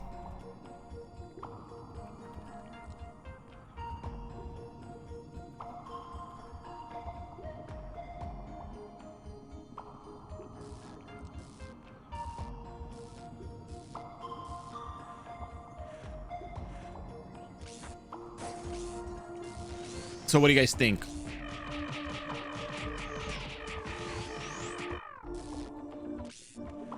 Again, I posted all the numbers on the Discord. If you guys want to check them out, they're right there. It's like the latest message. It makes me wonder though if I really want to like do all of these quests again and again and again. Like some of these quests maybe don't take that long to do, you know?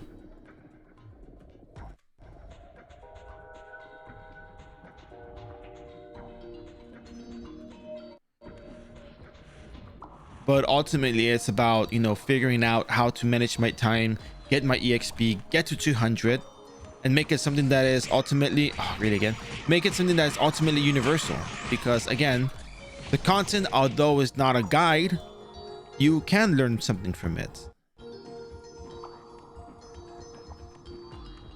And ultimately, I want the content to also be something that teaches people about the logic and approach to RO. Maybe this stuff is, you know, maybe something that we don't really think about or don't consider because we may not think it of as important. But your time is important. You feeling as though you're making progress is important.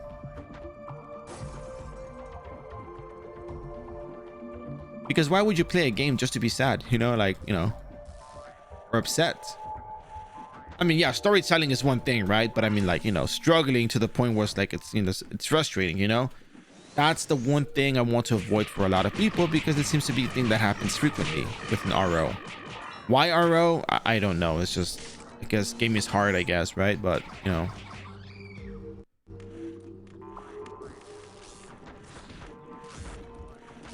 But it doesn't have to be.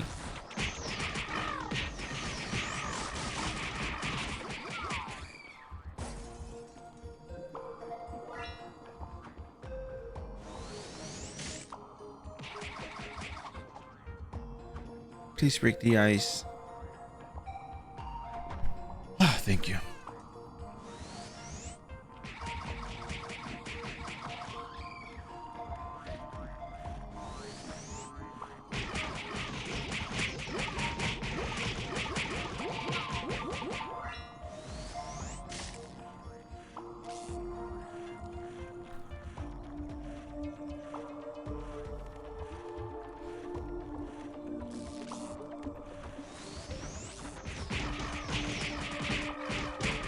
Yeah, there's a lot of questions that remain yet to be. Oh, come on, don't freeze me. Yeah, there's a lot of questions that remain yet to be answered.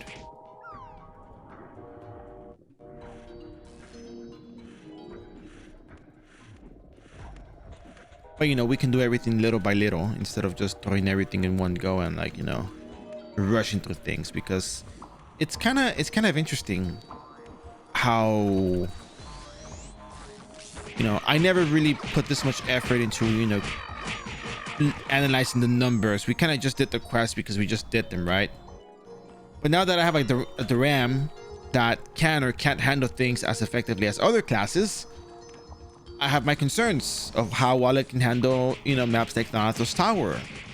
How well can it handle maps such as, oh my god, I'm frozen again. Gee, I don't know.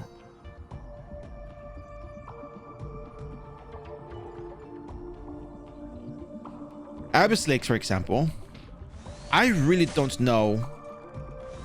I don't know if I'm gonna handle Abyss Lakes as well as I hope to handle it, which is kind of why I'm looking at the total EXP yield from these quests, because I may want to do some of these investigations instead of the other quests just to kind of get that, you know, little boost in my EXP, since I would be lacking in terms of damage and survivability in some cases to actually kill those mobs over there. The longer a fight takes, the more likely it is you're gonna die. Oh, I posted on Bear Court. Everything that I did today, or that I'm hoping to turn in today, will be a total of 245,879,625 EXP for all quests and investigations. I have to go back and finish Luanda. At 2.5 X rate, sorry, at VIP and 200% server rates, we get 1.3 billion EXP, which would take us all the way to like level 177, 178 at most. And on 300% server rates with VIP and BMX3, it's 1.5 billion. So the difference is just like 200 and something million EXP, which is not really that much. I know it's a lot of EXP because it's like a whole level between the 170 to 180. But what I'm saying is, by comparison, it's not like it's 500,000 EXP, and it's not like a billion EXP difference, which is good. Maybe it's 1/5 of a billion, but, you know, 1/4 of a billion, but still, you know, it's not that bad. Especially because we are taking a somewhat patient approach to, you know, leveling and doing these things. So it's nice.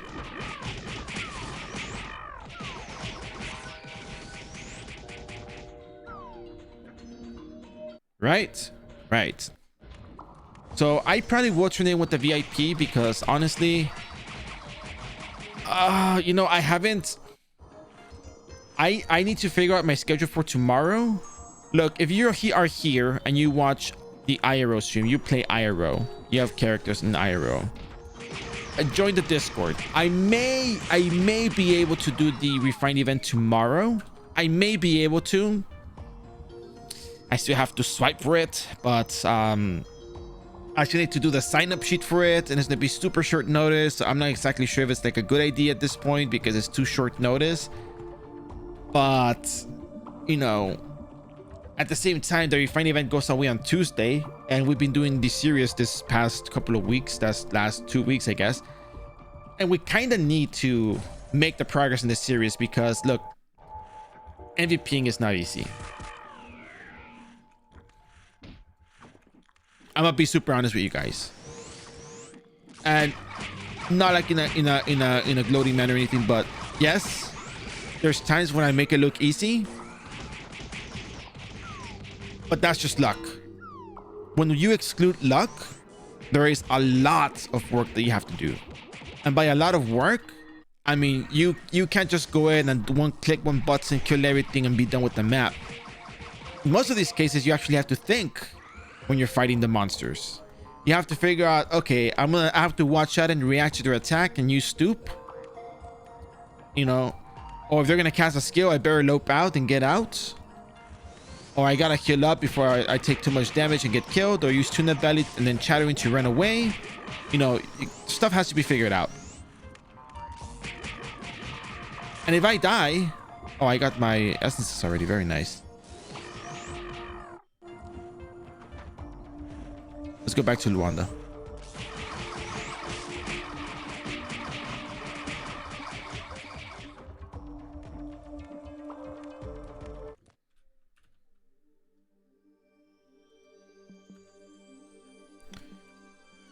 So what was I saying?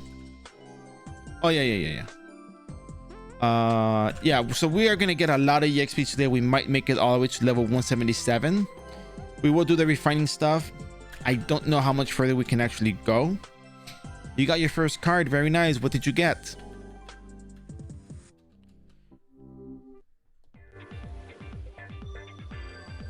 And a yo-yo card. Okay, I was about to say, I promise you I'm not saying it in a bad way. The card may not be worth all that much, but yo-yo card is actually pretty decent. People use it to evolve their yo-yos into chocos, so check the market. It might be worth something.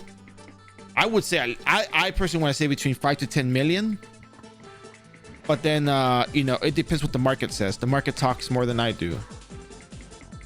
It does have its uses though.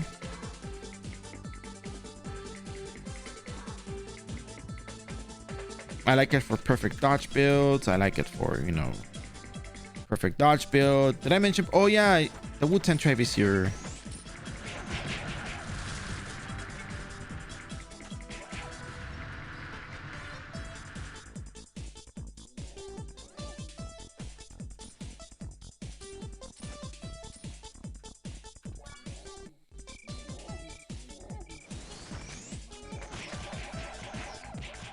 Oh no, wait, no. Do you think they're here to maybe they're here to like do the summon the kill the Wu-Tang and get the other monsters in rotation? I should probably hurry up with this then.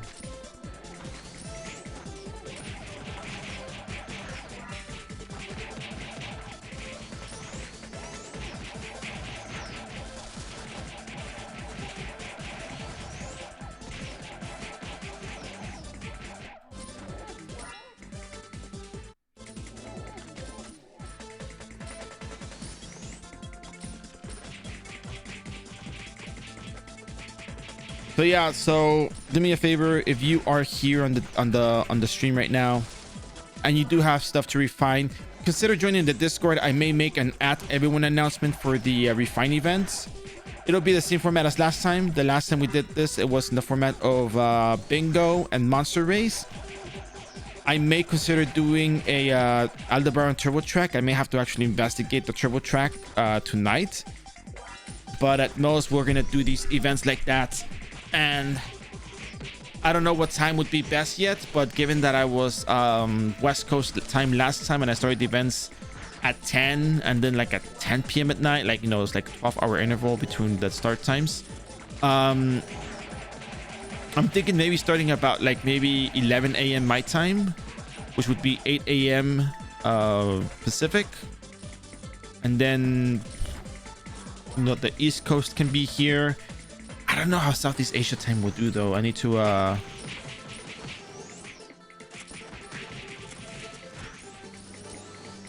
you know what? We might actually go to Mantis Man, actually. I think that would be the place to refine stuff.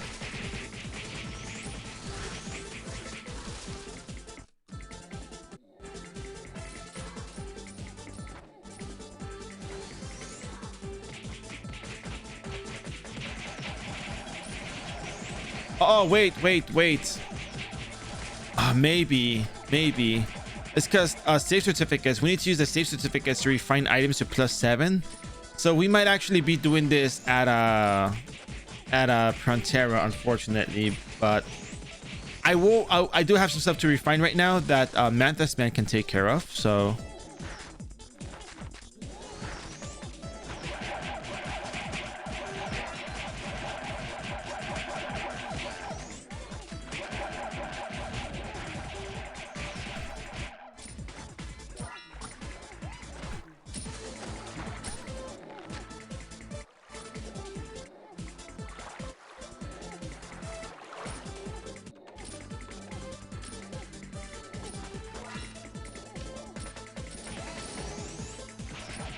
Yeah,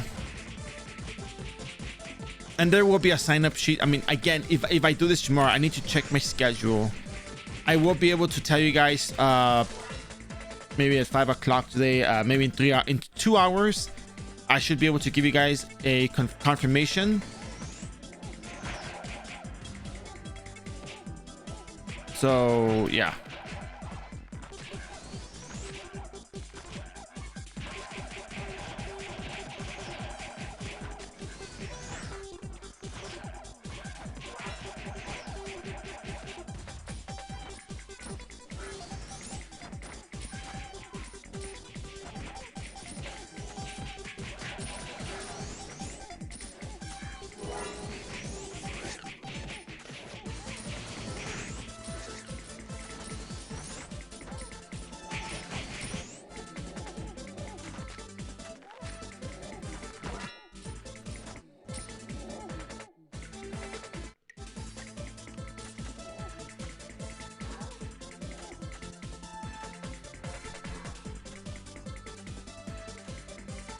But then again, it's going to be super duper short notice just because, again, we've been doing the series and it's been going really well. So we kind of wanted to just kind of keep that momentum going.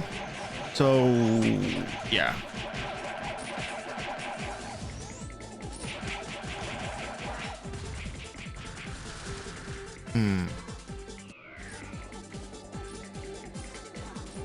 That's one of you guys, isn't it?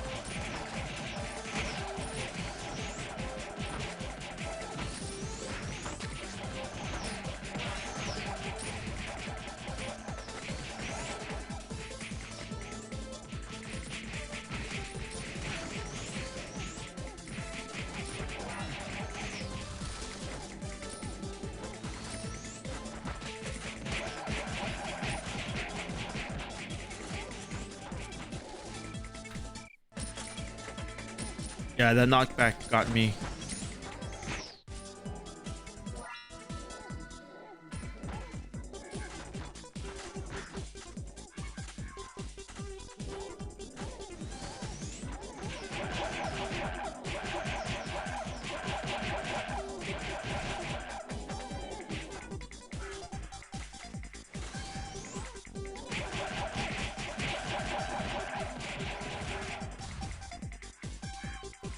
So if you can type, you know, if you're not too busy at work and you can type and you're interested in the refine event, just let me know. Just let me know in the chat just to get an idea, you know. Of course, you know, if you need the refines, then yeah, by all means go ahead. But if you don't need the refines, you know, you can, you know, if you want to participate for fun and let other people get their thing, it's fine. Oh, come on, man. Super novice. I have been betrayed by the super novice. And here I was vouching for the super novice. And then kill steal happens. Oh, that's big mob.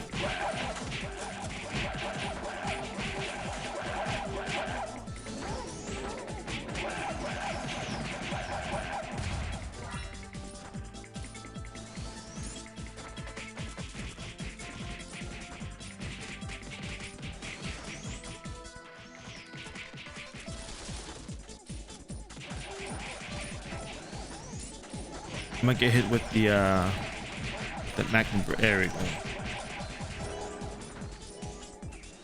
Hey Vividort. So we're calculating EXPs on the Discord. I don't know if you saw that. There's a whole bunch of messages, and it seems like we could probably reach level 177 today, and then the next stream we can hit 180. But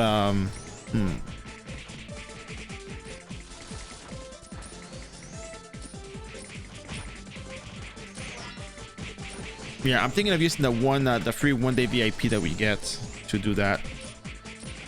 I did that calculation with VIP, without VIP, with battle manual buff ×3, you know, all that stuff. So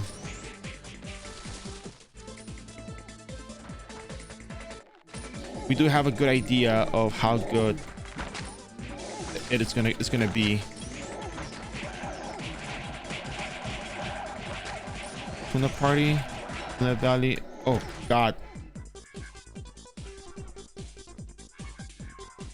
But yeah, so I'm trying to see if I'm gonna do the refine event tomorrow. I'm trying to get a consensus, but everyone's busy, so yeah. And don't worry, I don't blame you guys. I know you guys are busy. I've been told before. But yeah, no, I want to host a refine event again. I need to go see the Aldebaran Turbo Track. Have you ever done the Aldebaran Turbo Track?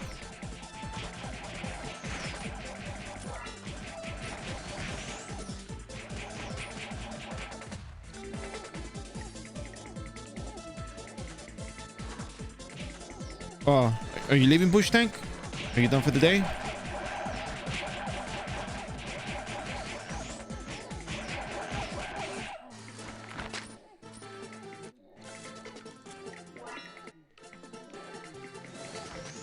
All right. Well, hey, you have a good day. Thank you for stopping by. Really appreciate it. You're already on the Discord, right?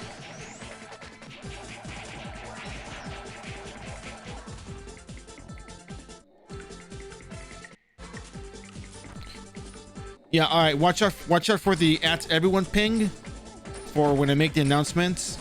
I think it might be likely that I'll do it, but I just gotta confirm my schedule for tomorrow. But thank you for stopping by. Have fun shopping, and yeah, you know, find yourself some good deals. And thank you very much. Have a lovely day. We'll see you in the next adventure. All right, so that said, we finished up all of our quests. We have nothing else pending.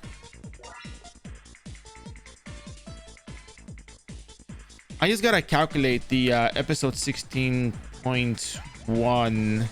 Sorry, 16.1 quest EXP.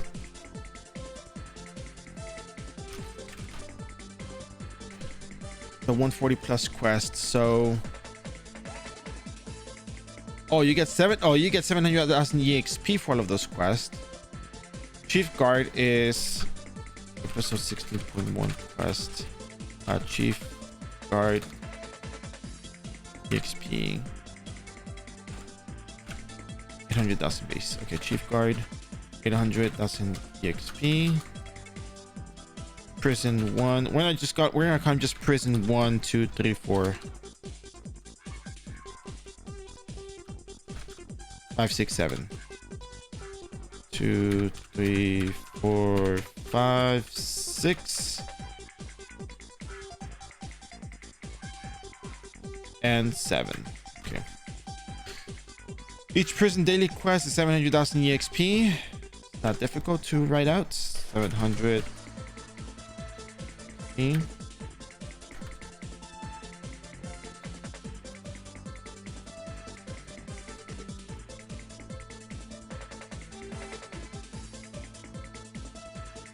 Right.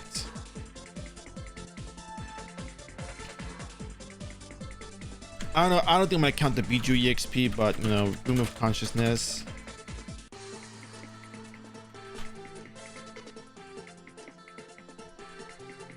Well, I mean, it's like 800 daily, 400,000 EXP for the daily.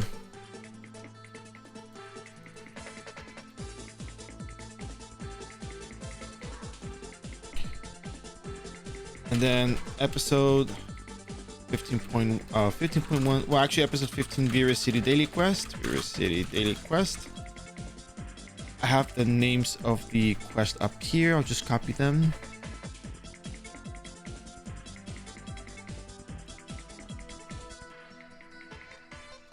So the idea here is, you know, I'm not going to be able to do all of the episode, all of the 180 to 200 quest. So I'm just checking the EXP that we get for all of these quests. 17.2 would have been a super great addition here. Now that I think about it, 17.2 would have been really good. But yeah. That's what we got right now going on for us. So Pavel Child, thank you for the follow. Hope you enjoying the stream. This is 1.5 million base EXP. This 1.5. Yeah. Yeah, 1.5 million EXP. I have been saved, but I will leave. Let's see. Eliminating risk. 1.5. 1.5. 1.5. 1.5. Yeah, they are 1.5 million EXP.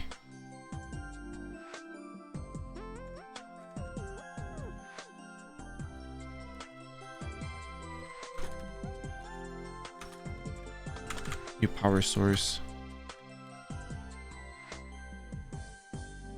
1, 2, 3, 4, 5, 6. Okay.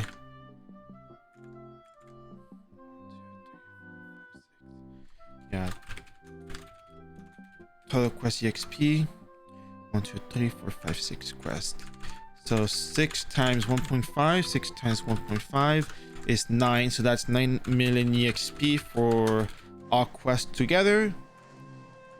Hello, man. Show your stats. All right, sure. I'll show you my stats. Here you go. All right. And then the other EXP, we have one that's 800. Oh, okay. So 800,000 plus 400,000. That's 1.2 million. Then we got 7 quests that are 700. So total EXP. And then 700,000 times 1, 2, 3, 4, 5, 6, 7 times 7. That's 4.9 million EXP. Plus the 1.2 million from the Chief Guard and Biju. That's 6.1 million EXP. We get more EXP from Vera City Daily Quest than we do from why add you no strength? Because I'm a magic Doram. I do magic. I do cat meteor.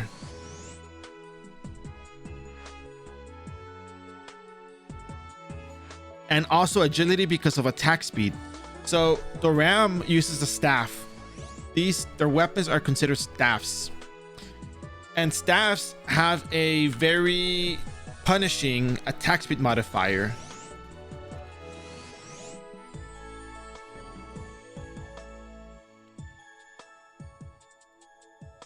And you can probably take a look at that. Actually, it doesn't show you the exact modifier for each type, I think, because each modifier varies between classes. So if you look at the class data for the attack speed, this is what we have.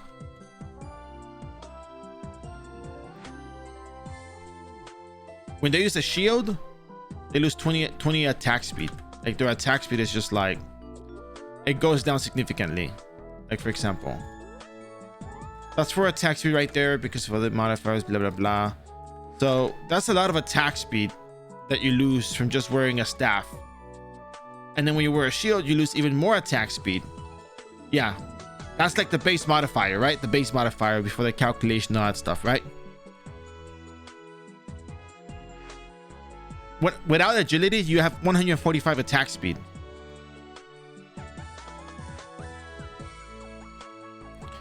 Attack speed affects your animation, your casting animation. I'm not sure if it affects your flinching animation. That's something I need to test because I'm really, really fascinated by flinching. But yeah.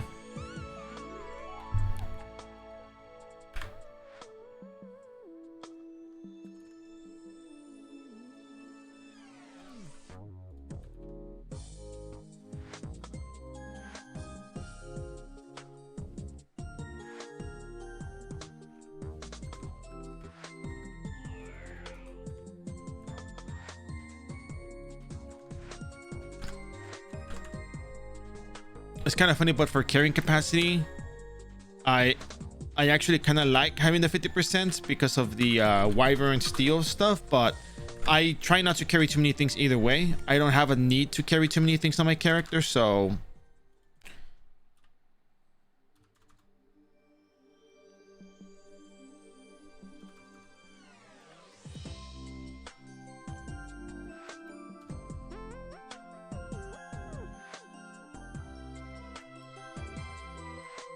oh, that's good EXP.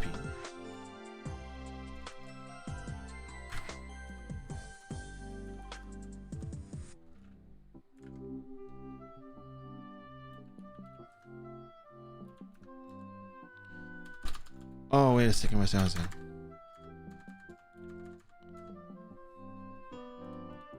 So this is 800,000. 800, 1, 2, 3, plus 400, 1, 2, 3, 1.2, plus 4.9, 6.100, yeah, 6.100, 6.100, off 2, so 6.1 times 2.5 is 15,250, and 6.1 times 5.5 is 3. Yeah, okay, cool. And then the Vera's daily EXP at 200% server rates and all that good stuff.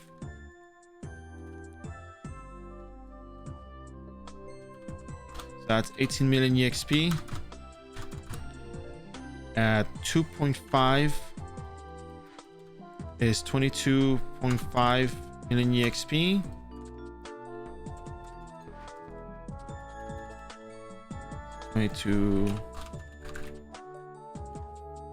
$22.5 million EXP, and then 9 million times 5.5 is 49.5 million EXP.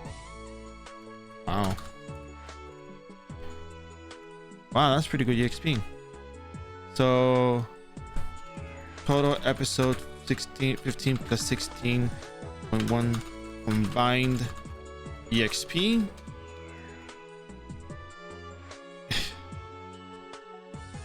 is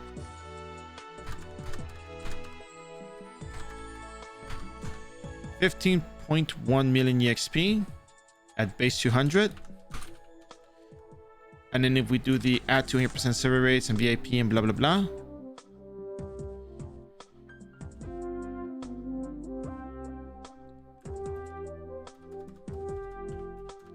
we have 30 million. I'm doing this on Discord, by the way, because I want to keep it on record there. If you guys want to see it, you can go to the Discord channel and check it out. So 15,100, that's 15.1 million times 2.5 is 37,750,000. And then at 200% server rates, that 15 million EXP at 5.5 is 83 million. That's crazy. if you think about it. That is crazy amount of EXP, because 83 million EXP covers like what?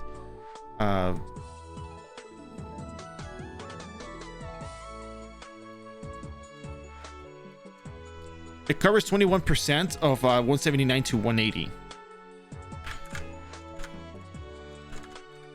Dude, can you share your skill tree? Yeah, sure. Here's my skill tree.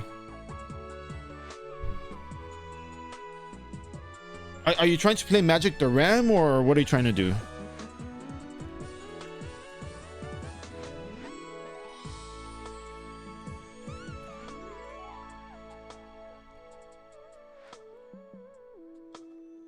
And then the rest of the skill tree is just like, you know, maxing out these skills.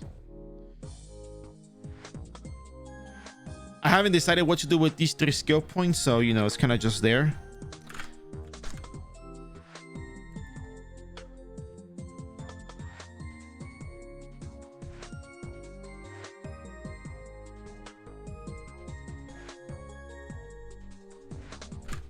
So yeah, so no, I have half support skills, but I'm magical. I'm mainly magical. I don't support people. I just do magic, and I use the skills to support myself, to heal myself, and to give myself the shield while I cast Catnip Meteor. When that runs out, I use a Stoop. I recast Catnip Meteor. In the cooldown between Stoop and during the casting of this, I use Tuna Belly or Tuna Party, and then I recast Catnip Meteor, and I kind of cycle through the skills.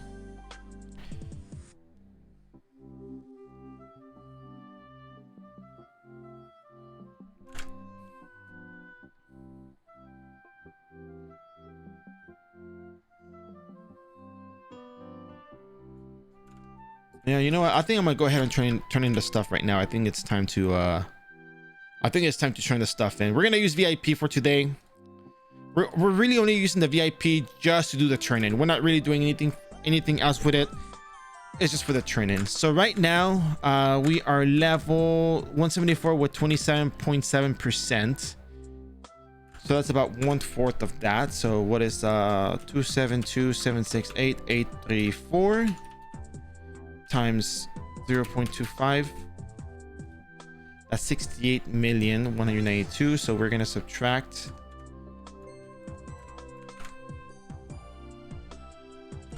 272, 768, 834 minus the 68 million, blah blah blah blah blah. So it's we need about 204 million EXP to the next level. If we add up this EXP that we're gonna get, 83050 123 plus the where is it plus 1352337,937.5, we should get about 1.4 million EXP. So 1.4 billion EXP. So that should take us to maybe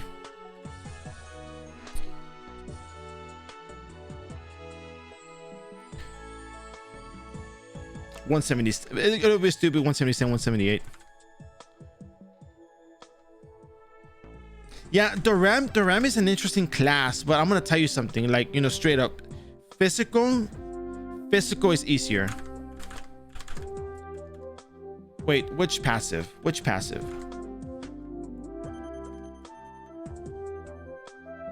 Oh, this one, the Power of C.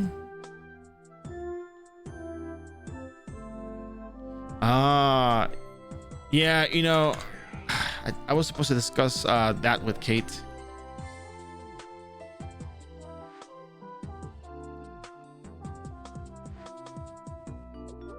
Well, anyways, we'll sort that out later. For now, we're gonna go ahead and finish turning in these quests. We're gonna get a whole bunch of EXP.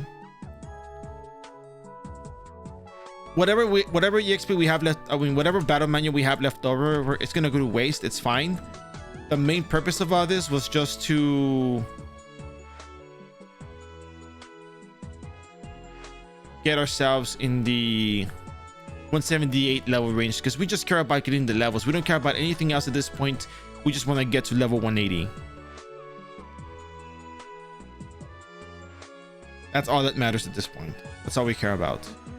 Nothing else matters at this point. 50 flowers should be fine. I have 20 EMBs. I have everything that I need. I have my list to go over. Ooh, that's a lot of things we're doing here. All right, ladies and gentlemen, it's time to turn in all the quests we did today. We spent like about an hour kind of just chilling. We spent about like maybe 1 hour doing the 16.1 episode 15 quest. But right now it's time to turn everything in and get ourselves a whole bunch of EXP. Right now we're level 174 with 27.7% EXP.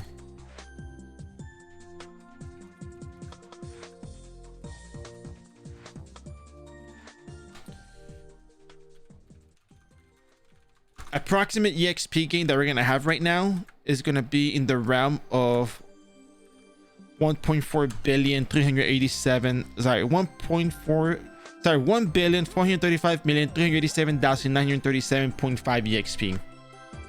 So we're supposed to get that EXP from all the investigations, from all the 16.1, from all, well, not all 16.1, but those we did, and the episode 15 quest. Are you guys ready for this? Because it's a long turn in. It's a long turn in. Ladies and gentlemen, it's with great pleasure that I announce we're going to be doing a turn in for all of our quests. And we're going to go down the list. We're going to start with episode 15, 16.1 and episode 15 quest. Mainly, we're going to start with episode 15 because that's easier to get to. So with that said, we're going to go ahead and pop VIP. After we pop the battle manual, well, battle menu buff, BMX3, okay, 20 EMBs, yes, good. 1 day VIP, and off we go to Jupiter Rose. Oh, you know what? I think I know what I forgot. Oh, I have it.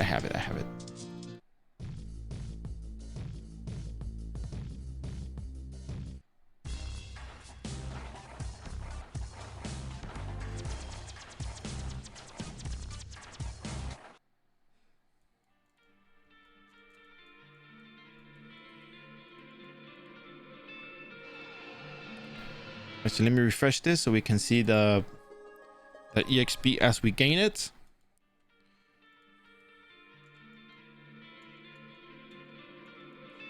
$6,750. I didn't calculate individual like that, but yeah.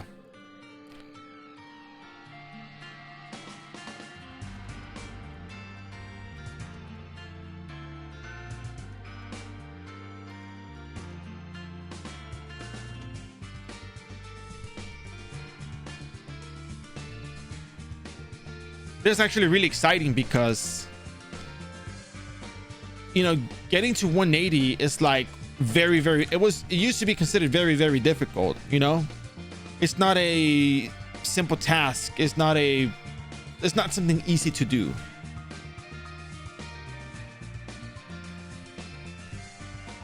But we managed to have it be simple enough that it's not something out of the norm to say, hey, you know what, we can probably do this.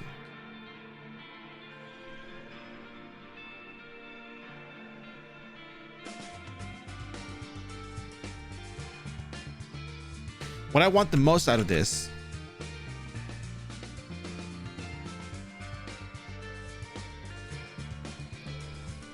oh,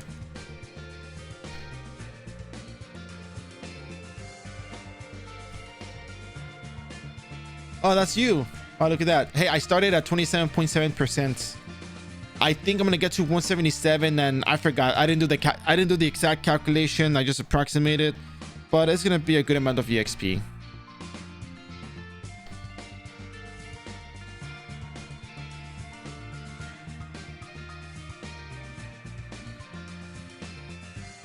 You get like 1 point something billion EXP from doing all of that stuff. I think it's super worth doing these quests all the way through.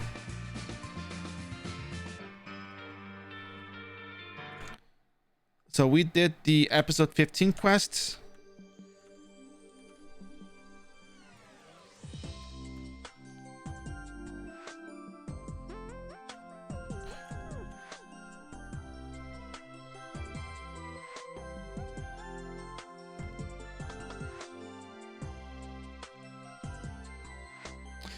I might have done something wrong. Hold on a second. I might have miscalculated this stuff. Hold on a second.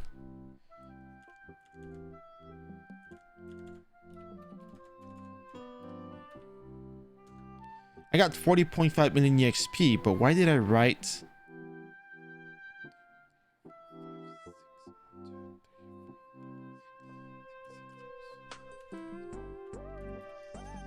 Yeah, 1.5 times 5.5. Oh, wait, no, it is 5.5. Wait, it's not 5.5. Wait, how did I get this much XP? 675, 1, 2, 3 divided by 5. It's not 5.5, that's for sure. That's we did VIP and BMX3.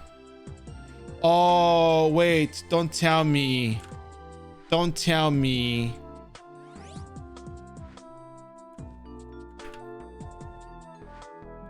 Hold on a second. I think I know what happened. This actually changes everything, by the way. This actually changes things. If it's 1.5 million EXP per quest, and you do it with VIP and BMX3, but the BMX3 was activated before the VIP, then that means that the BMX3 will only count for 2. So it'll be like 200% server rates with BMX.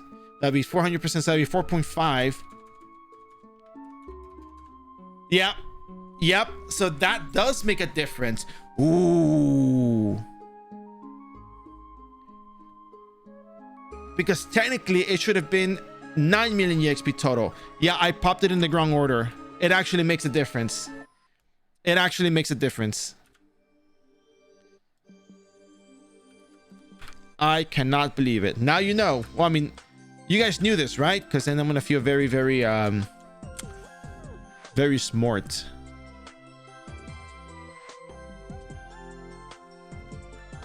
I popped it in the wrong order, so yeah, that makes a difference. That makes a difference.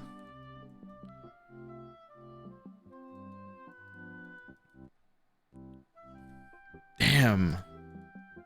Well, you know what? You learn.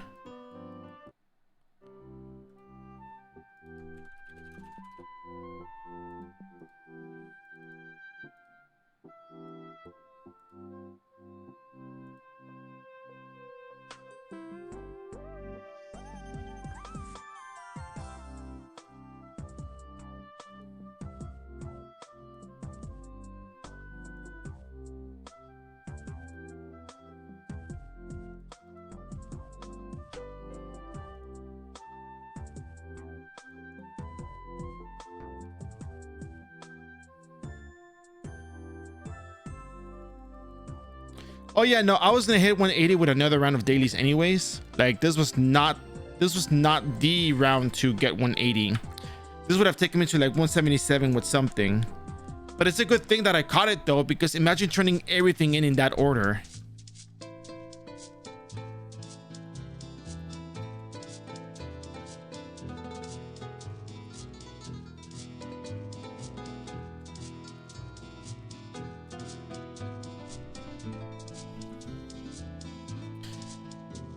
So the Chief Guard quest, well, Bijou quest is 400,000 EXP base. So it should be, at this point, it should be 5.5. So we should get 2.2 million EXP from the Bijou quest like this.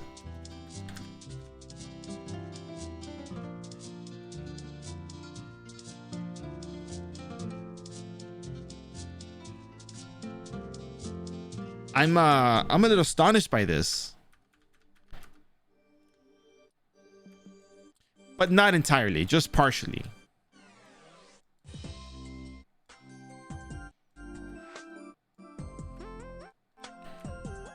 Because there's another thing that is very similar to the whole, it has to be in this order.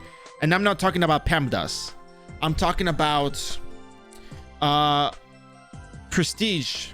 I think it's Prestige, right? The one that allows you to block magic at a certain rate.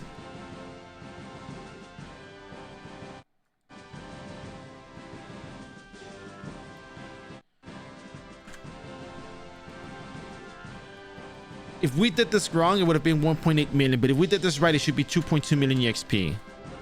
Yeah, 2.2 million EXP. Huh. Okay, that's a relief.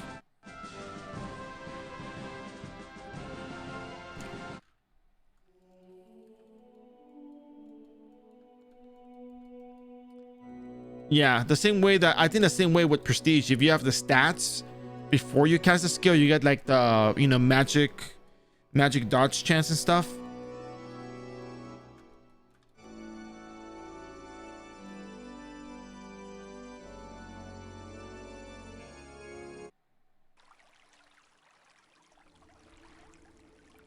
So this one is 800,000 EXP, so we should be getting 800 times times 5.5, so it should be 4.4 million EXP.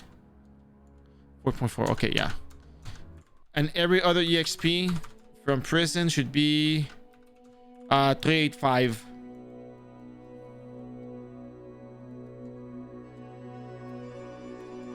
Doram goes meow instead of burr. Yeah, instead of burr, it goes meow. It's kind of cool though that Dorams can do that. All right, so we're after 7 quests. So 385. So 385, yeah, perfect EXP.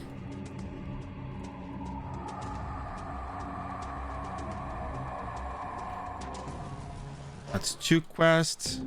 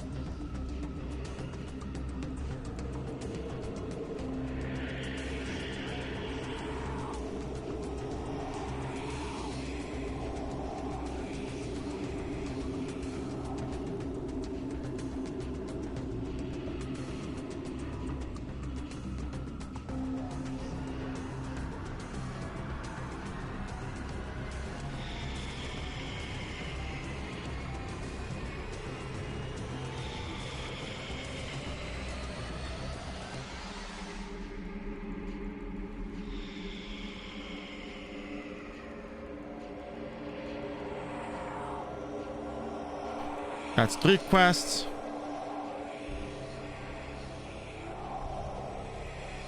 That's 4 quests.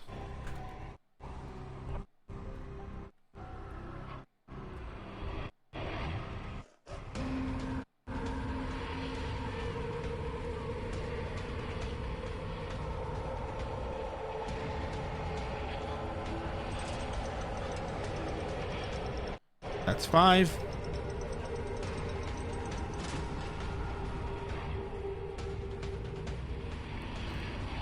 Six.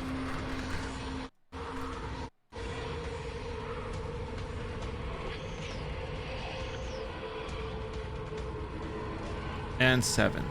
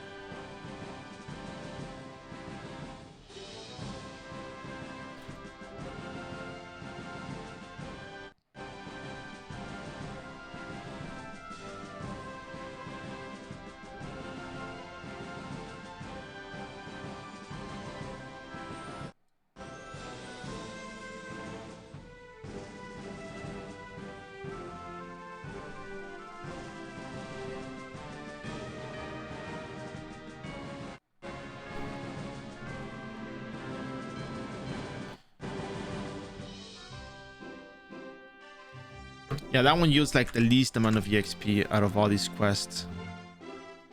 Oh, I didn't put the Richard quest on there. Okay, well, that's fine. So we did Biju, we did the Richard, we did the Out the Straight Frontera. Okay, so we're done with that.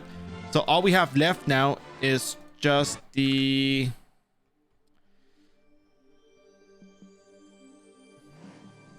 investigations.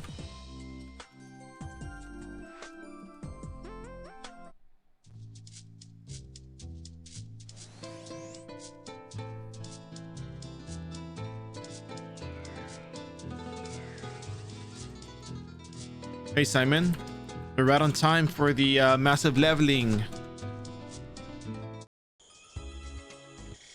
We're gonna turn all of our quests in. And always pop VIP before you pop your BMX3. You get 0.6% EXP, 57.6 to 64. So we did get, did we get the right amount of EXP for this one? 900. That was actually, wait. Times 4. Times 5.5. No, hold on a second. Oh, no, it's 300,000 times 5.5. So it's 1,650, yeah. And then 3,250, 123 times 5.5. Or 1780. Yeah, correct. This is correct. Okay, good.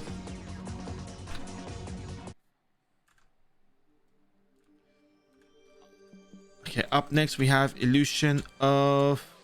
I guess we're gonna go Geffen. We're gonna do Vampire.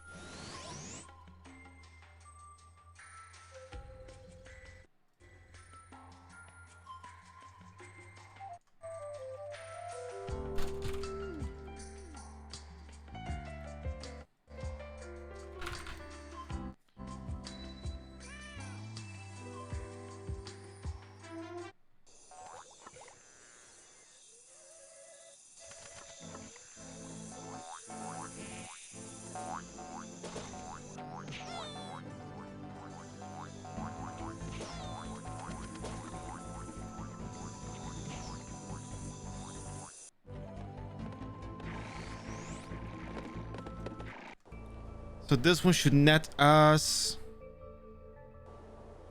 13 times 5.5, 71.5 million EXP.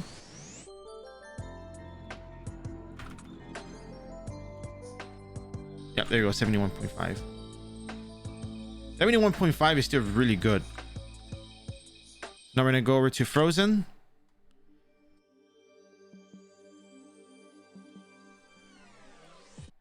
Oh yeah, elegant Doram sets.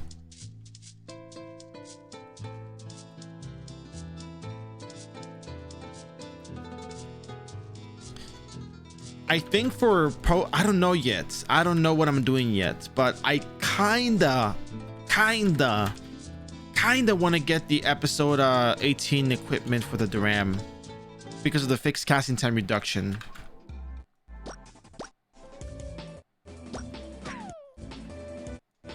But I'm not entirely sure. I have to go look at the equipment and everything.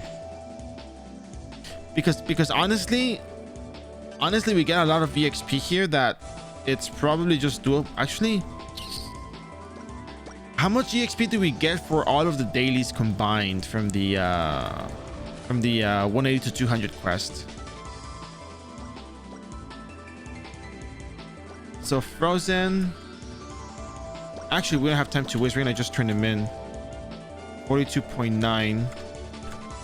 42.9. Frozen 7. 10.8 times 5.5. 42.8. Everything is correct. The EXP numbers are correct. Actually, we do have enough time to turn everything in. So this one should net us... what is 500,000 times 5.5? We should get 2.7 million EXP. Minus 200% catnip meter damage. See, that's why I have to look at the wait a second, what?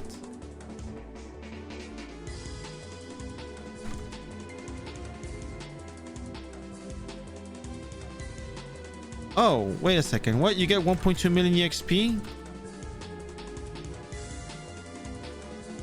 The wiki is wrong then, because we got 1.2 million EXP for this one.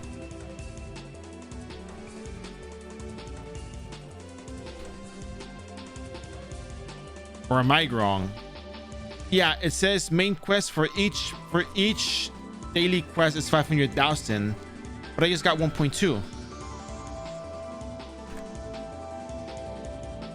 The daily quest for these guys, oh, they're gone now. It gave me 6.6 million EXP. 6.6 divided by 5.5, which is the 200% server rates plus 50% VIP. That's 2.5 with BMX3. BMX3 and VIP is 300%, so that's 3 plus 2 plus 0.5. That's 5.5. So 1.2 million times 5.5 is 6.6, and that's what I have here. That makes a difference to me. That makes a difference. Illusion of Turtle daily quest. Let's go over to Turtle Dungeon.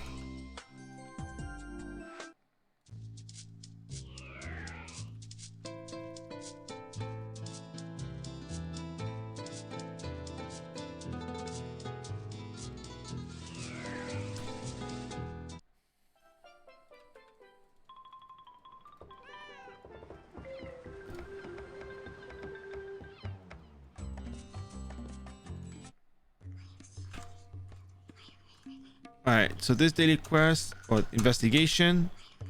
Whoa, look at that EXP. So it's 29,250, 29,250, 123 times 5.5 is 160, 875,000. Yeah.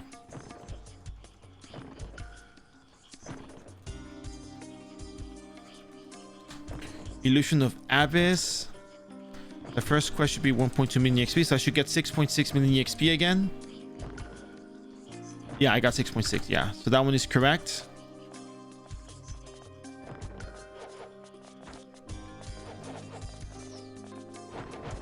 $6.6 as well.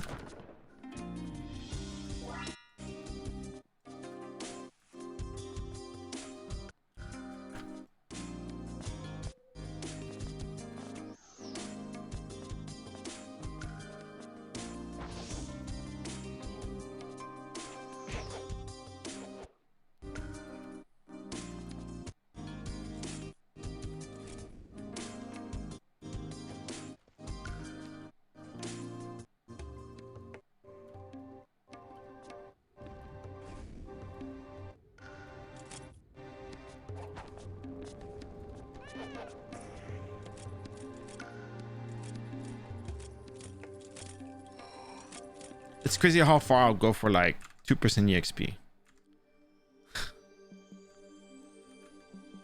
And then up next we have Illusion of Teddy Bear.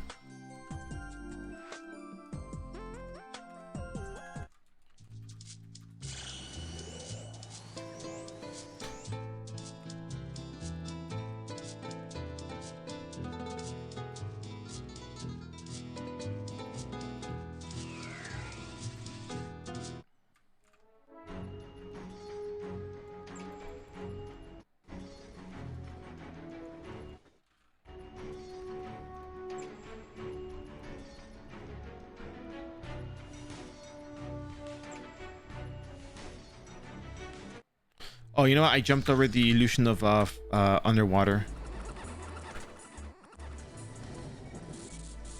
So we're gonna go do underwater right now.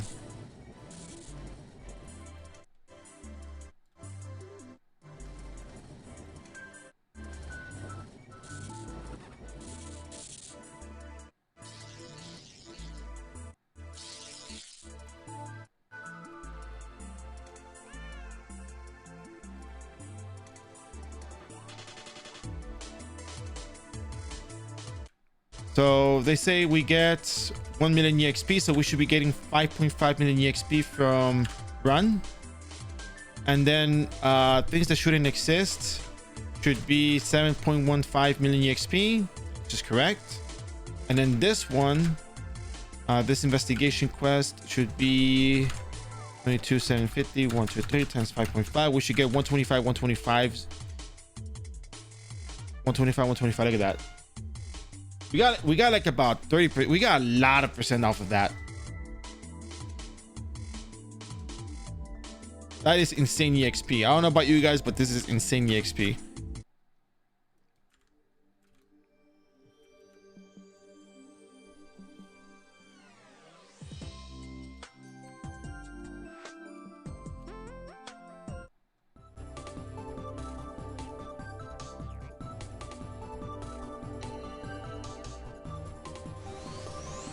So these quests should be giving me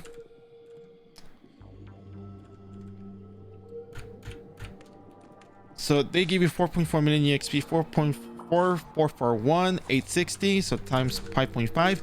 We should be getting 24, 430, 230.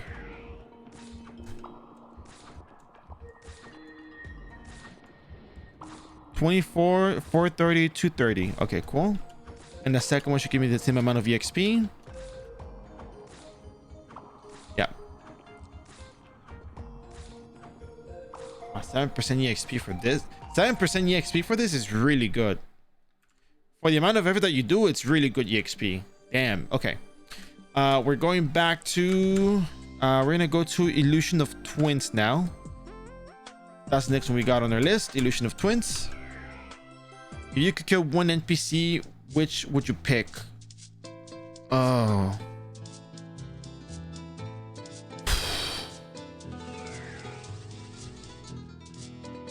I don't know, man.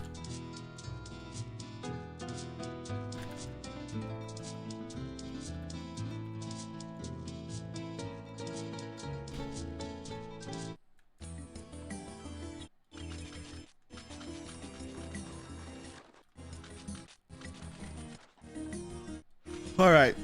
So these EXPs, these quests should give me, let's see. That was an acceptable spot to stop that there. You could have just done that there. Okay.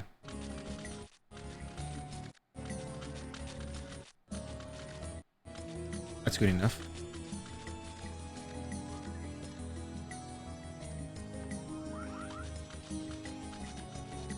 All right, so these quests.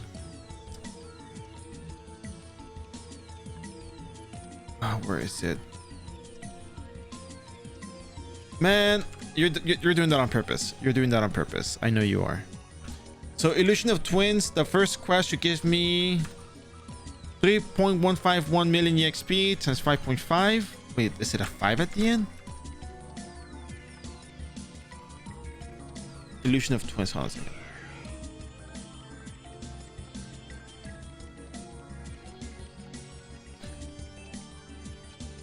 Yeah, that's the EXP they wrote. Okay, so times 5.5. I should be getting 17,330,527 or so.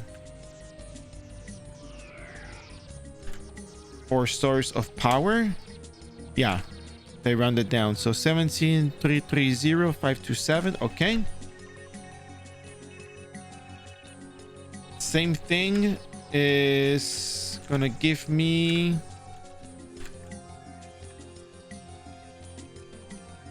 Six 483,984 times 5.5 to give me 35,661,912. 35,661,912. Okay, and then the last one should give me 3113,916 times 5.5. 17,126,538. There we go. That's perfect. And the investigation daily is 35.1 million EXP times 5.5. It should be 193,050,000 EXP.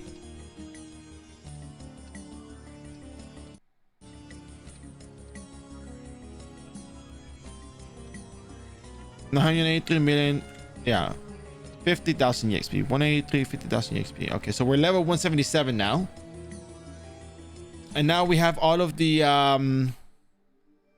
Illusion of Labyrinth quest, which each quest is worth 1,750,000.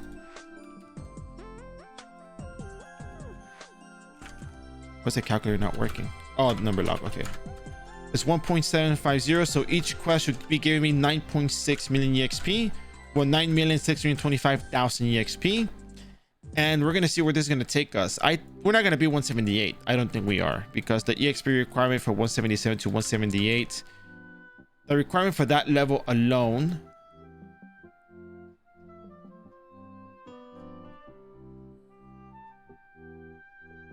is 365 million EXP, and Illusion of Labyrinth is 45.5.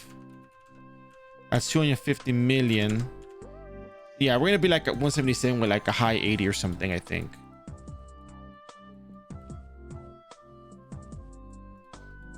That's crazy, but yeah, I mean, that's how it works.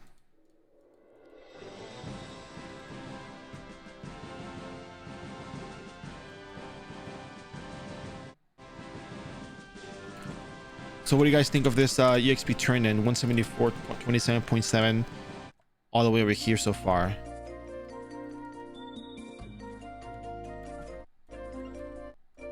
Honestly, I think you can, I really think you can do 170 to 180 in 2 days now. I really think that's the play.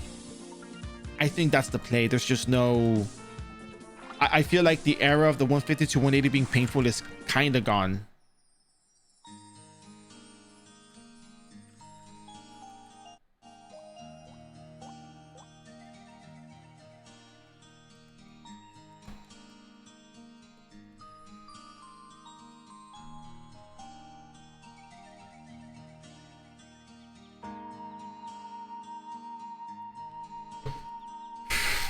All right, so each quest is going to be that much EXP, right?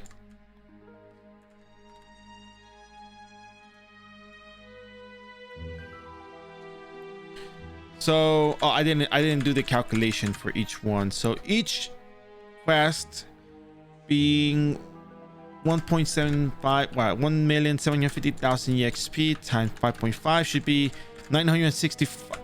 Whoa. Hold on a second. Wait. How much XP did I get? I got one. This is wrong. 125, 12. I got 12 million EXP.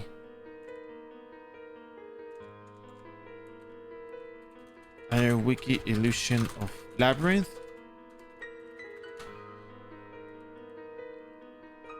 Somebody put 1.7 million, like 1,750,000 EXP.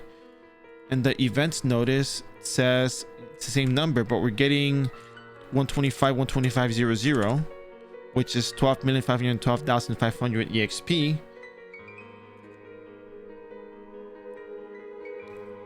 But that divided by 5.5 is actually 2.275. The EXP on the website is wrong. The website is wrong. This is wrong. Just give me a heads up. This is wrong. And this right here is wrong. iRO Wiki Illusion of Labyrinth. It's wrong because 200% server rates plus VIP is 250. With the BMX3 being used on VIP, it's another 300%, so it's 5.5x rates. And if we got 125,000 EXP, yeah, 12,512,500, and you divide that by 5.5, you get 2.275. So the EXP is wrong. Are you guys with me on this one? Or am I like, you know, am I imagining stuff? Or am I like, no?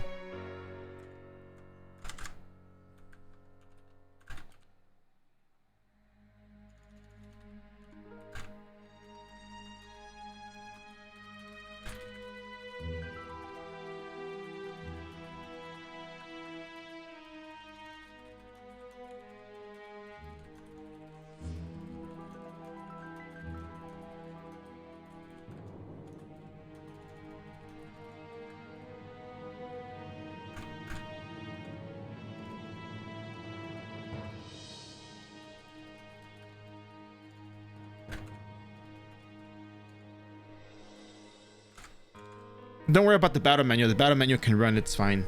Like, my main concern here has been the getting the right number.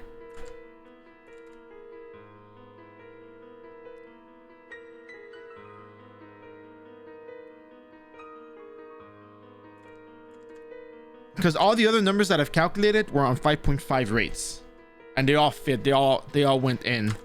I'm gonna just keep going just to get my EXP. Yes, please. Yeah, they're all the same amount of EXP. 12,512,500 EXP for each one.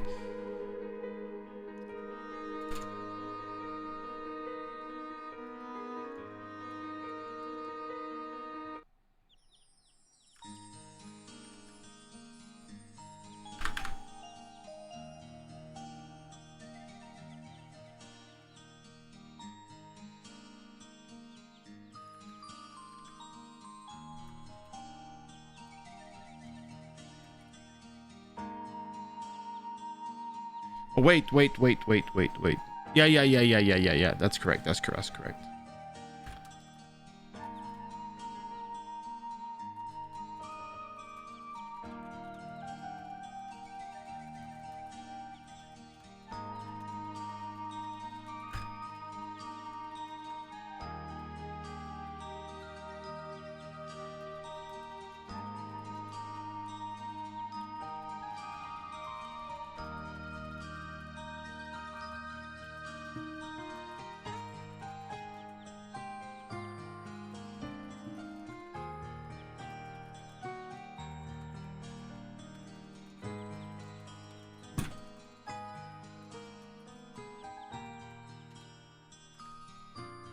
Yeah, we do have a table for investigations. It's the link that I posted with the EXP up.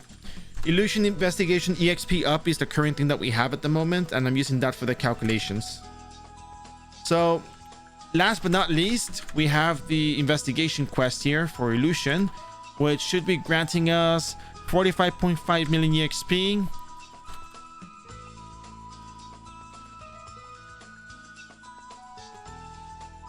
$45, 500, 1, 2, 3 times 5.5.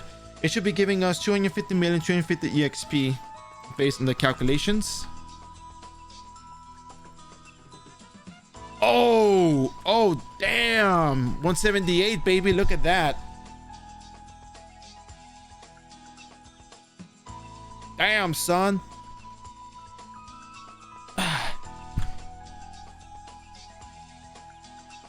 So we went from 174 with 27.7%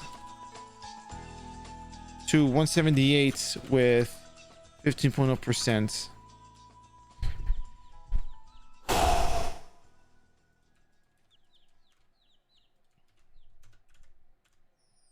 All right, guys, what do you think about this one? That's pretty cool, right?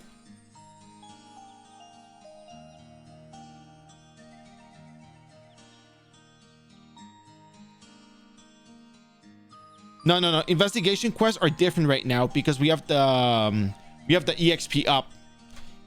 EXP is correct because we're following the EXP table on the website that the event EXP is 45.5 million EXP instead of 35 million EXP. They boosted the rates and they left it like that for now. I don't know how long, but they left it like that.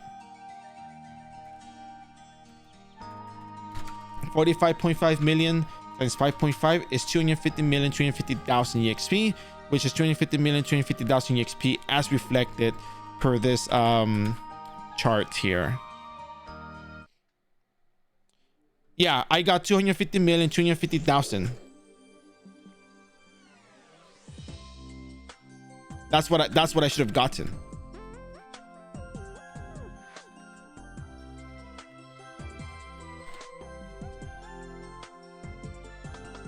$250 and 30. Yeah, see?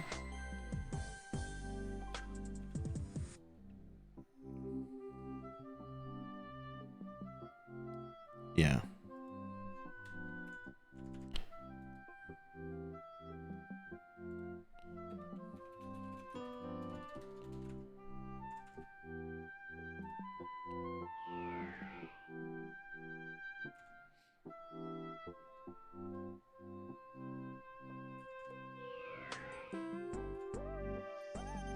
No. So look at this chart right here. Go to Bearcord. I'll show you the chart.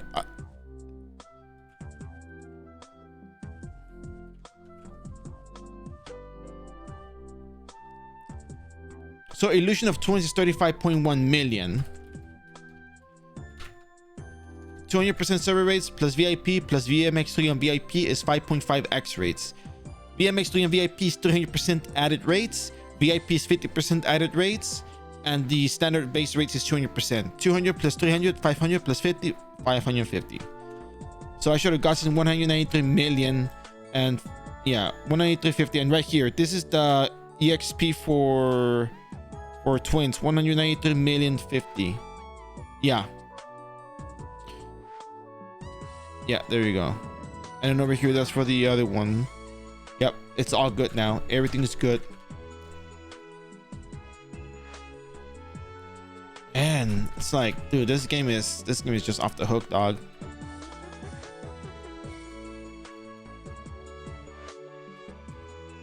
What's wrong? Illusion of Labyrinth daily quest and Illusion of Frozen daily quest. Only those two were wrong. Everything else was correct.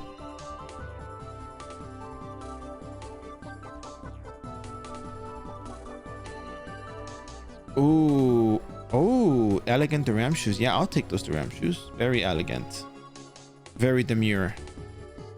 Isn't that the thing the kids say nowadays? Wasn't that like a meme or something at some point? I saw it on the Moo Dang meme. If you know Moo Dang, then yeah, you know. Moo Dang is the little hippo. Pygmy hippo? I was just lost by the cuteness. I don't even know what it was.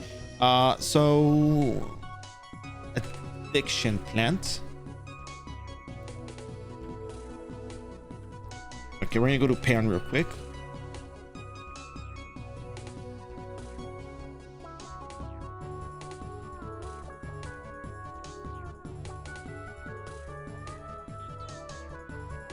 Oh wow. Huh.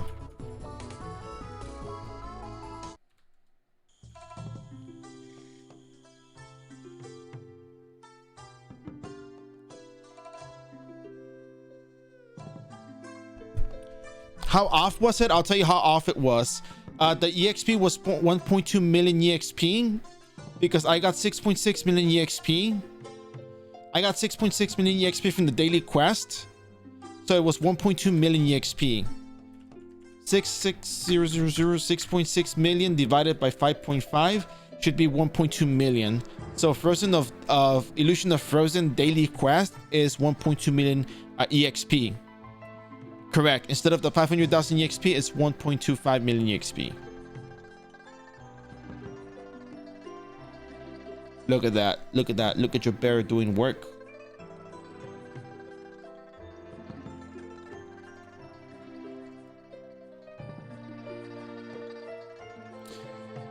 Yeah, you know, honestly, they should call me. They should call me, I think.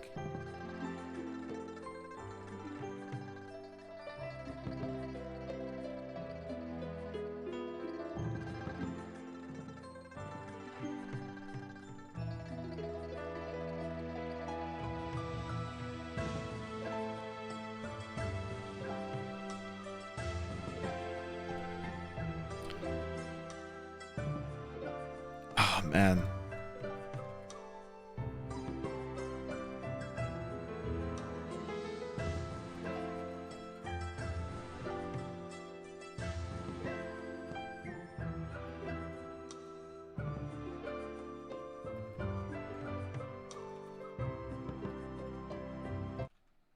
Wow.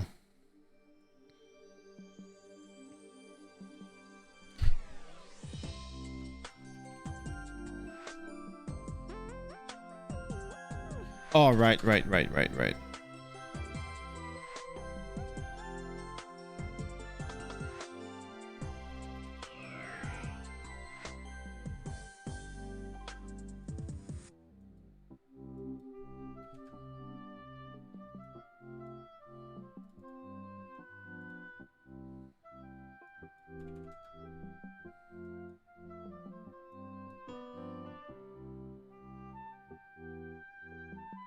I'm gonna go check the lasagna real quick.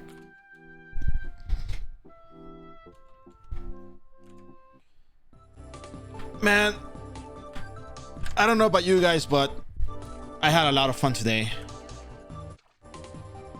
Me 6 hours playing Ragnarok online, entertaining people and doing all of those dailies and like talking about what we're doing to do and the refined event and all that stuff. Yeah, it was fun. I had a good time.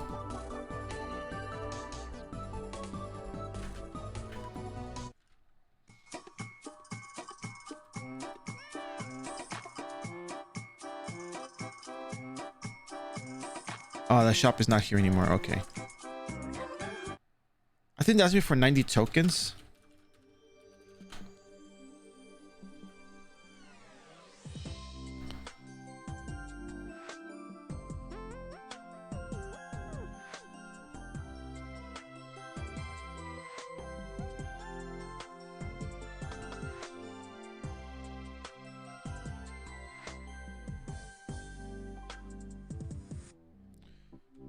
Actually, how much is the Doram token exchange? Hold on a second.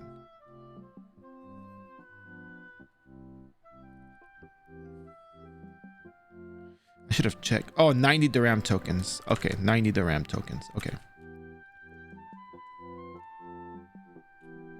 Let's check Isloot real quick.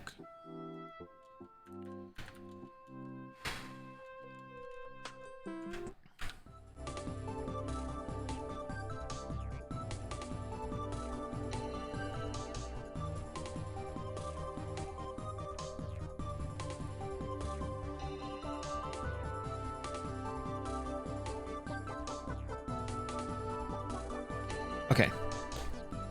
We're gonna do the RAM token. Let's see if someone's selling it here. No one's selling. Okay.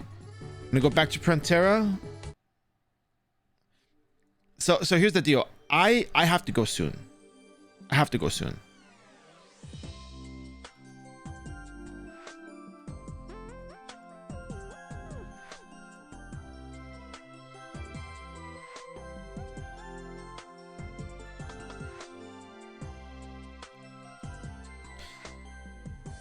I guess I can trade into tokens, yeah. How many tokens per weapon?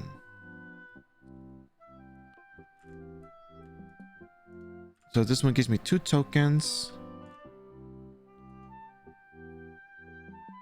And this one also gives me 2 tokens, so that's 4 tokens.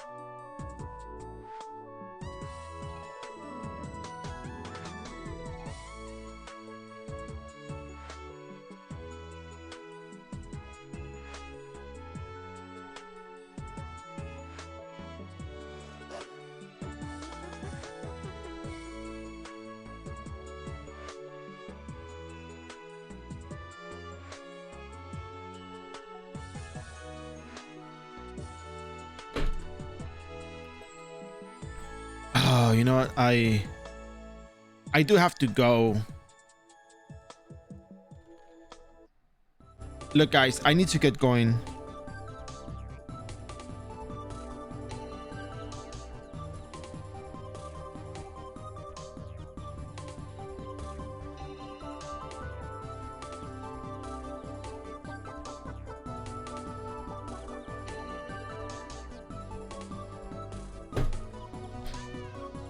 I'm just gonna go get the token. We're gonna leave the refining with Mantis Man later.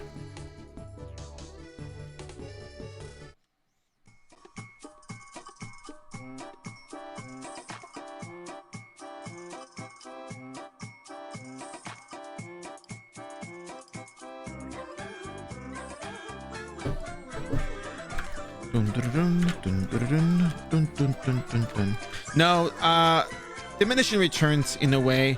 I'm not gonna grind raw EXP for this.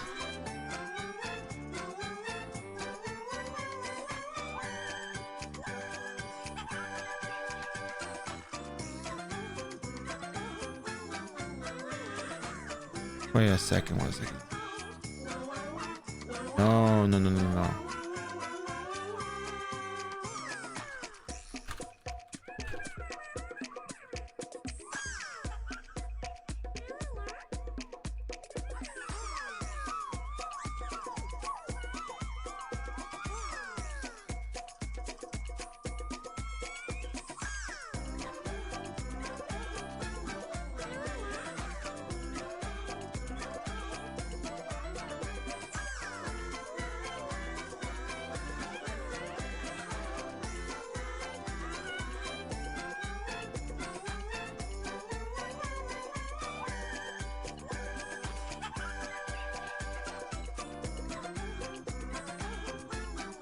No, I just read it. I just click on here and send it to myself.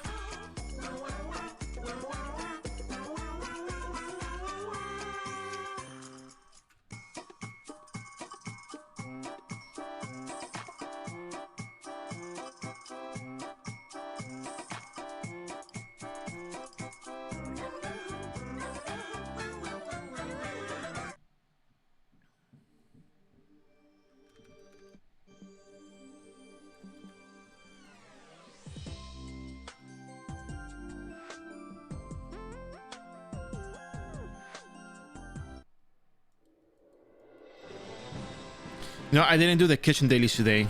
I didn't do the dishes.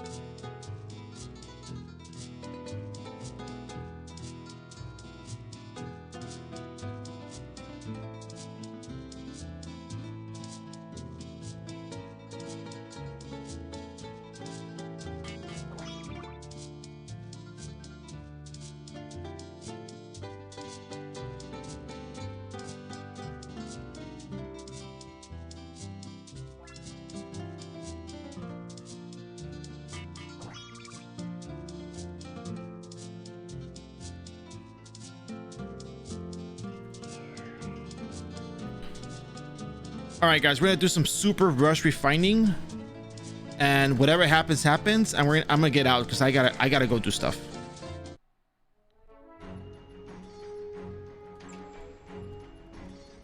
But I'm just kind of pushing it here, you know, like I'm just kind of like pushing this one thing here.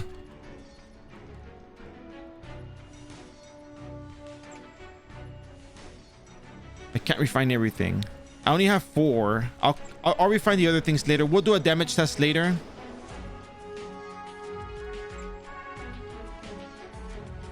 Maybe I should have taken my other certificates, but whatever.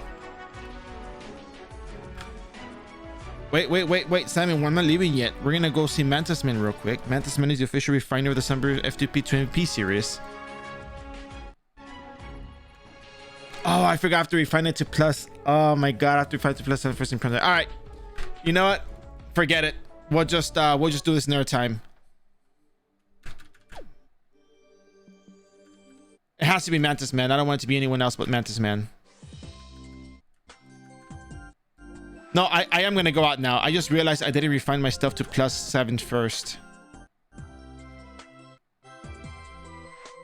which I should have done. So now I'm just gonna like reset the shop and just like, you know.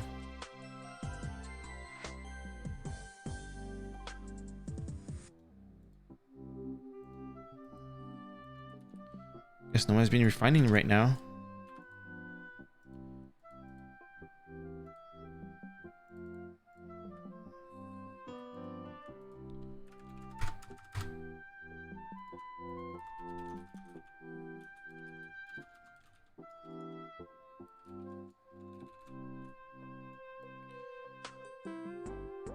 Well,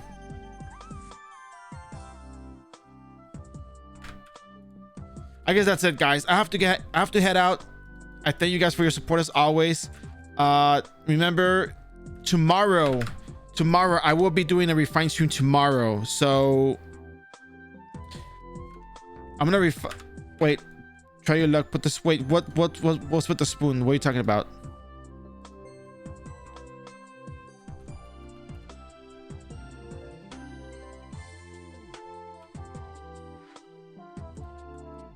What are you talking about?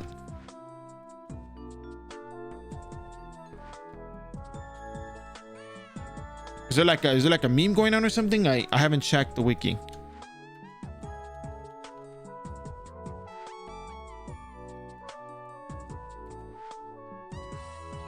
Yeah, what about it? Like, are people buying this unironically or what?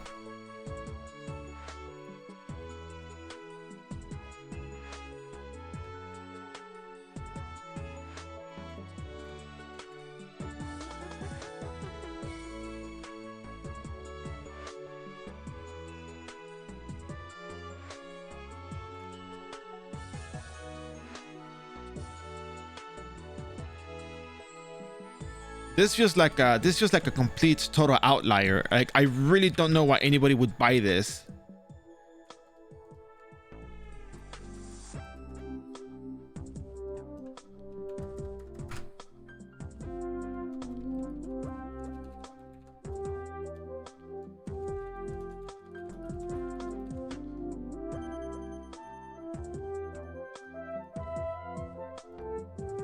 Who in their right mind would even use this? All right, guys, ladies and gentlemen, thank you so much for your support as always. Look, I gotta run. There's no time to explain. I gotta go. I mean, there is time to explain, but here briefly, there's a Discord channel dedicated to all of you lovely individuals out there who enjoy Ragnarok Online, who play Ragnarok Online, or simply like the way I run the stream. Stay tuned. I think we might be doing the refined event tomorrow, so go to the Discord.